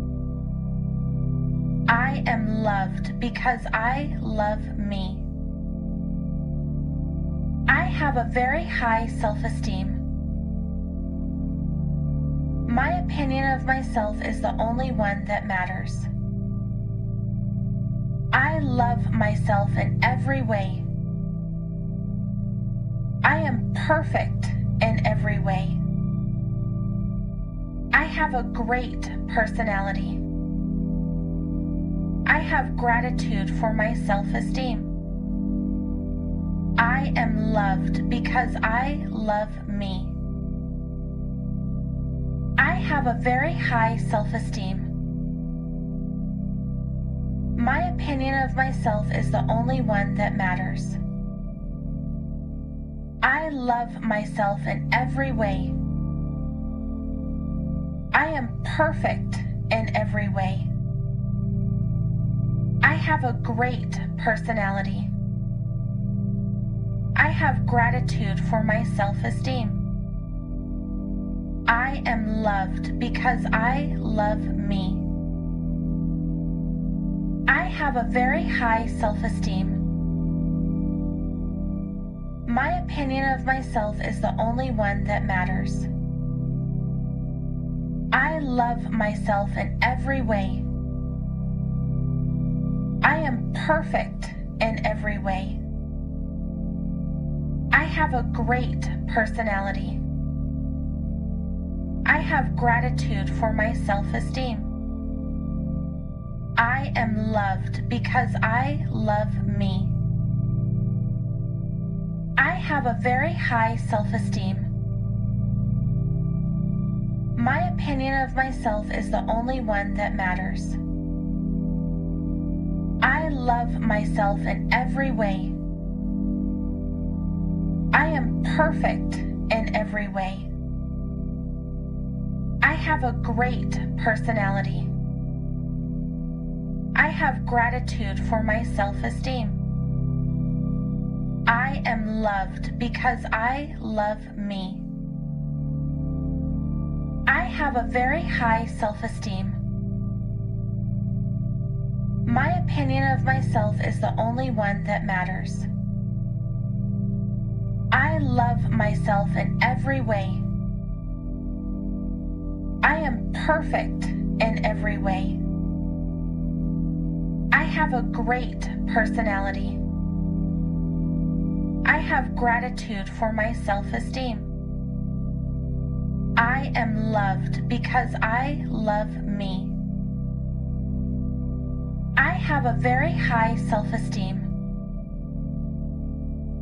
My opinion of myself is the only one that matters.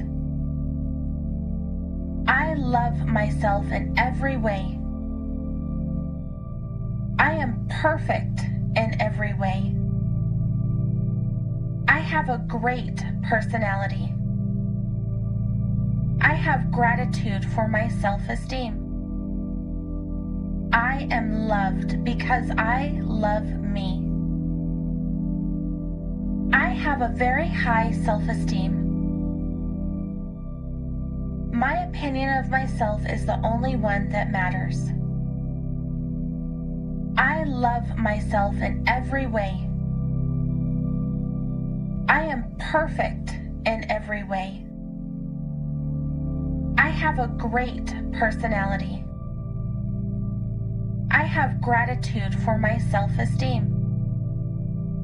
I am loved because I love me. I have a very high self-esteem. My opinion of myself is the only one that matters. I love myself in every way. I am perfect in every way.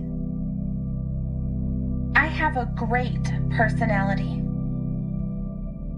I have gratitude for my self-esteem. I am loved because I love me. I have a very high self-esteem. My opinion of myself is the only one that matters. I love myself in every way. I am perfect in every way. I have a great personality. I have gratitude for my self-esteem. I am loved because I love me. I have a very high self-esteem. My opinion of myself is the only one that matters. I love myself in every way.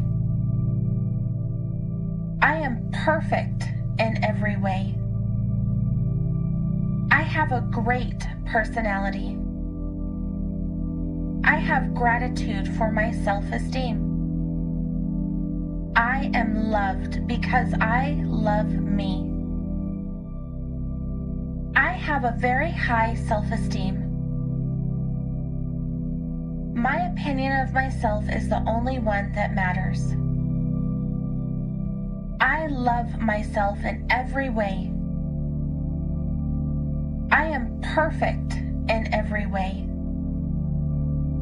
I have a great personality. I have gratitude for my self-esteem. I am loved because I love me. I have a very high self-esteem. My opinion of myself is the only one that matters. I love myself in every way. I am perfect in every way. I have a great personality. I have gratitude for my self-esteem. I am loved because I love me. I have a very high self-esteem. My opinion of myself is the only one that matters. I love myself in every way. I am perfect in every way. I have a great personality. I have gratitude for my self-esteem. I am loved because I love me. I have a very high self-esteem. My opinion of myself is the only one that matters. I love myself in every way. I am perfect in every way. I have a great personality. I have gratitude for my self-esteem. I am loved because I love me. I have a very high self-esteem. My opinion of myself is the only one that matters. I love myself in every way. I am perfect in every way. I have a great personality. I have gratitude for my self-esteem. I am loved because I love me. I have a very high self-esteem. My opinion of myself is the only one that matters. I love myself in every way. I am perfect in every way. I have a great personality. I have gratitude for my self-esteem. I am loved because I love me. I have a very high self-esteem. My opinion of myself is the only one that matters. I love myself in every way. I am perfect in every way. I have a great personality. I have gratitude for my self-esteem. I am loved because I love me. I have a very high self-esteem. My opinion of myself is the only one that matters. I love myself in every way. I am perfect in every way. I have a great personality. I have gratitude for my self-esteem. I am loved because I love me. I have a very high self-esteem. My opinion of myself is the only one that matters. I love myself in every way. I am perfect in every way. I have a great personality. I have gratitude for my self-esteem. I am loved because I love me. I have a very high self-esteem. My opinion of myself is the only one that matters. I love myself in every way. I am perfect in every way. I have a great personality. I have gratitude for my self-esteem. I am loved because I love me. I have a very high self-esteem. My opinion of myself is the only one that matters. I love myself in every way. I am perfect in every way. I have a great personality. I have gratitude for my self-esteem. I am loved because I love me. I have a very high self-esteem. My opinion of myself is the only one that matters. I love myself in every way. I am perfect in every way. I have a great personality. I have gratitude for my self-esteem. I am loved because I love me. I have a very high self-esteem. My opinion of myself is the only one that matters. I love myself in every way. I am perfect in every way. I have a great personality. I have gratitude for my self-esteem. I am loved because I love me. I have a very high self-esteem. My opinion of myself is the only one that matters. I love myself in every way. I am perfect in every way. I have a great personality. I have gratitude for my self-esteem. I am loved because I love me. I have a very high self-esteem.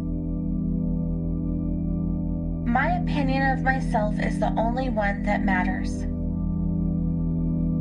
I love myself in every way. I am perfect in every way. I have a great personality. I have gratitude for my self-esteem. I am loved because I love me. I have a very high self-esteem. My opinion of myself is the only one that matters. I love myself in every way. I am perfect in every way. I have a great personality. I have gratitude for my self-esteem. I am loved because I love me. I have a very high self-esteem. My opinion of myself is the only one that matters. I love myself in every way. I am perfect in every way. I have a great personality. I have gratitude for my self-esteem. I am loved because I love me. I have a very high self-esteem. My opinion of myself is the only one that matters. I love myself in every way. I am perfect in every way. I have a great personality. I have gratitude for my self-esteem. I am loved because I love me. I have a very high self-esteem. My opinion of myself is the only one that matters. I love myself in every way. I am perfect in every way. I have a great personality. I have gratitude for my self-esteem. I am loved because I love me. I have a very high self-esteem. My opinion of myself is the only one that matters. I love myself in every way. I am perfect in every way. I have a great personality. I have gratitude for my self-esteem. I am loved because I love me. I have a very high self-esteem. My opinion of myself is the only one that matters. I love myself in every way. I am perfect in every way. I have a great personality.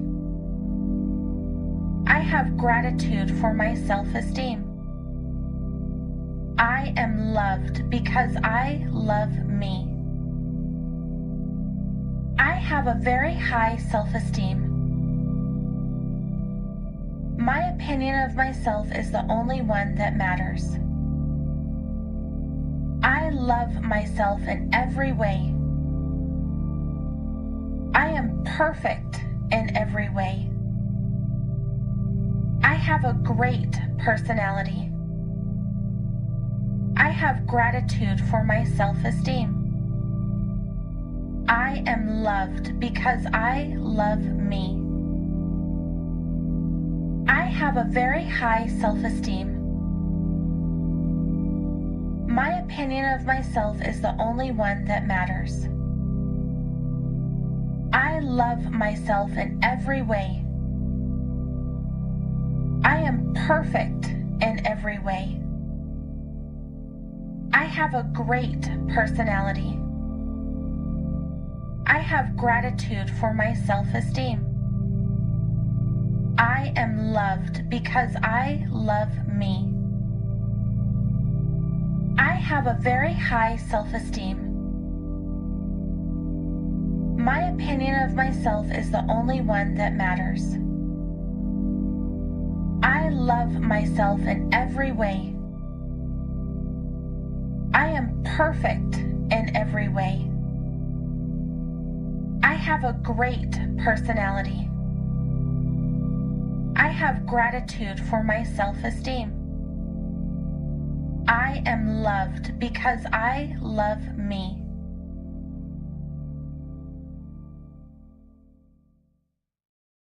Great engineering managers practice an inclusive management style. What does that mean? And how can you cultivate one? Well, in this episode of the Engineering Career Coach podcast, Jen Bunk, career coach for tech managers, is going to tell us exactly how to do it. She's going to list the points that you can use to create and cultivate an inclusive management style with your team. Let's jump right in.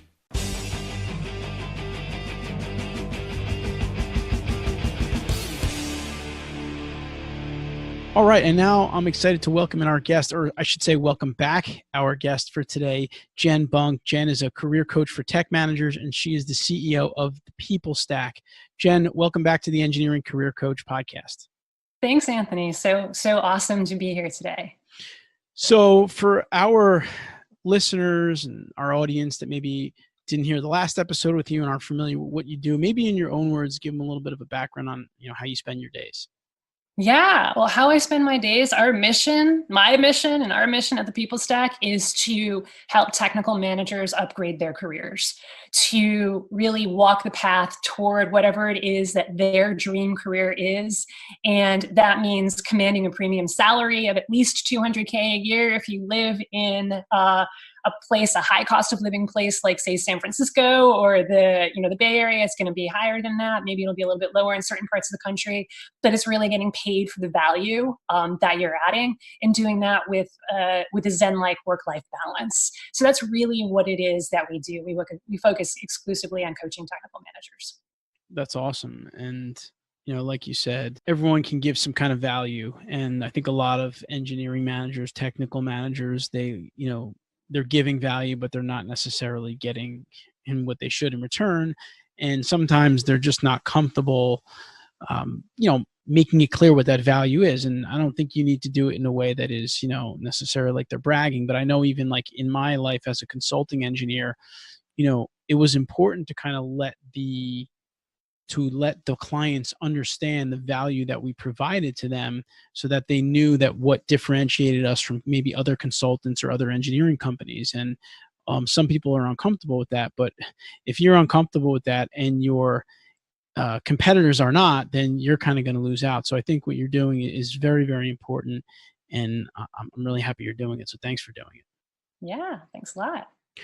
All right, so we're going to talk today about an inclusive management style. We're doing a lot of research at EMI. We've identified kind of 4 key drivers of great engineering managers being an inclusive management style, providing career growth opportunities for their team, interpersonal engagement, and the ability to manage projects. And we're going to talk to Jen today. We're really going to touch on two of those, the inclusive management style and interpersonal engagement. We're going to focus a little bit more on the inclusive management style. And so, Jen, let's kind of dive right into this because it is an interesting topic. It's certainly something that listeners out there can start to do in their careers if they want to, kind of create that that kind of atmosphere that's much more comfortable for their team. And I know that one of the first things that you like to focus on, or kind of in the list of points that we're going to go through, is building trust. So maybe we can start with that. Yeah, absolutely. So it has to start with trust. So when I think of inclusive leadership, I think of how do we include everyone who we possibly can. And that means not only making sure that you're communicating to everyone that you possibly can and including them in conversations, but it also means empowering everyone that you possibly can. So if you're an engineering manager and you have a team, that means empowering everyone on your team and hopefully even everyone in your organization to do what it is that they are great at. So and you can't do that, and you can't create that space for making sure that everyone's included and has their room to shine and show their superpowers. You cannot do that if you don't have trust. So it has to start with building trust, and it's not just a one-time thing. That's the other thing that I would add for now. That we can talk about this more and unpack it even more. But like, it can't just be one conversation that builds trust. You got to start somewhere. And so it starts usually with one conversation, but it's really about a series of conversations that are going to happen over weeks and months and often years. And that's how trust is built. Yeah, that's great. And I like that point there at the end of how, it can't be a one-time thing. I think that with these 4 key drivers, I mean, we can tell an engineering manager, a technical manager, like, here are 4 drivers that if you do these things well, you're going to become a great manager, your team's going to love you. So that's great. But you can't then take those 4 things and go through them like an engineering punch list and just say, done, done, done, done. It's more like something that you need to cultivate habits. Like I always tell my kids, build better habits, always build better habits, build better habits. So you got to cultivate these habits around these 4 drivers all the time in your career, and all the conversations with your team, and all the emails with your team, and all the correspondence with clients and different things. And so I think that's an important thing to highlight here at the beginning of Jen and I's conversation, because as we go through some of these different points, these are things that have to just become normal for you, that have to just become all the time things. And it happens for great managers. It happens even if you go into sports and you look at the teams that tend to win consistently over and over. It's because they're building better habits and doing all the right things. So that's something to keep in mind. So Jen, the next point that we want to dive into a little bit is, getting to know your team. Talk about that. Yeah. So a lot of times people say, okay, great. I understand that I need to build trust. How do I do that? And there's no easy way, like we just talked about. It's about developing those habits, and that happens over time. It's really about thinking about your career and building the path to leadership mastery as a marathon. But how you start is with conversations, and how you start is really by getting to know every single one of your team members, every single one of the people who you work with, all of the stakeholders, all of the decision makers for the projects that you're working with. And so when I say know them, often what I tell my clients is know them to their bones. And what I mean is like know them, like know their soul, like see the inside of them and enter their world and really understand where it is that they're coming from. And then you even take it to the next level and you say, okay, I can actually even appreciate where they're coming from. Like, because it's one thing to keep an intellectual and say, oh yeah, I get it. Right? Especially if you've been there before, right? And you've experienced something that they've experienced before, or been on a similar project before, or have a similar personality. It's really easy to build trust with people and to know people, and to appreciate people who are the same as us and have similar backgrounds and who have been on similar projects as we have, or if it's a kind of project that you've been on before. That's really easy. The challenge comes when it's people who are different, different backgrounds, or maybe there's something new and contextually, it's a new kind of project or a new kind of challenge to tackle. So it's really, then it becomes even more important to really know where everyone is coming from and appreciate that, like really understand who they are as a person, their personality, their beliefs, their values, their experiences, their triggers, like what might trigger them, like the negative and the positive triggers, like what might trigger them to like just be very, to get angry or to get maybe even hostile or aggravated or demotivated. And then also like what are the things that tend to put them in those kinds of states, but then also the positive side of it as well. What gets them motivated? What really gets them in a place of joy, and I want to do this, and let's do this together, team.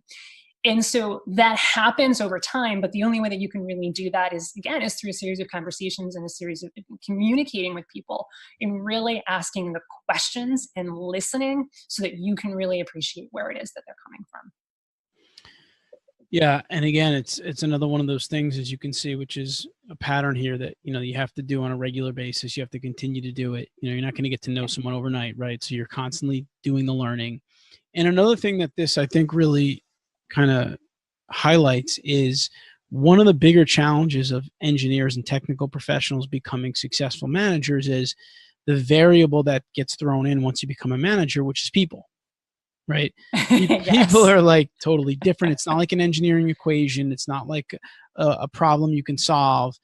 Every person is different. Everyone acts differently. Everyone has different communication patterns, different responses to different things.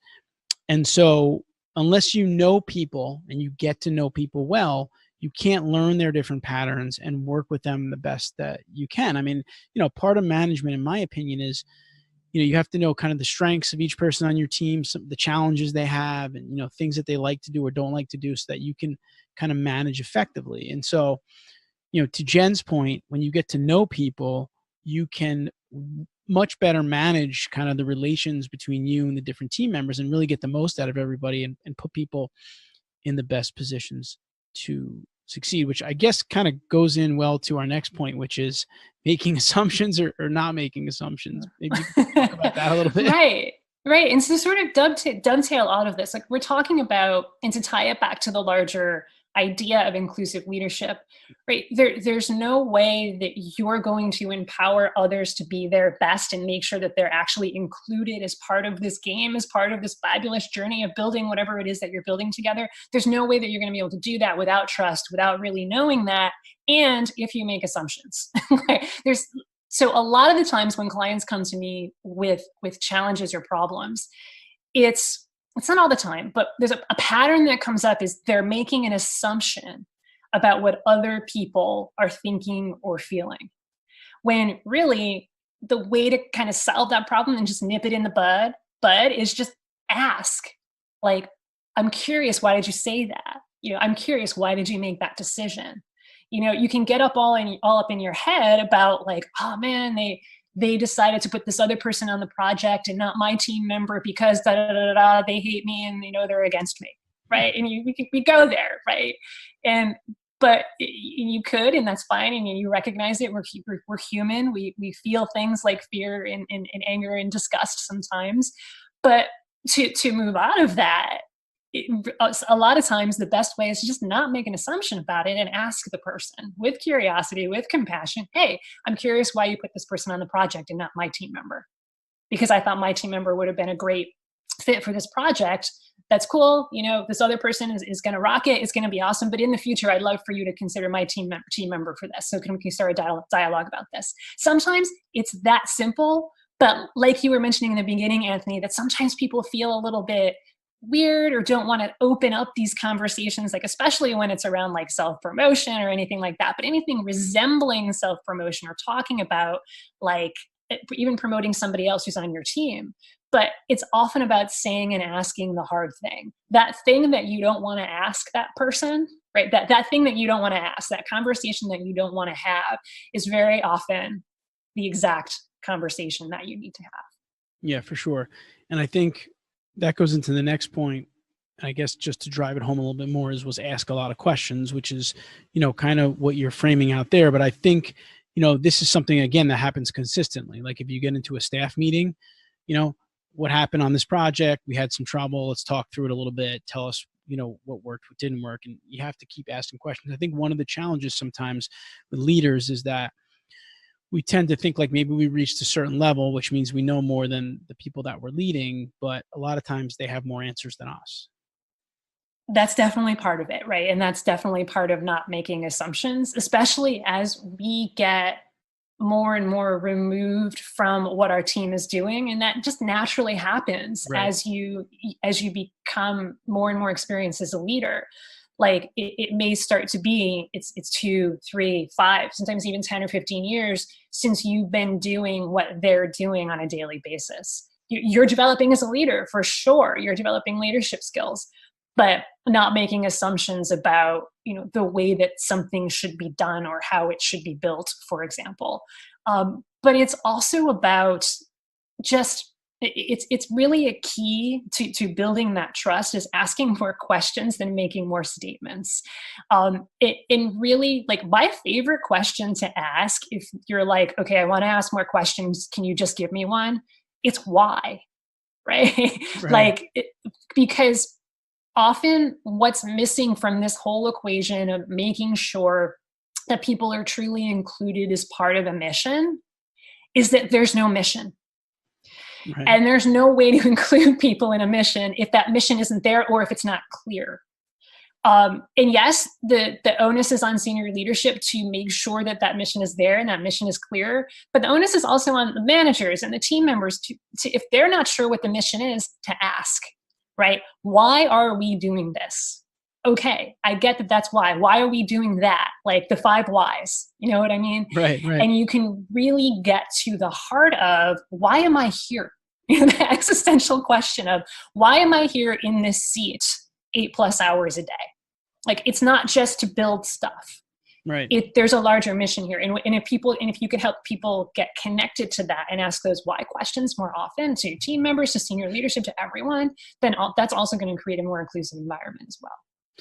Yeah, I totally agree. I mean, I think a big part of an inclusive environment is including your team in the bigger mission or vision of the company or of the project that they're working on. So if you tell me to go and, design this roadway or portion of a roadway, and I'm doing that all day, 3 weeks in a row, it can become monotonous. But if I understand that this roadway is going to, get people safely one place to another, or whatever the case may be, it takes on a bigger meaning because I'm being included in what the overall picture is. And I know that that's an important part of it. Ties into a bunch of these 4 drivers is, connecting people with, the bigger picture of what they're working on, so that they do feel really a part of that. So I think that kind of all comes together there. For sure. And then the other thing that I would add on there before we move to the next point is that what a lot of people miss, because folks like you, folks like me, we talk a lot about organizational mission, like know the mission of your organization. Like why are you going to work? Why are you building the things that you're building at the end of the day? But the other thing that I would add to that so many people miss is, what's my mission in my career? What's my individual mission as a leader? And knowing that's going to help you show up better as a leader and be a more inclusive leader as well, because you're going to be able to behave according to that mission and get people on board with that mission as well. And you're going to be more motivated to do better and to always show up as the best leader possible. So that's the other thing that I would add in terms of mission is, yes, know what your organization's mission is, but also make sure you know what your mission is for your career and what kind of leader that you want to be. Yeah, great point. And that's something too that I can see for managers that can fall through the cracks, because you're thinking about your projects, you're thinking about everything else, and you're thinking about maybe you are thinking about the bigger mission of the company, and you're not thinking about, what is this person interested in specifically, and where do they want to go? Yeah. And the more that we get connected with our own missions, then that's how we're reminded, oh, wow, people on my team have career missions as well. Like I know one of the pillars is about career development, right? Like really making sure that you're talking about the career development of your team members. So that's going to overlap with this. And so if you don't really have a sense of how you want to develop your own career and you haven't done that intentionally, you're not really going to be able to help somebody else do that. But if you're doing it for yourself and you've been on that path and you've made some mistakes along the way, like that's actually even better, because then you can help your team to do that as well and be empowered to have the careers and build the careers that they want to build.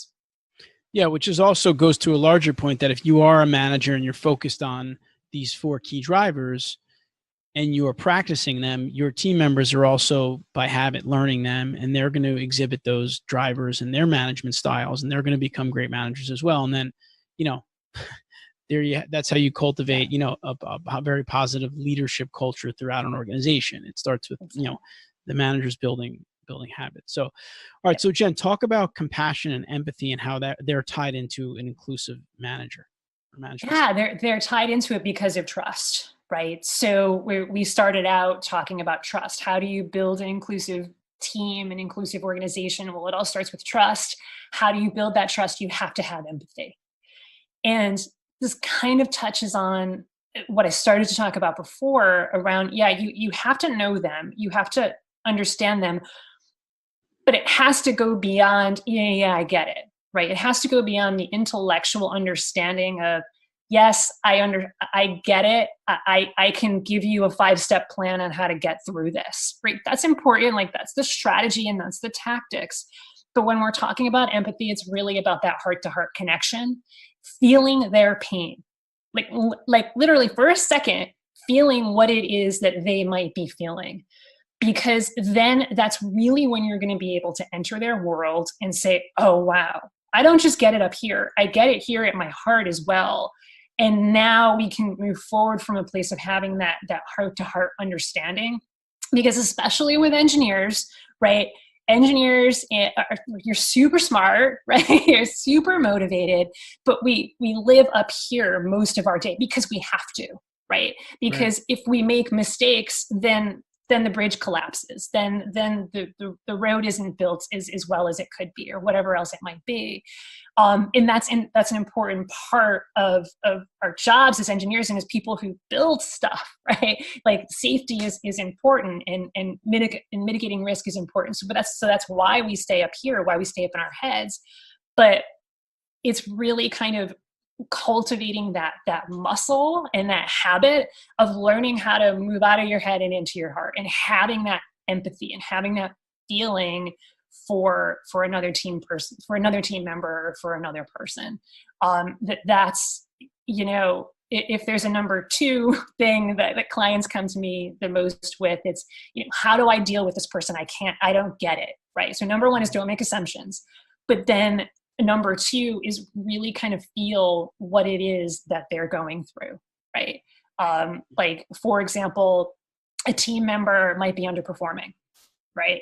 And for some people, where we might go is, oh man, what's going on? Like you're not motivated. You gotta just start working harder. And like, you might start to get frustrated with them, or who knows, right? They're underperforming, and you just start to blame them. And it just becomes this whole thing. So you notice how you might be making assumptions there without having a conversation with them. But when you do have the conversation about, okay, you're not performing up to par anymore, what's going on? It's really about listening to them and understanding where it is that they're coming from. Now, I'm not saying to make excuses for anyone. Like, we have performance standards that we want to meet, right? And it's about getting them back up to those performance standards.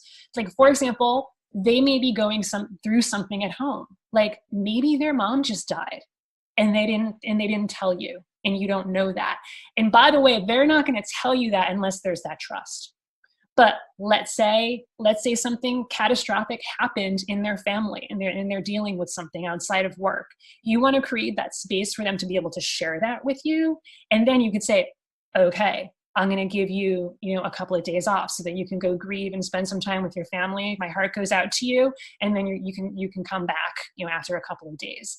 And so we can all, sort of experience that and feel that in our hearts, because even if you haven't experienced that exact thing, we have that capability as humans to have that heart-to-heart connection. So that's what the empathy is really about. Yeah, and I think while empathy can be, difficult and you need to really practice it, I do think that what engineers have going for them often is that in most cases they've been through the engineering ranks like the people on their team are going through now. So they kind of do have somewhat of an understanding of what they're going through in terms of the career ladder and, what they're dealing with on some of the projects and with some of the clients and some of the stressors involved in that, which I think for me was always helpful in management as an engineer, because, I felt like in those ways I could relate.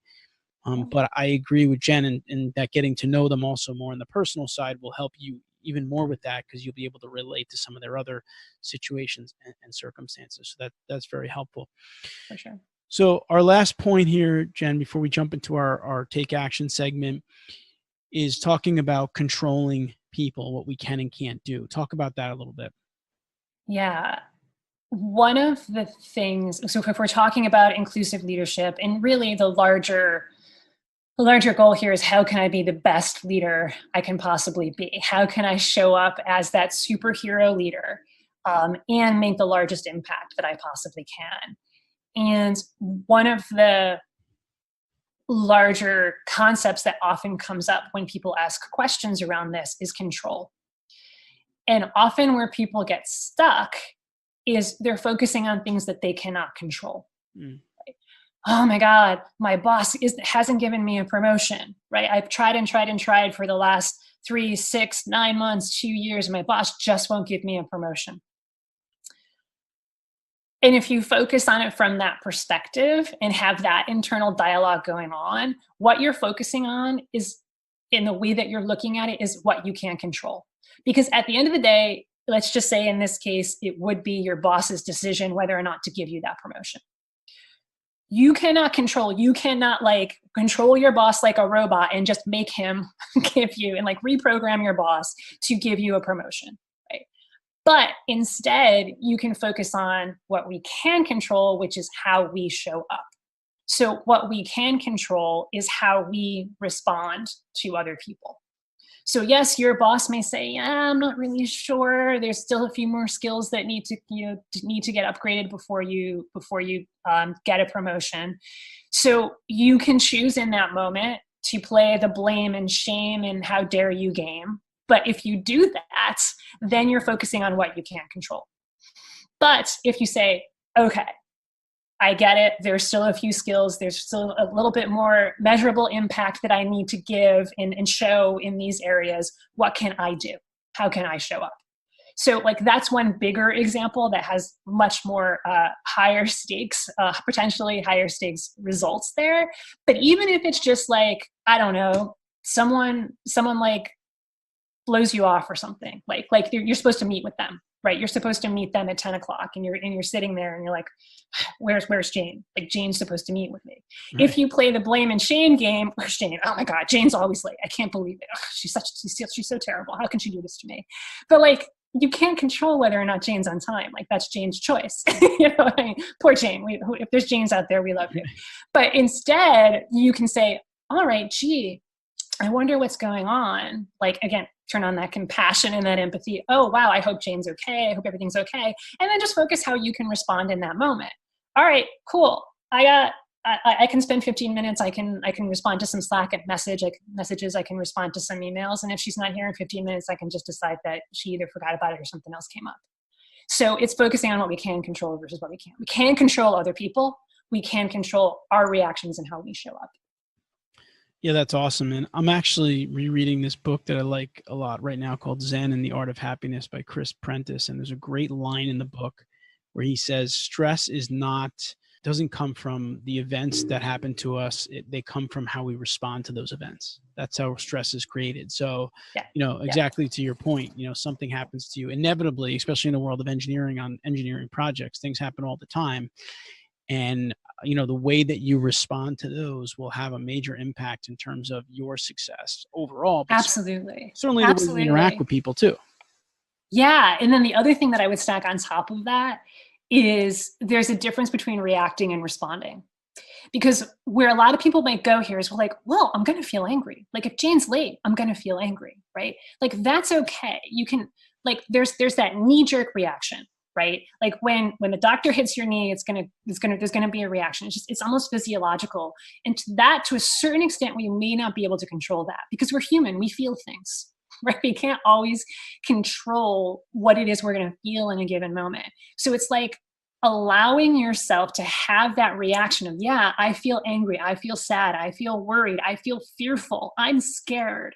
Like allowing that, sitting with it for a moment, giving it a label, like, yeah, I'm scared. I don't know if I can swear or not, but right. But like, I'm really scared out of my mind right now.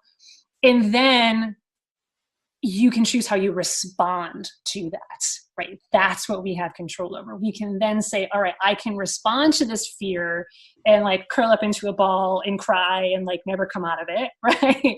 Or I could say, all right, the fear's there. Why is the fear there? How can I turn that fear into an opportunity? Or whatever it is, Sure. You know? So it's really like distinguishing between the reaction, that knee-jerk, like gut reaction that we're gonna feel because we're human, and then what happens in the 5 to 30 seconds after that and how we respond.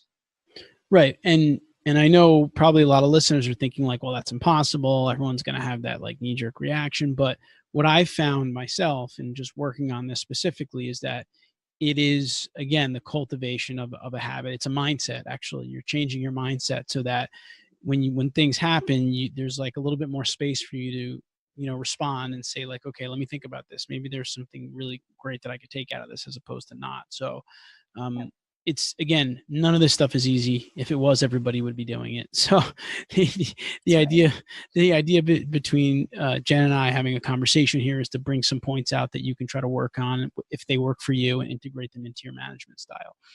Yep. So with that, Jen's going to stick with me and we're going to come back in a minute and we're going to wrap this one up with our Take Action Today segment and give you something actionable that you can take and try to become a little bit more inclusive in your style.